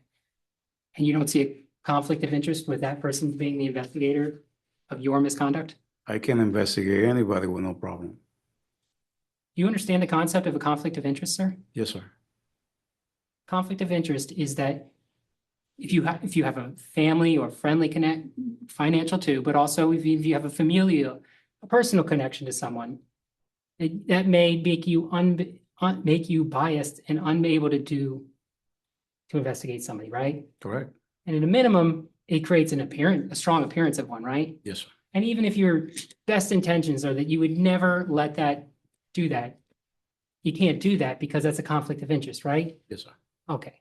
So you couldn't have had Octavian Spanner be the one to review you because he had a clear conflict of interest, right? Correct. Thank you.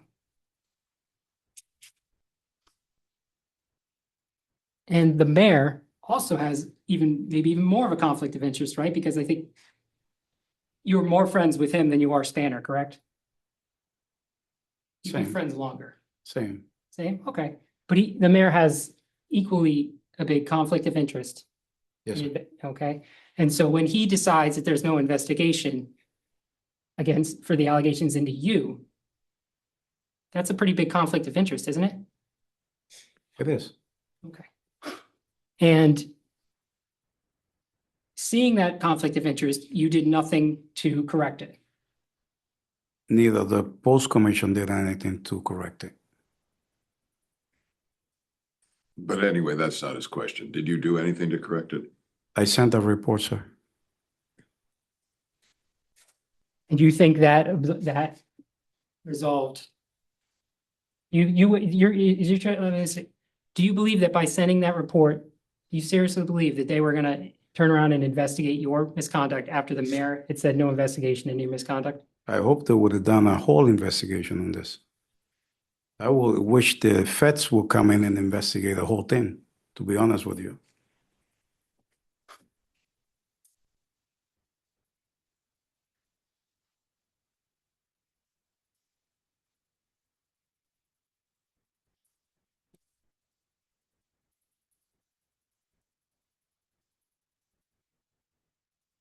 Did you tell the mayor that you thought it was a conflict of interest that he made the decision not to do an investigation? What was that? Did you tell the mayor about this pretty obvious conflict of interest with him being the one to decide there's no investigation? I went for an interview. I did an interview. I don't know what they were gonna do an investigation or not. Sir, you were notified that there was gonna be no investigation, weren't you?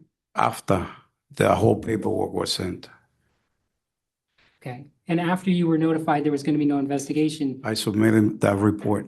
you didn't tell the mayor you shouldn't have made that decision because you have a conflict of interest? Post didn't do the same thing either. Sir, I'm asking you whether or not you told the mayor that he shouldn't be the one to do it because he has a conflict of interest. No, I did not.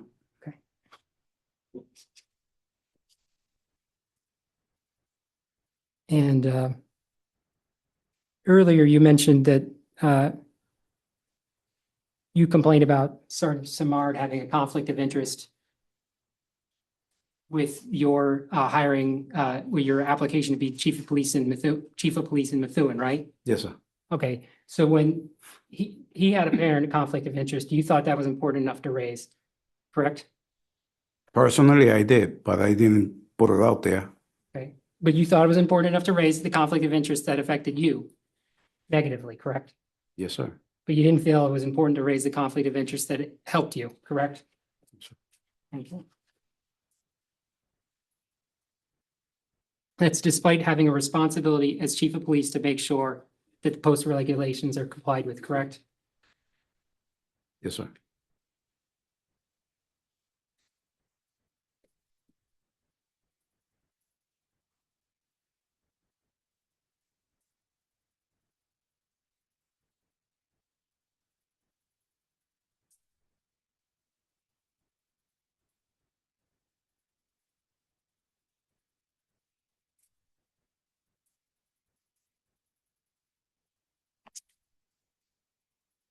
Take a look at Exhibit 23 real quick.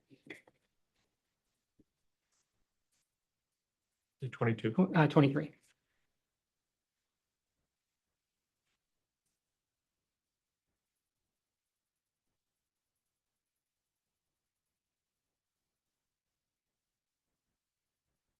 Take a 2-minute break, What's that? 2-minute break?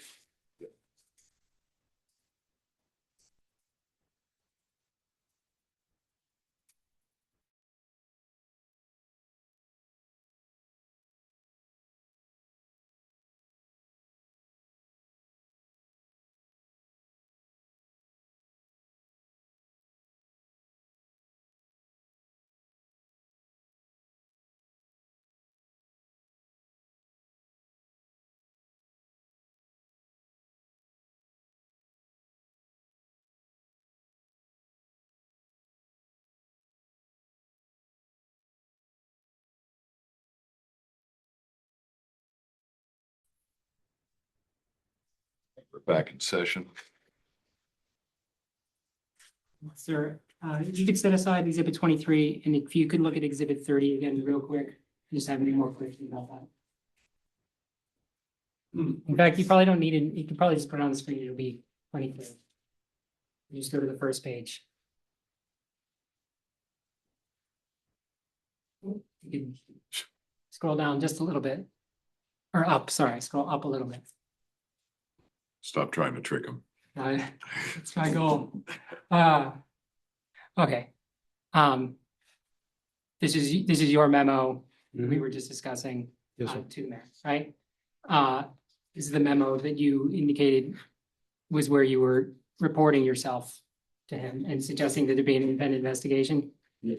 Okay, and the subject line or the RE line is LPDIA Lieutenant Paul Rossi, Lieutenant Carlton Trombley, and Sergeant Samard, correct? Yes, sir. That's the subject matter is not you. Correct? Yes, sir. Okay. I'm gonna go, can you take a look at exhibit 23?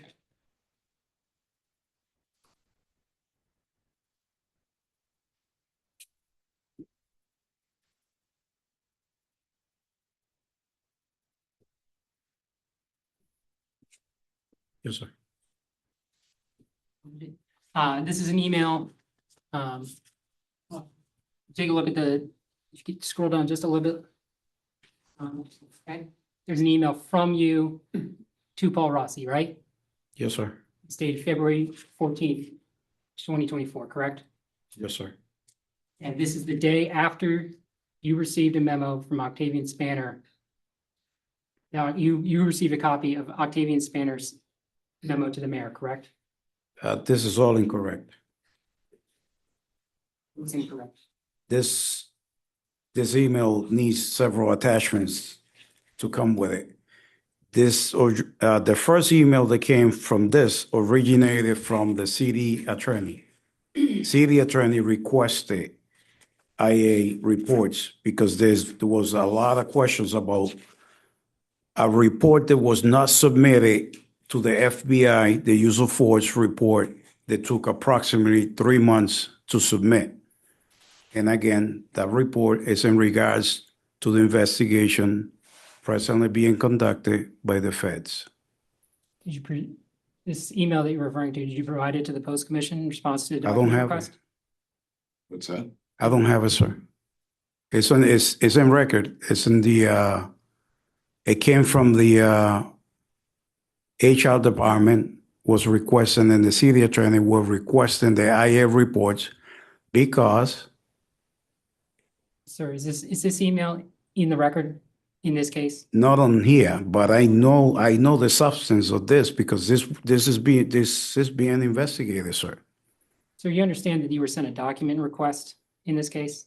I don't have that document. I have the knowledge of that document, but I don't have that document. So, I know the substance because I saw the other part of this email. okay. But we don't have a copy of it here and you never produced it, correct? Because you say you don't have a copy? I don't have it, Okay. but Even I though- know this email it's supposed to have, I believe it's 2 attachments attached to this. And you would know that, and you're claiming you know that because the email. was Because sent I to saw you. it, I read it. There's somewhere it's there, trust me. This is in regards to, they requested the IA reports, the investigations, because they wanted to see that particular investigation, why that investigation took so long to report. Okay. So, my question to you, my original question was, the date of this email from you to Paul Rossi is February 14th, 2024, correct? That's correct. Okay, and this was being sent the day after Spanner sent a memo to the mayor in which you were copied regarding the investigation into you, correct? This has nothing Is to that a do yes or a with, no, sir? how I am think I, that- I how, think- how can I answer something that is not He just addressed asked to you me? the day, that's all. Is it the day after the Spanner report 3? What date is, the date of the Spanner report is February 13th, 2024, correct? The Spanner's report, memo to the mayor is February 13th, 2024, correct? But if you look, this one came first. The top one, the bottom one came first. My email went first. Sir, I'm asking you a different question right now. I'm asking you the memo that Octavian Spanner sent to the mayor that you're CC'd on, that was dated February 13th, 2024, correct? I sent this report. I sent this email to Lieutenant Rossi. The memo, I'm not talking about Not this talking email. about this. Not talking about this. Oh, okay. You can leave it there because I am gonna talk about it. Related. The memo that Octavian Spanner sent to the mayor was dated and that you were CC'd on in regards to the allegations made against you. That memo was dated February 13th, 2024, correct? Where is it?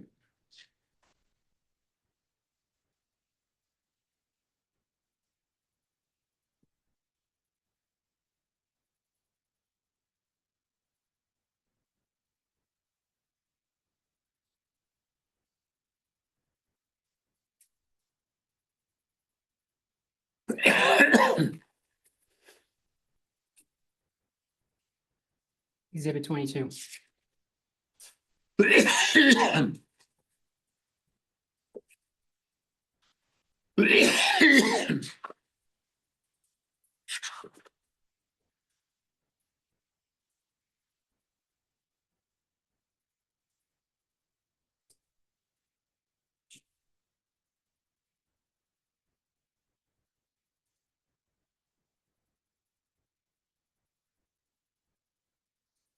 And the date of that memo is February 13th, 2024, correct? Yes. It has no relevance to this, I'll tell you that. Please just answer the question or we'll be here till midnight. If you look. Exhibit 23. The email from you to Paul Rossi, Yes, sir. that is dated February 14th, 2024, correct? That's correct. Okay, and in this email, you are asking him, Paul Rossi, to submit a list of all open and pending IA investigations and expected completion dates, correct? If you say, That's correct. and then you say further submit a list of all close, I'm assuming that was supposed to be closed, close IA reports, including the outcome, finding, and post submissions. Did I read that correctly? That's correct, sir. Make all research and submissions during normal business hours. Thank you, correct? That's correct, sir. Okay. So you were asking the day after you find out that Lieutenant Rossi has, well, but at this point, were you aware that Lieutenant Rossi had submitted allegations against you? Or did you find that out when you got Spanner's email? Or, let me ask this. I have anyway. no idea, sir, what you're talking about. We certainly knew on February 13th, when you received Spanner's memo, that Lieutenant Rossi had made allegations against you, correct? Yes, sir. Okay, and the very next day, you thought it was appropriate to ask him for all open and pending IA investigations. I don't know the relevance of it. If I asked, it was for a reason. I'm not picking on people. I don't know how to answer you that question. Sir, weren't you the subject of a pending IA investigation? Or a possible one? Possible ones, but that has nothing to, Well, if you ask for all of them, you're asking for yours as well, aren't you? I suppose. Thanks. Can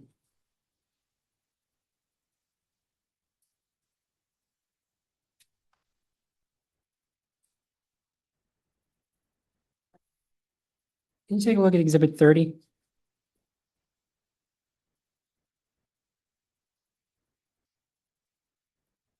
Probably leave that one out. 34 and 30.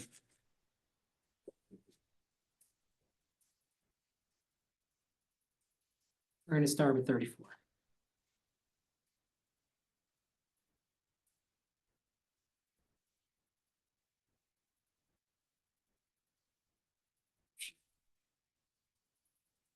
Starting with 30 or 34. 34.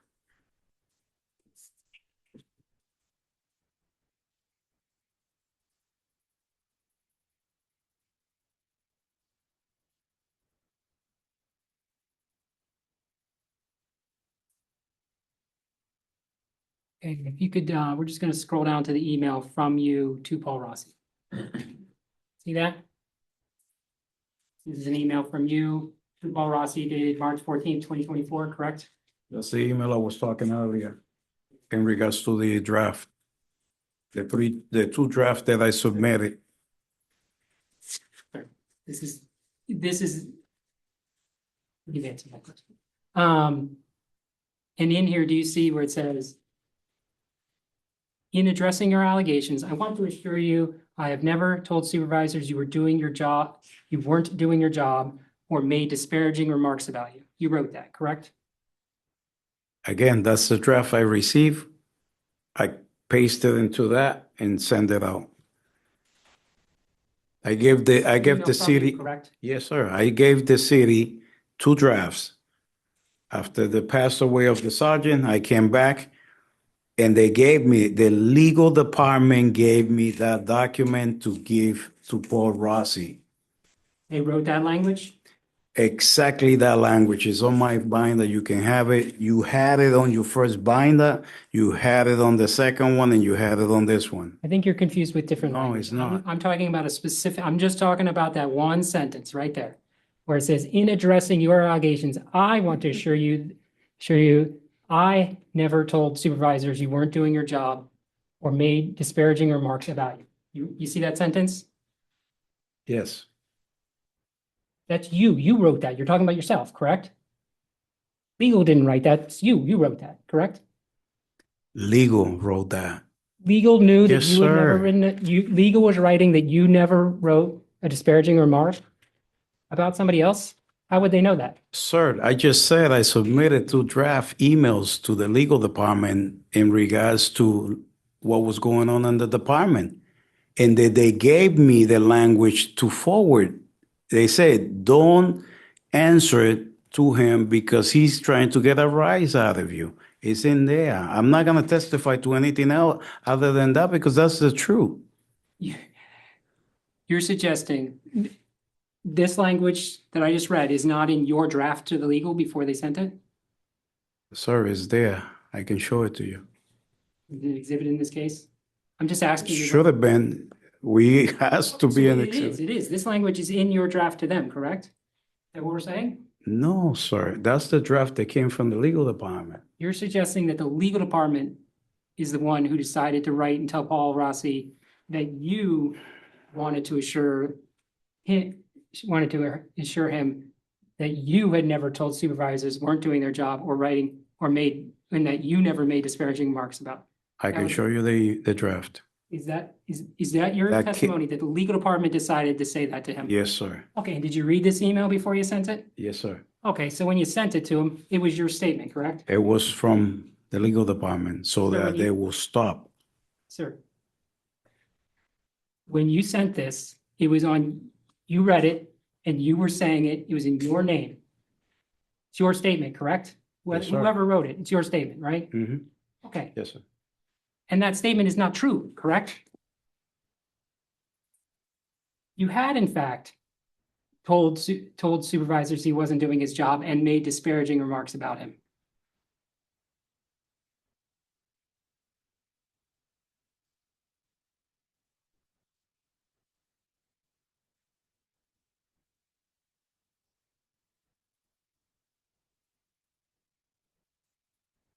Yes. Yes. Yes, okay, yes, it's untrue. What is untrue? That statement is untrue. No, that statement is not untrue, sir. That statement is actually accurate. Sir, I have never told anybody disparaging things about anybody on that department. We are talking about things that they were occurring and accusations they were making against us. That's what the problem was. sir, if you can take a look at the last page of Exhibit 30.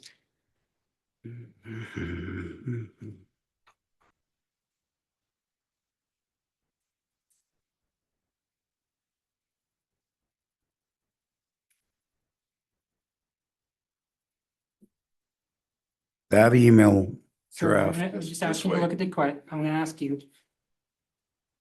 This is your memo Yes, sir. to the mayor, who has maximum authority over the whole city and can fire anybody, right? That is the email to Lieutenant Rossi.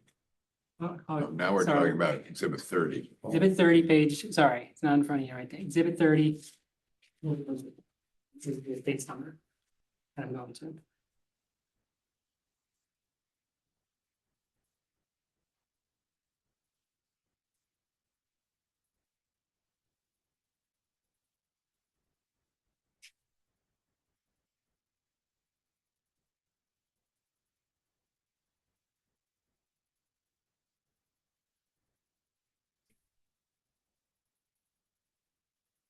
Can I provide the draft letters, the drafts?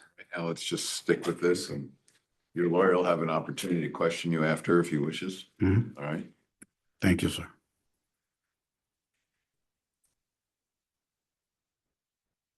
And this is the very last page of your memo to Mayor DePena, correct? Yes, sir. Mayor DePena has, he said maximum authority over the whole city, and he can fire anybody, including Paul Rossi, correct? We're talking orange and apples here. This that I'm mentioning in here is what was going on. Asking questions, well, and if you could just answer my questions instead of trying to make your own points, Yes, please. My question was, the mayor, who's the recipient of this memo, could fire Paul Rossi if he wants to, correct? no That's what he without an testified to earlier. investigation. No without an investigation. You could fire him, you could discipline him. He runs the risk of being fired, right? No, well, what did you supposed to do? Not report the matter? Sir, does he have the authority to fire him? Yes, Okay, thank you. So you were taught, this is a memo to someone who is the mayor of the city who could fire Paul Rossi, and you are saying, I firmly believe that Lieutenant Paul Rossi has been compromised and unable to perform his duties impartially and objectively as an IA investigator. I read that correctly, right? yes, sir. That's pretty disparaging, isn't it? Yes, sir. Okay, so when you send an email a month later where you tell him that you have never said anything disparaging, that was untrue, right? It's not that it's not untrue. Is that this email, particular email, number one, I didn't have this one in front of me. Number two, this is an attachment that came from the legal department that generated from everything that we were receiving from Lieutenant Rossi. So in order to have one, you need to have the other one. So to call me a liar for something that the legal department asked me to submit based on what I submitted to them. Sir, didn't you just testify just a minute ago that you didn't think that you had ever made a disparaging remark about him? Sir, it was a report. It was a complaint. And my question to you, well, first, didn't you just testified, we'll move on, it's okay. I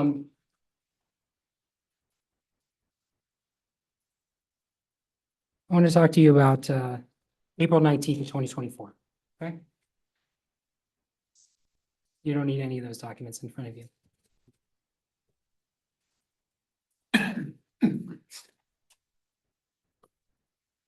Thank you. As provisional chief and as acting chief of the Lawrence Police Department, you had lots of responsibilities beyond assisting making arrest, correct? You had other police duties and functions, right? Yes. You were responsible for managing and overseeing the entire police department, correct? Yes, sir. And you managed police officers, dispatchers, everybody in the department, right? Yes, sir. Okay. And you were responsible for making strategic decisions about the police department, right? Yes, sir. Including hiring decisions, budget decisions, those type of things, correct? No hiring, budget decisions. Well, you would make suggestions about who to hire, correct? It's a process where you're involved in, yeah.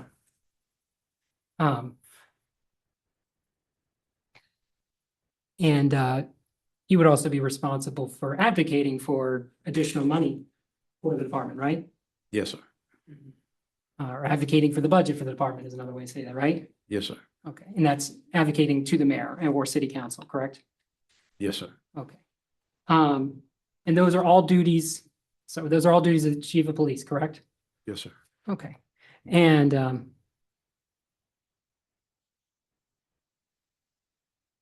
you were aware that, so on March 21st of 2024, you were suspended by the post commission, correct? Yes, sir. Your certification was suspended. Certification, sir. And as part of that, you were told, you were ordered that you may not execute any type of arrest, as that term is defined in 555 CMR 9.022, or otherwise perform police duties and functions, correct? That's correct, sir. Okay. And did you stop performing all your duties and functions as chief of police when you received that order? I did, sir. Okay. You stopped managing the police department, right? What was that? You stopped managing the police department, right? Yes, sir. And you stopped representing, did you stop representing the police department at city functions? Yes, sir. Okay. And you went to a meeting at Lawrence City Hall on April 19th, 2024, correct? There was summons there, sir. Yes, sir. You went there, correct? Yes, sir. Okay. And by the way, at that time, you were still getting paid as, although you were on leave, you were still getting paid as chief of police, correct? Yes, sir. You're getting the chief of police salary? As my contract says. Okay.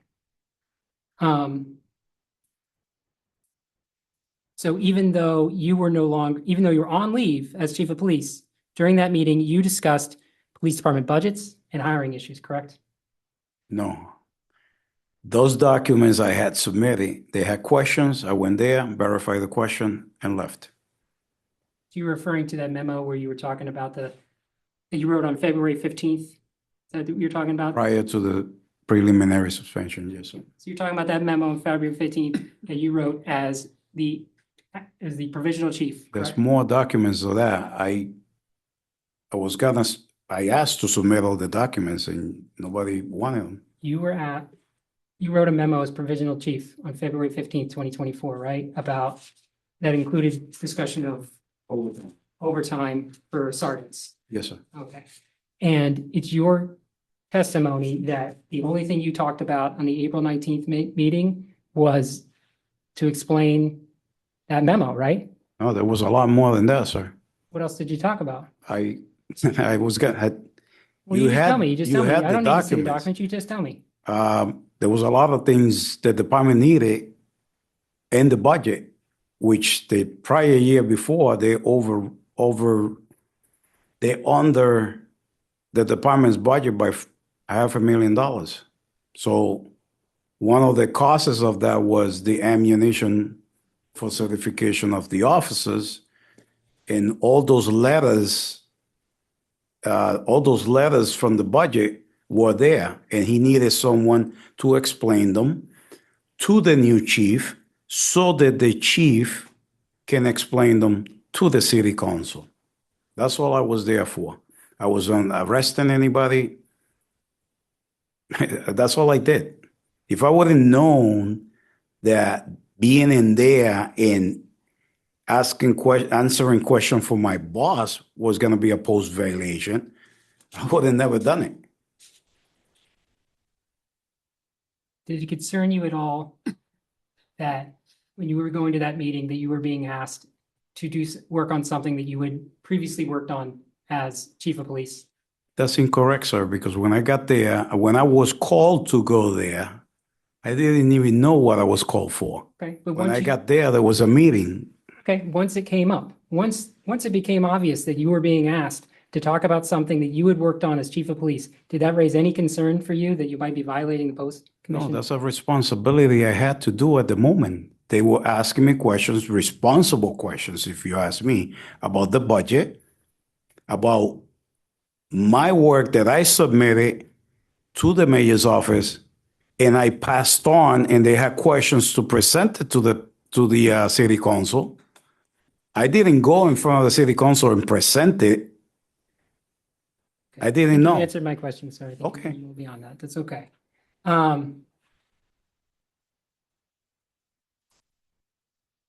whose responsibility was it to ensure that you weren't violating the suspension order?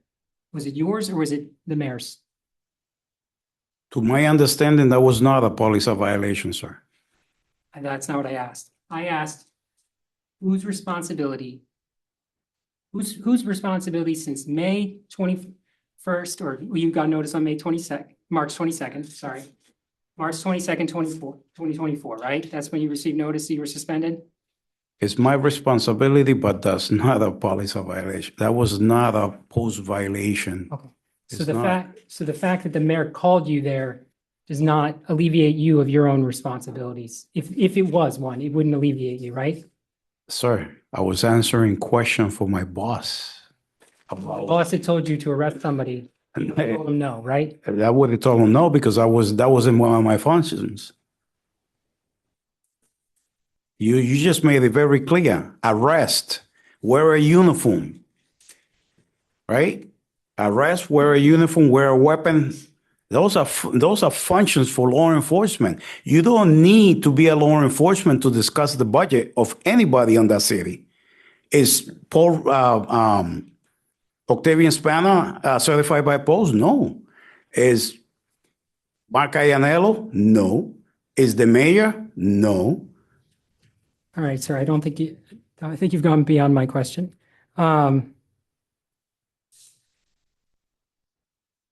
Did you speak with Melix Benia at any time before that meeting about the budget?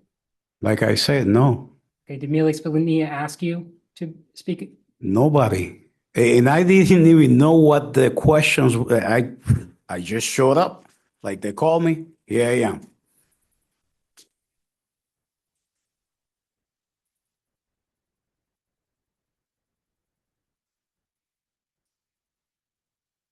You heard Lieutenant Montas testify that on April 19th, there was a discussion between you and Acting Chief Benia regarding the creating of a new position. You remember that? No, sir. No, it didn't happen. You don't remember him saying I that? don't remember that ever happened. Do you remember him saying that? I don't remember that.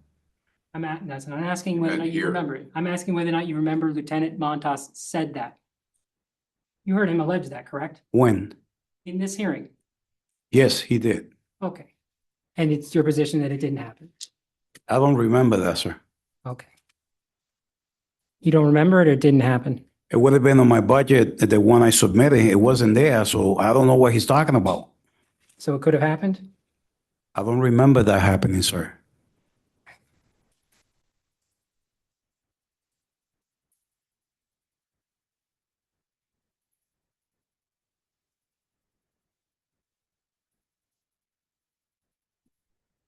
Do you agree with me that discussing a possible internal affairs investigation is a police duty and function? Internal affairs investigation? Well, who? With anybody? The subject?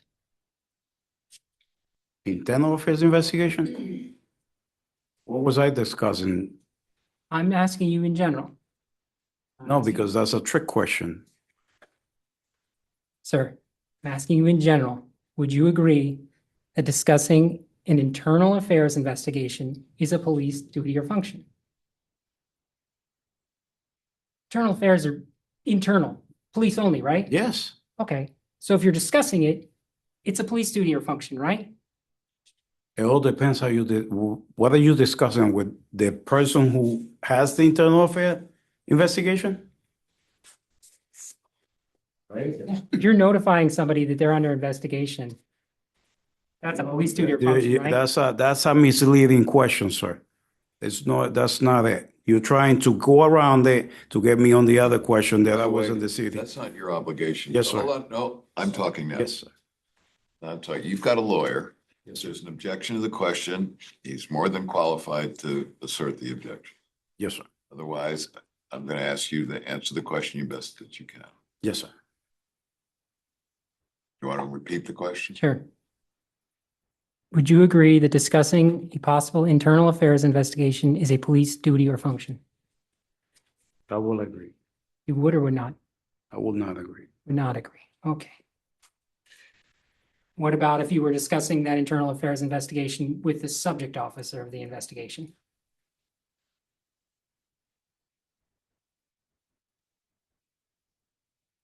During a suspension? At any time? I still don't get the question, sir.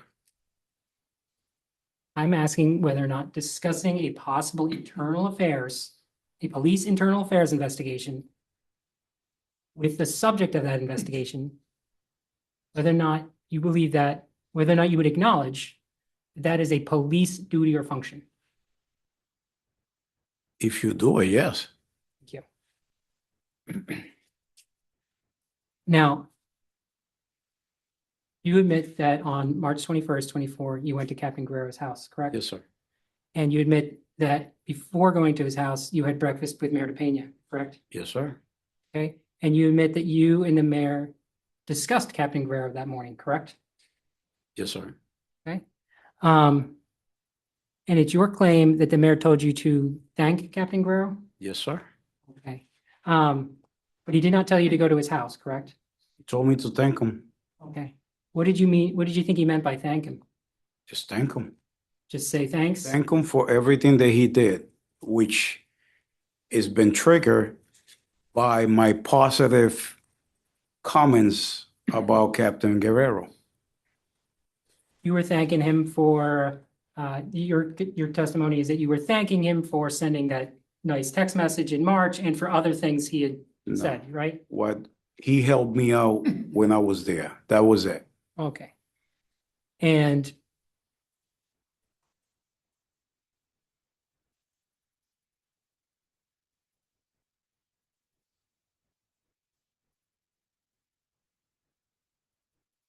what was it about this day that the mayor decided was the day that you should go and thank him? He's been bugging me. He was bugging me with that for a long time. And do you know why the mayor wanted you to do that? He asked me the same way that he asked me all the prior times. But you didn't need to go to his house to thank him, did you? No, but I wanted to do it personally. Okay. But you could have called him, right? I could have. Okay. And you could have thanked him over the phone. You could have text messaged him, right? Had his text. It's not the same, sir. Okay. And you testified that you got to his house and he just immediately got in your car? Yes, he got in my car. You hadn't instructed him to get in your car? Oh, I pulled over and he just got in. There was no discussion about how he should get in your car? He just voluntarily just decided to get in your Got car? in. I was going for a coffee. I believe that's what I say to him. Did he need to get in your car for you to thank him? No, he did not. Okay.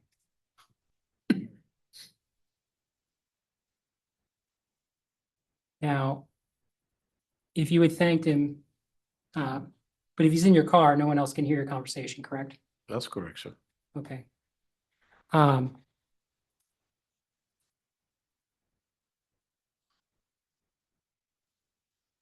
There's no other witnesses in the vehicle, right? No, sir. Okay, so no one's gonna know what your conversation is about. So no, So, but this wasn't a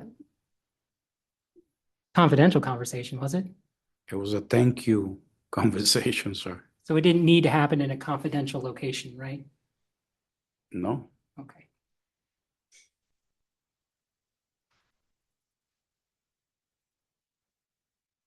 And he's in your car, correct? yes, sir. Okay, and you're driving?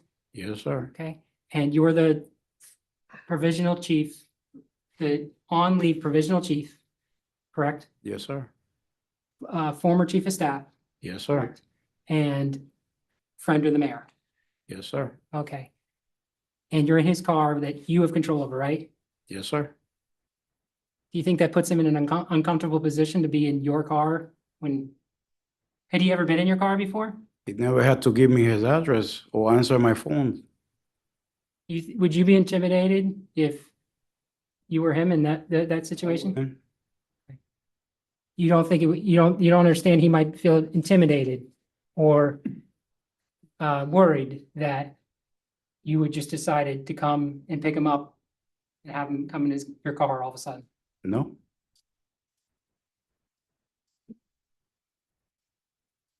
Did you ever have a boss come pick you up at your house, drive him around in your personal vehicle? of course. Yes, You did? yes. Mayor DePena or anybody else? Anybody else? You had DEA, bosses? we drove together sometimes. He picked me up my house, or I pick him at his house. You got a boss. I'm in a different, You had I used to bosses work- come to you on a day off? on my day off? Yeah. Yeah, Your bosses come to your I can go to I can get together. We can go lunch. We'll go shooting. I mean, we do many things. A boss doesn't matter. You can go and we get a group together. Let's go. And how many officers did you go to their house on a day off, pick them up in your personal vehicle and drive them around? Are you talking chief of police? Yeah, why don't you None. please? Okay.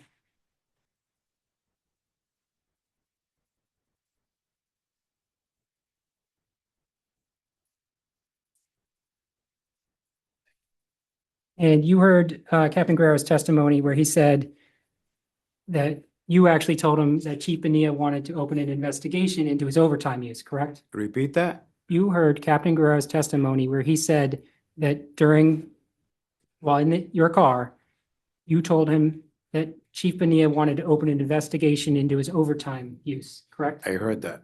Okay. And your claim is that he's making that up? I don't know what he's making up. If he's making it up or not, that's not for me to tell. Your claim is it's not true.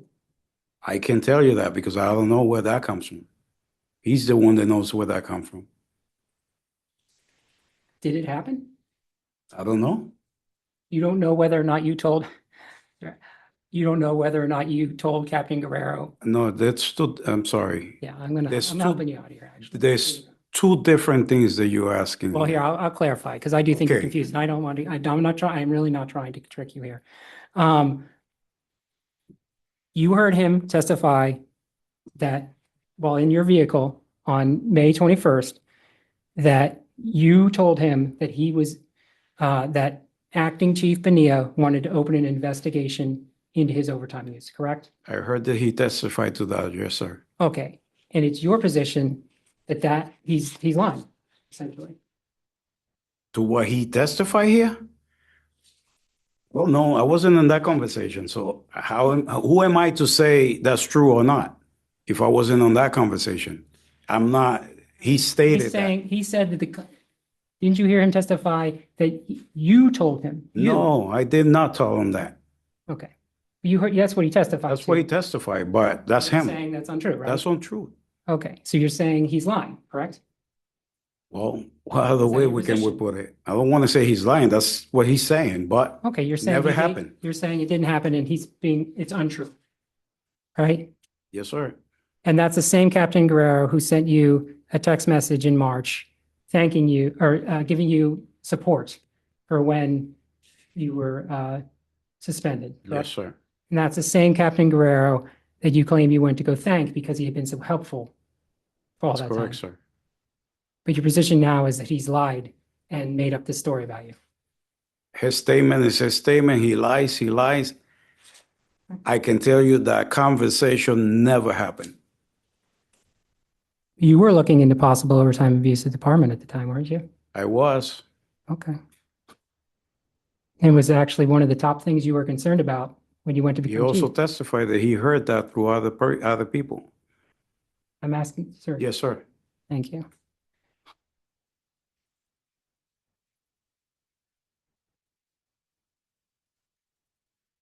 And you heard him testify that you told him that you were the only one who could help him get rid of that investigation, right? You heard him testify? I heard that. Okay. And it's your claim that he's making that up as well? Yes, sir. The same man who sent you that text message in March and the same man who was being supportive to you the whole time you were there and that you Yes, went to sir. go thank. That's your claim. No further questions.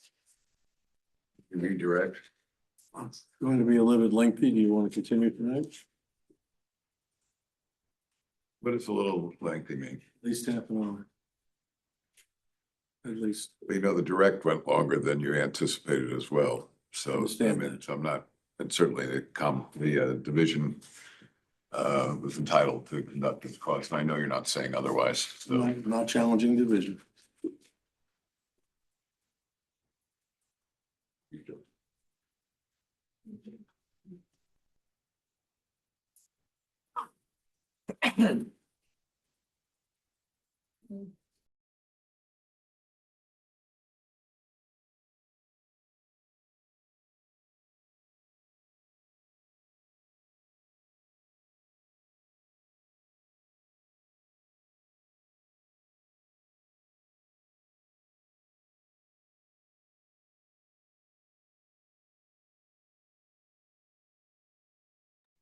What's that? Oh, we're on now. Okay.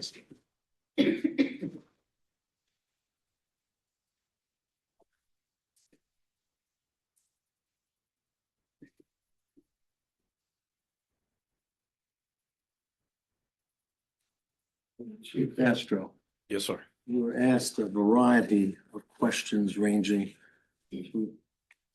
through a lot of. You want me to take the podium now? Yeah. This is the microphone. Let's do it.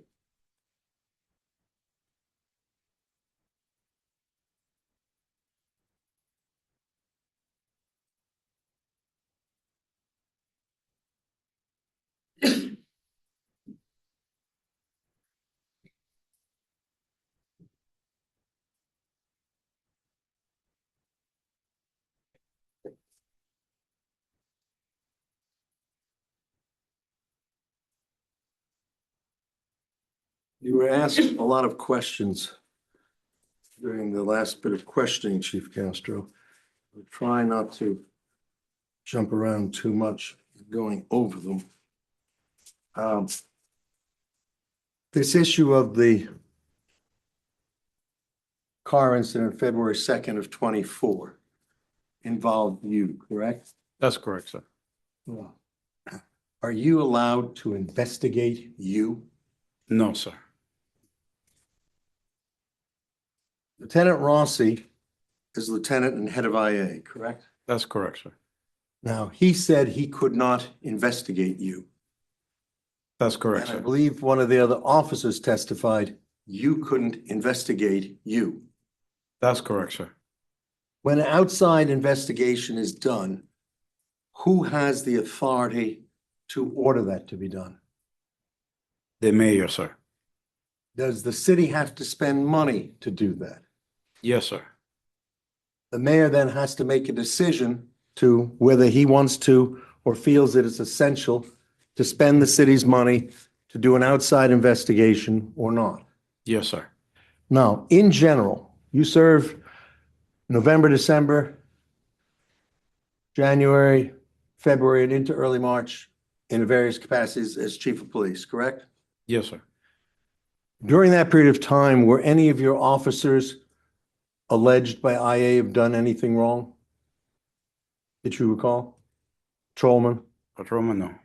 Do you know of any IA investigations of any officers in the department done by Lieutenant Rossi? I was aware of, You don't have to mention names. yes, Now, in general, are you aware that when a patrolman is alleged to have done something, IA usually would investigate that? yes, sir. And then a recommendation from IA would come to the police chief, whoever that happens to be? Yes, sir. What is the authority of the chief of police as to what he can do for any kind of discipline? The only discipline the chief of police can do is a 5-day suspension. And if the chief feels a greater than 5-day suspension is warranted, what would that entail? It goes to the mayor's office.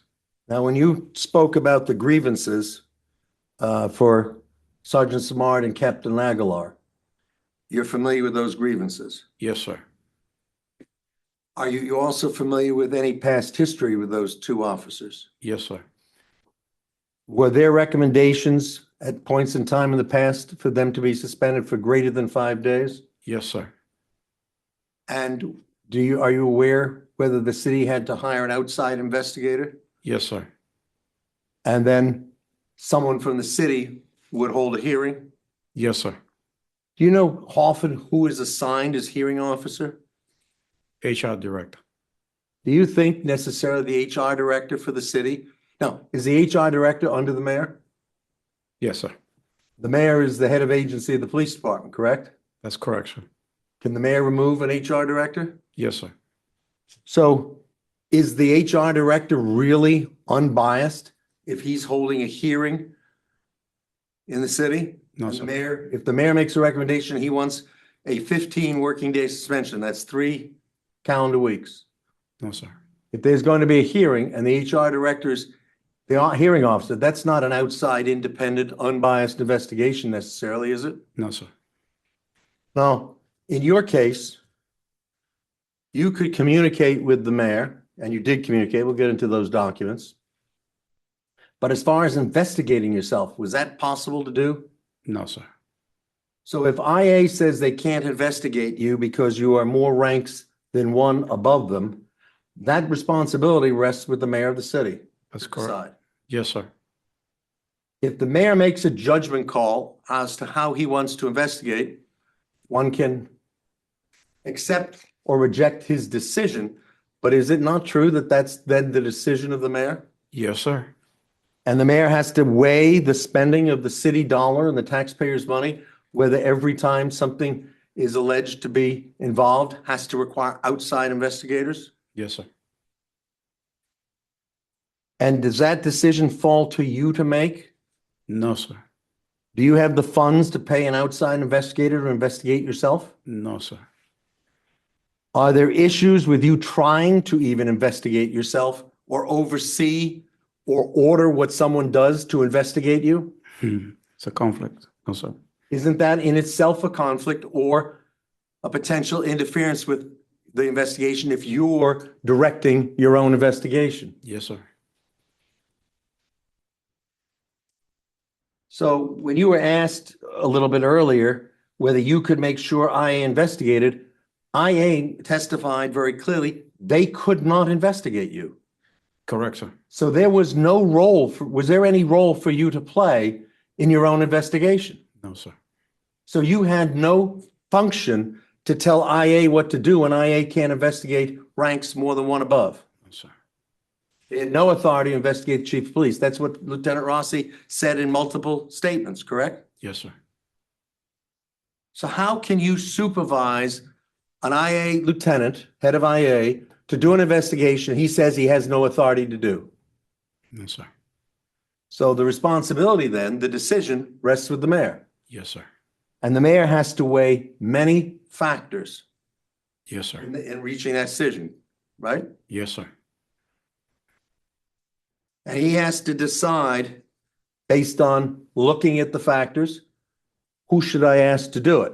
Objection. No. Counts. This is very leading. I've let it go for a little while. I can't. It's leading. It is leading. I just think the leading will get us to the end quicker. I So let it go for a What while. you're trying to do, right? so you have to encourage him to lead. I know. I get it. I mean, ultimately, when it's leading, it could just as well be argument, but I'm going to give counsel a chance to at least put this on the record.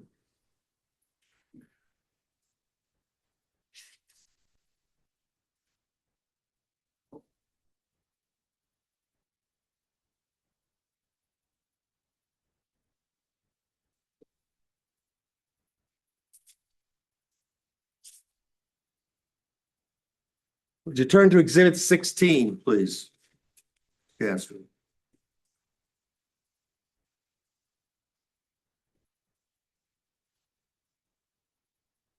We put these up on the screen. Is that enough just to move things quicker, do you think? If he can read them from the screen, I've been able to do that. if he can do it, yes, Your Honor. And I'll read it as well from That's good. from the podium. Thank you. Now, we're looking at page Castro 059.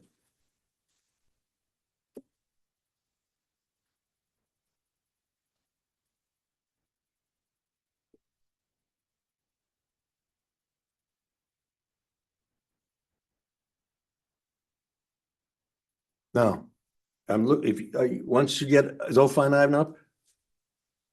This is 059. Yes, it is. Okay. Now, looking at number 2, this is the summary, this document, so I can clarify the document. This is Lieutenant Rossi's email to the Mayor DePina on February 7th of 2024.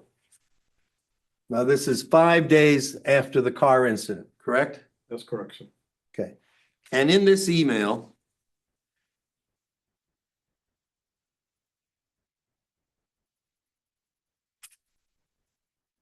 on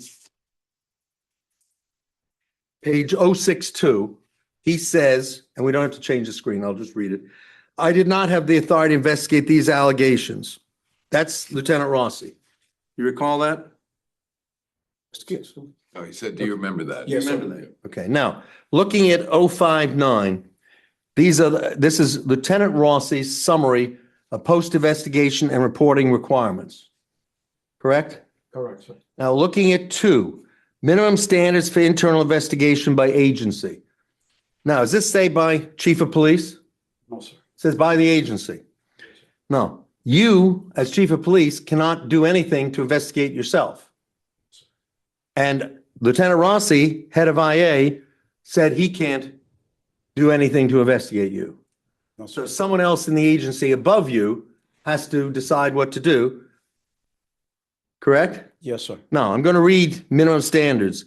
The agency, that would be police department, the mayor is being head of agency, shall commence as soon as practicable, but in any case, within 14 days of the receipt of the complaint by the agency, an internal investigation.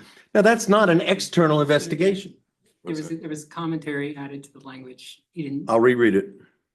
And we can read it. That's the question. An internal investigation is supposed to be conducted, correct? That's correct, sir. Now, does that say in the post standards you must conduct an outside investigation, bring someone from outside in? No, sir. An internal investigation of the subject matter of any complaint forwarded to the Division of Standards. If the agency anticipates that the investigation cannot be commenced within 14 days due to investigatory efforts by another government body, the agency shall promptly request an extension of time from the Division of Standards and provide in the request some additional information. Now, Section B, I'm going to read. The internal investigation, again, it says internal, not outside, may, but in the case of a complaint alleging an officer-involved injury or death, improper use of force, or biased behavior, shall be assigned to an investigator employed by the agency or to an outside investigator retained by the agency. There's an option here.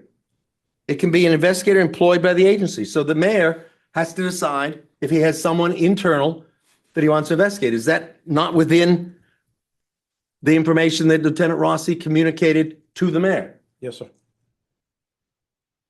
Now, the mayor was not specifically asked of his understanding about this, but let me read further. It says the investigator shall be free from conflict of interest, bias, prejudice, self-interest, and shall report for the person of investigation directly to the head of agency or to a designated official immediately subordinate. And then it goes on for some other information. So the mayor has to make a decision whether he feels his senior advisor can do an independent, as an internal investigation, can do without a conflict or bias, prejudice, or self-interest, and prepare a report for the mayor. That decision rests with whom? Are you going to ask a question? Yes, that You just, could do this anywhere. You could argue it to me. You could do anything and point to the agreement, but right now I'm just hearing you Okay. make statements. So just, Understood. if you have a question, ask a question. who has the obligation, according to that standard, to decide who to appoint as the internal investigator employed by the agency? The mayor.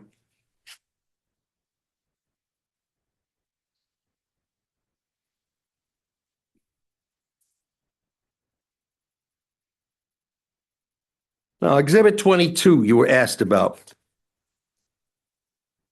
That is the memorandum to the mayor, February 13th, regarding you from Octavian Spanner. Are you aware from the other documents that, and for the mayor's testimony that you heard, that the mayor delegated to Octavian Spanner to look into these things? Yes, sir.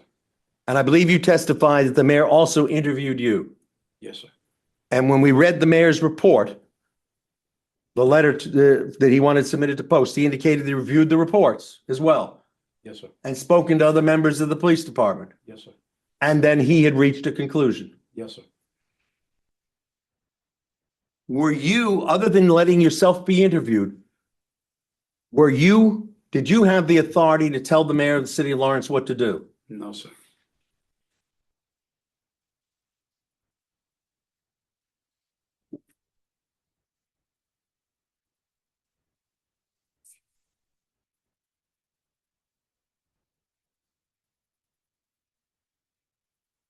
No. Did the mayor take steps to ensure that his decision was communicated to post? Yes, sir. Did he ask your permission whether he could send that to post? No, sir. He directed someone else to send it to Lieutenant Rossi. We saw those emails and sent it on to post. Is that correct? Yes, sir.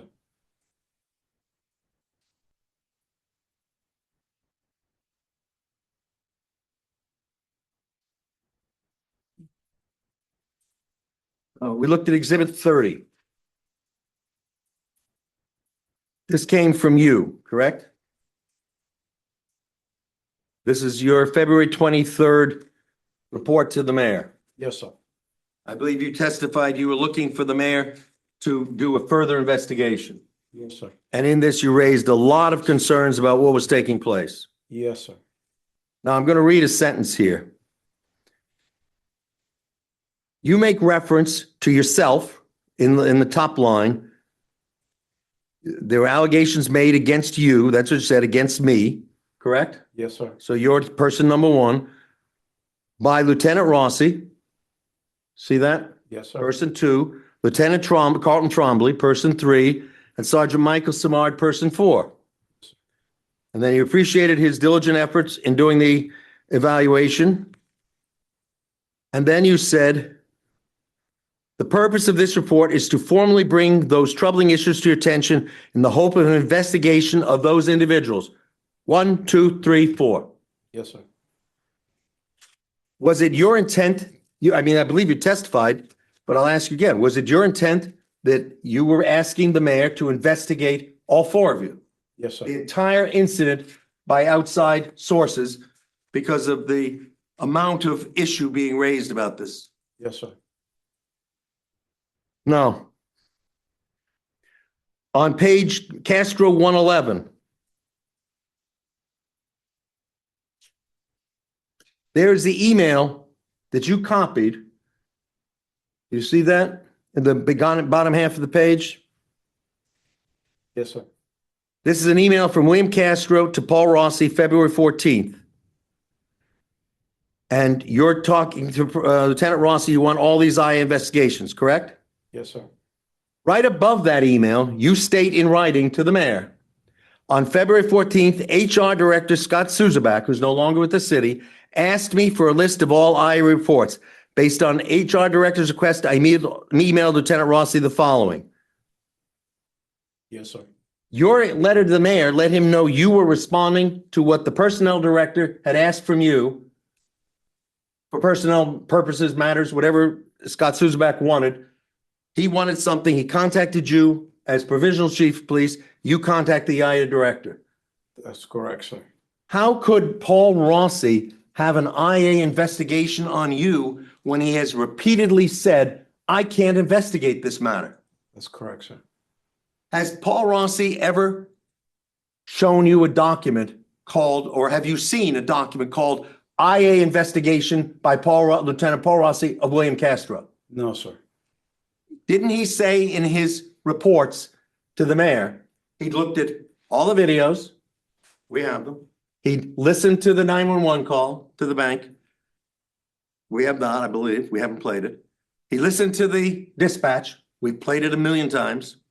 And he read all the reports. And we have those police reports here. Yes, sir. Is there in this book that you're aware of a document that says Paul Rossi did an IA investigation? No, sir. So then if you were sending this email, how could you be improperly asking for something that doesn't even exist? Sustain.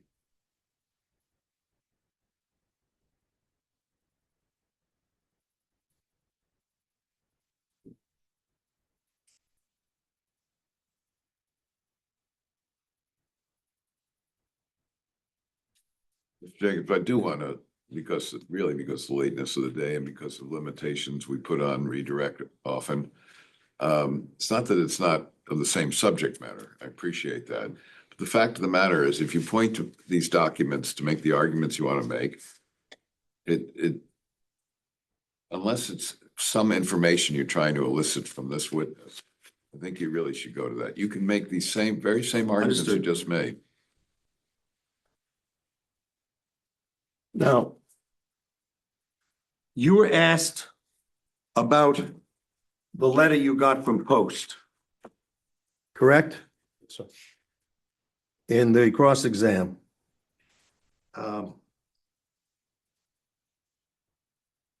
35, 36.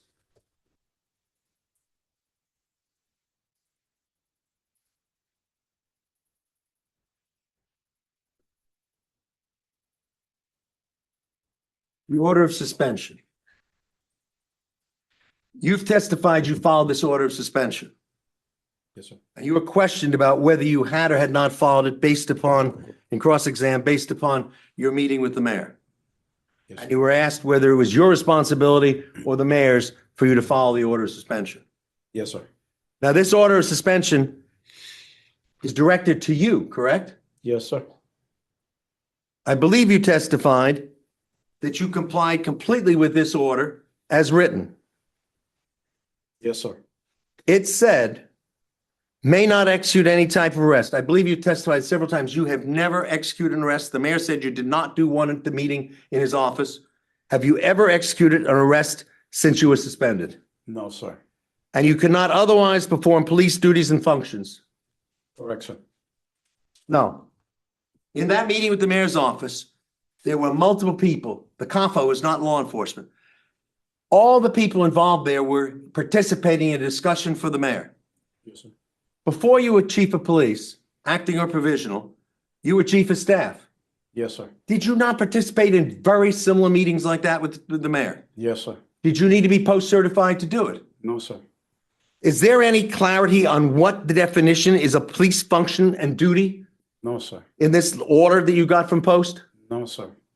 Was there any restriction that said you may not talk to anyone about anything related to the police department? No, sir.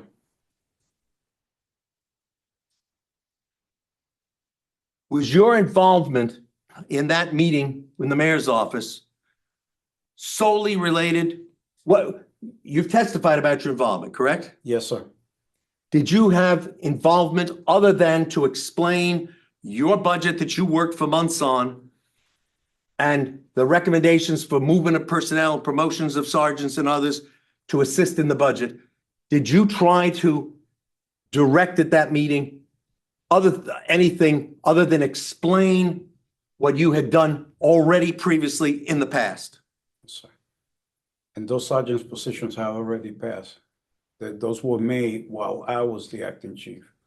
Now, you testified you couldn't recall whether a fleet position was discussed or not, That's correct, sir. because that meeting occurred over a year ago, year and a half ago. No. If Felix Spinella, hypothetical, if Felix Spinella had brought up fleet, do you recall from your budget, was a fleet coordinator, a fleet captain, or facilities captain part of the budget you prepared for the mayor? No, sir. So if that came up as a discussion, would your discussion be talking about doing something in the future or explaining what your budget allowed for in what you had already submitted to the mayor before while you were chief? What the budget applied for. But I didn't hear your answer. What the budget was for.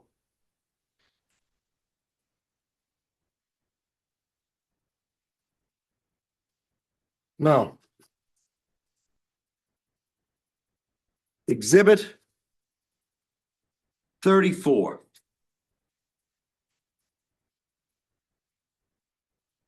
This has been brought up, an email that you sent, which you testified to as an advice of the city attorney.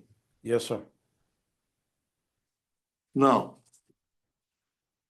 You're aware that if Lieutenant Rossi is liaison between the LPD and Post, he has certain obligations for communication. Yes, sir. Is he supposed to communicate every email, every discussion you have with him about an officer? Sir. What is your understanding of what things are supposed to be communicated to Post? Things that are gonna reflect behavior, criminal behavior or misconduct. Or serious use of force or other than minor? Yes, sir. You're familiar with some of the Post regulations? Yes, sir. Now, Post is somewhat new to the different police departments in the Commonwealth, correct? Yes, sir. When you said in the email on Castro 156, this is what you say the city attorney presented, and I have the draft emails that I'd asked to be allowed to submit subsequently, keep the record open. You said to him, you should not be discussing ongoing IA investigations or identifying any subject of those investigations unless required to do so. You certainly should not be divulging the content of any communications between us regarding IA investigations with others, including Post in the future. Were you trying to prevent him from filing complaints with Post? Absolutely not, sir.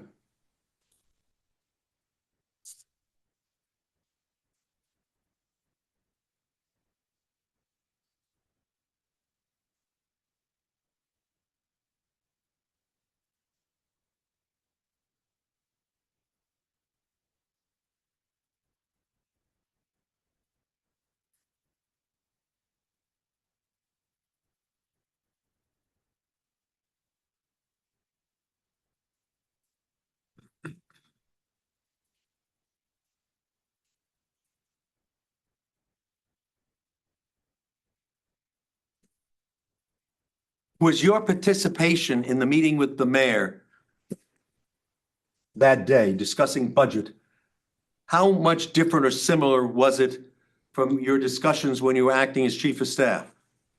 Zero. The same.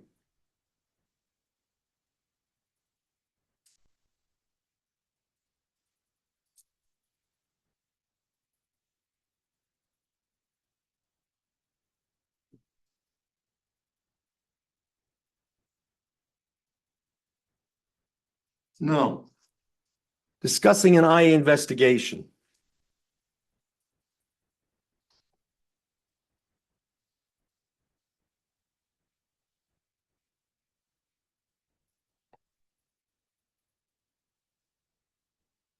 If a patrolman is subject to investigation, there's an IA report, correct? That's correct, sir. If there's going to be a hearing for that patrolman, and a hearing, say, before the city, would the patrolman's attorney see that IA report to prepare for the hearing? Yes, sir. Would that attorney be in law enforcement? No, sir. But would he be able to discuss that IA investigation? Yes, sir.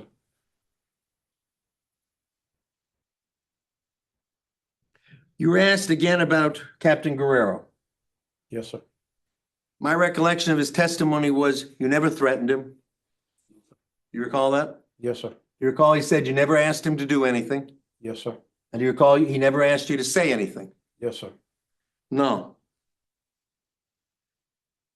Your testimony was you went there to thank him because he was one of the few superior officers who stuck around when you first came over to the department and was willing to help out. Yes, sir.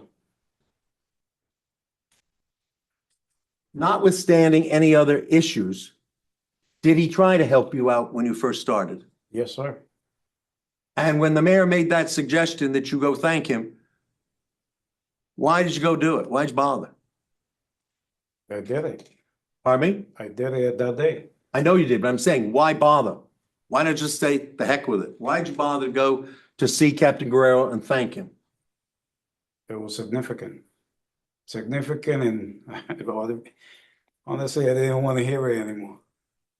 You didn't want to hear what? The mayor asking me again. Okay. Because you say he'd asked you many times to go thank him. Yeah, remember, don't forget, remember, don't forget. Mr. Jacobs, I want to wrap this up in the next 5 minutes. If you can't do it, we'll have to see what happens. I will be done in 5 minutes, Robert.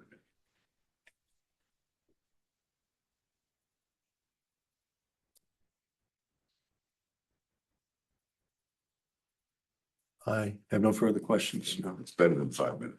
Yes, Your Honor. Two questions, You got 2 questions. two questions. Real simple. Don't even need the notes. On April 19th of 2024, you still hoped or expected to become, to return to be chief of police, correct? You were hoping to, you figured on April 19th, 2024, you thought you were gonna eventually return back to being original chief of police, correct? That point, after 3 months later, A month after your a suspension? month after, yes, You thought eventually I'm gonna return, this is gonna Yes, blow sir. over and I'm gonna return, right? we thought it was gonna be quick. Okay, and you thought that same thing in May of 2024? You thought this is gonna end and I'm gonna return, I will eventually return to, you were thinking that, right? Yes, sir. Okay, no further questions. You're good. All right. No further questions, Your Honor. I wouldn't allow you anyway. That's, All right, thank you, Your Honor. Sit down, sir. thank you. All right. We are going to close this hearing. I just simply want to know how much time you want for the filing of requested findings of fact. Mid-February to late February, probably. February to late February? How about you? I'm at that. We may be sooner, Your Honor, but I have multiple trials. No, I get it. Everybody's Backlog. busy. All right, let's set a date. While I'm looking at dates, those 2, you're talking about the drafts from the legal department. That's what you wanted to add Yes, to Your the Honor. record? I have them here. So you want to take a look at them before you take a position on that? Sure. I'll submit them to Mr. Hartnett. Why don't you do that? See if you can come to agreement on it. If you can't, just give me a very brief offer and a very brief opposition, all right? Give me a chance to think of it. What we're gonna do is set the filing date for proposed findings of fact. How about February 13th? Is that enough time, Mr. Jacobs? I believe so, Your Honor. I'll make it work. Thank you. You all right with that? That's perfect.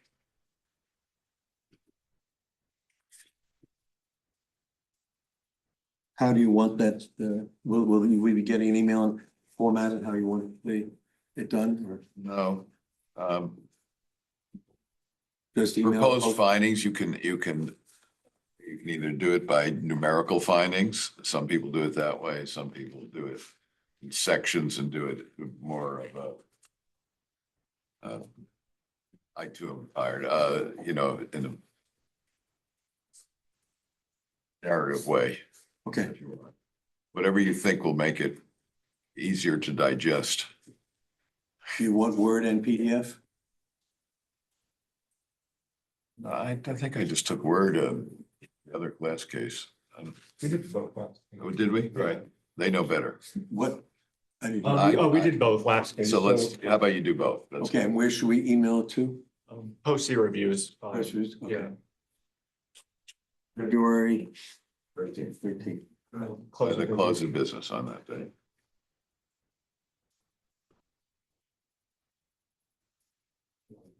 And clearly, sort of almost sounds silly to say it, but it's limited to matters that are in evidence. Correct. Right. We want findings of fact, rulings of law, or findings of Yeah, fact? no, you should also make your proposed rulings. Yes. Thank you. Is there anything else? No, Your Honor. Thank you Mayor. particularly to the staff for hanging in. Appreciate it very much. Counsel also appreciate it. Thank you.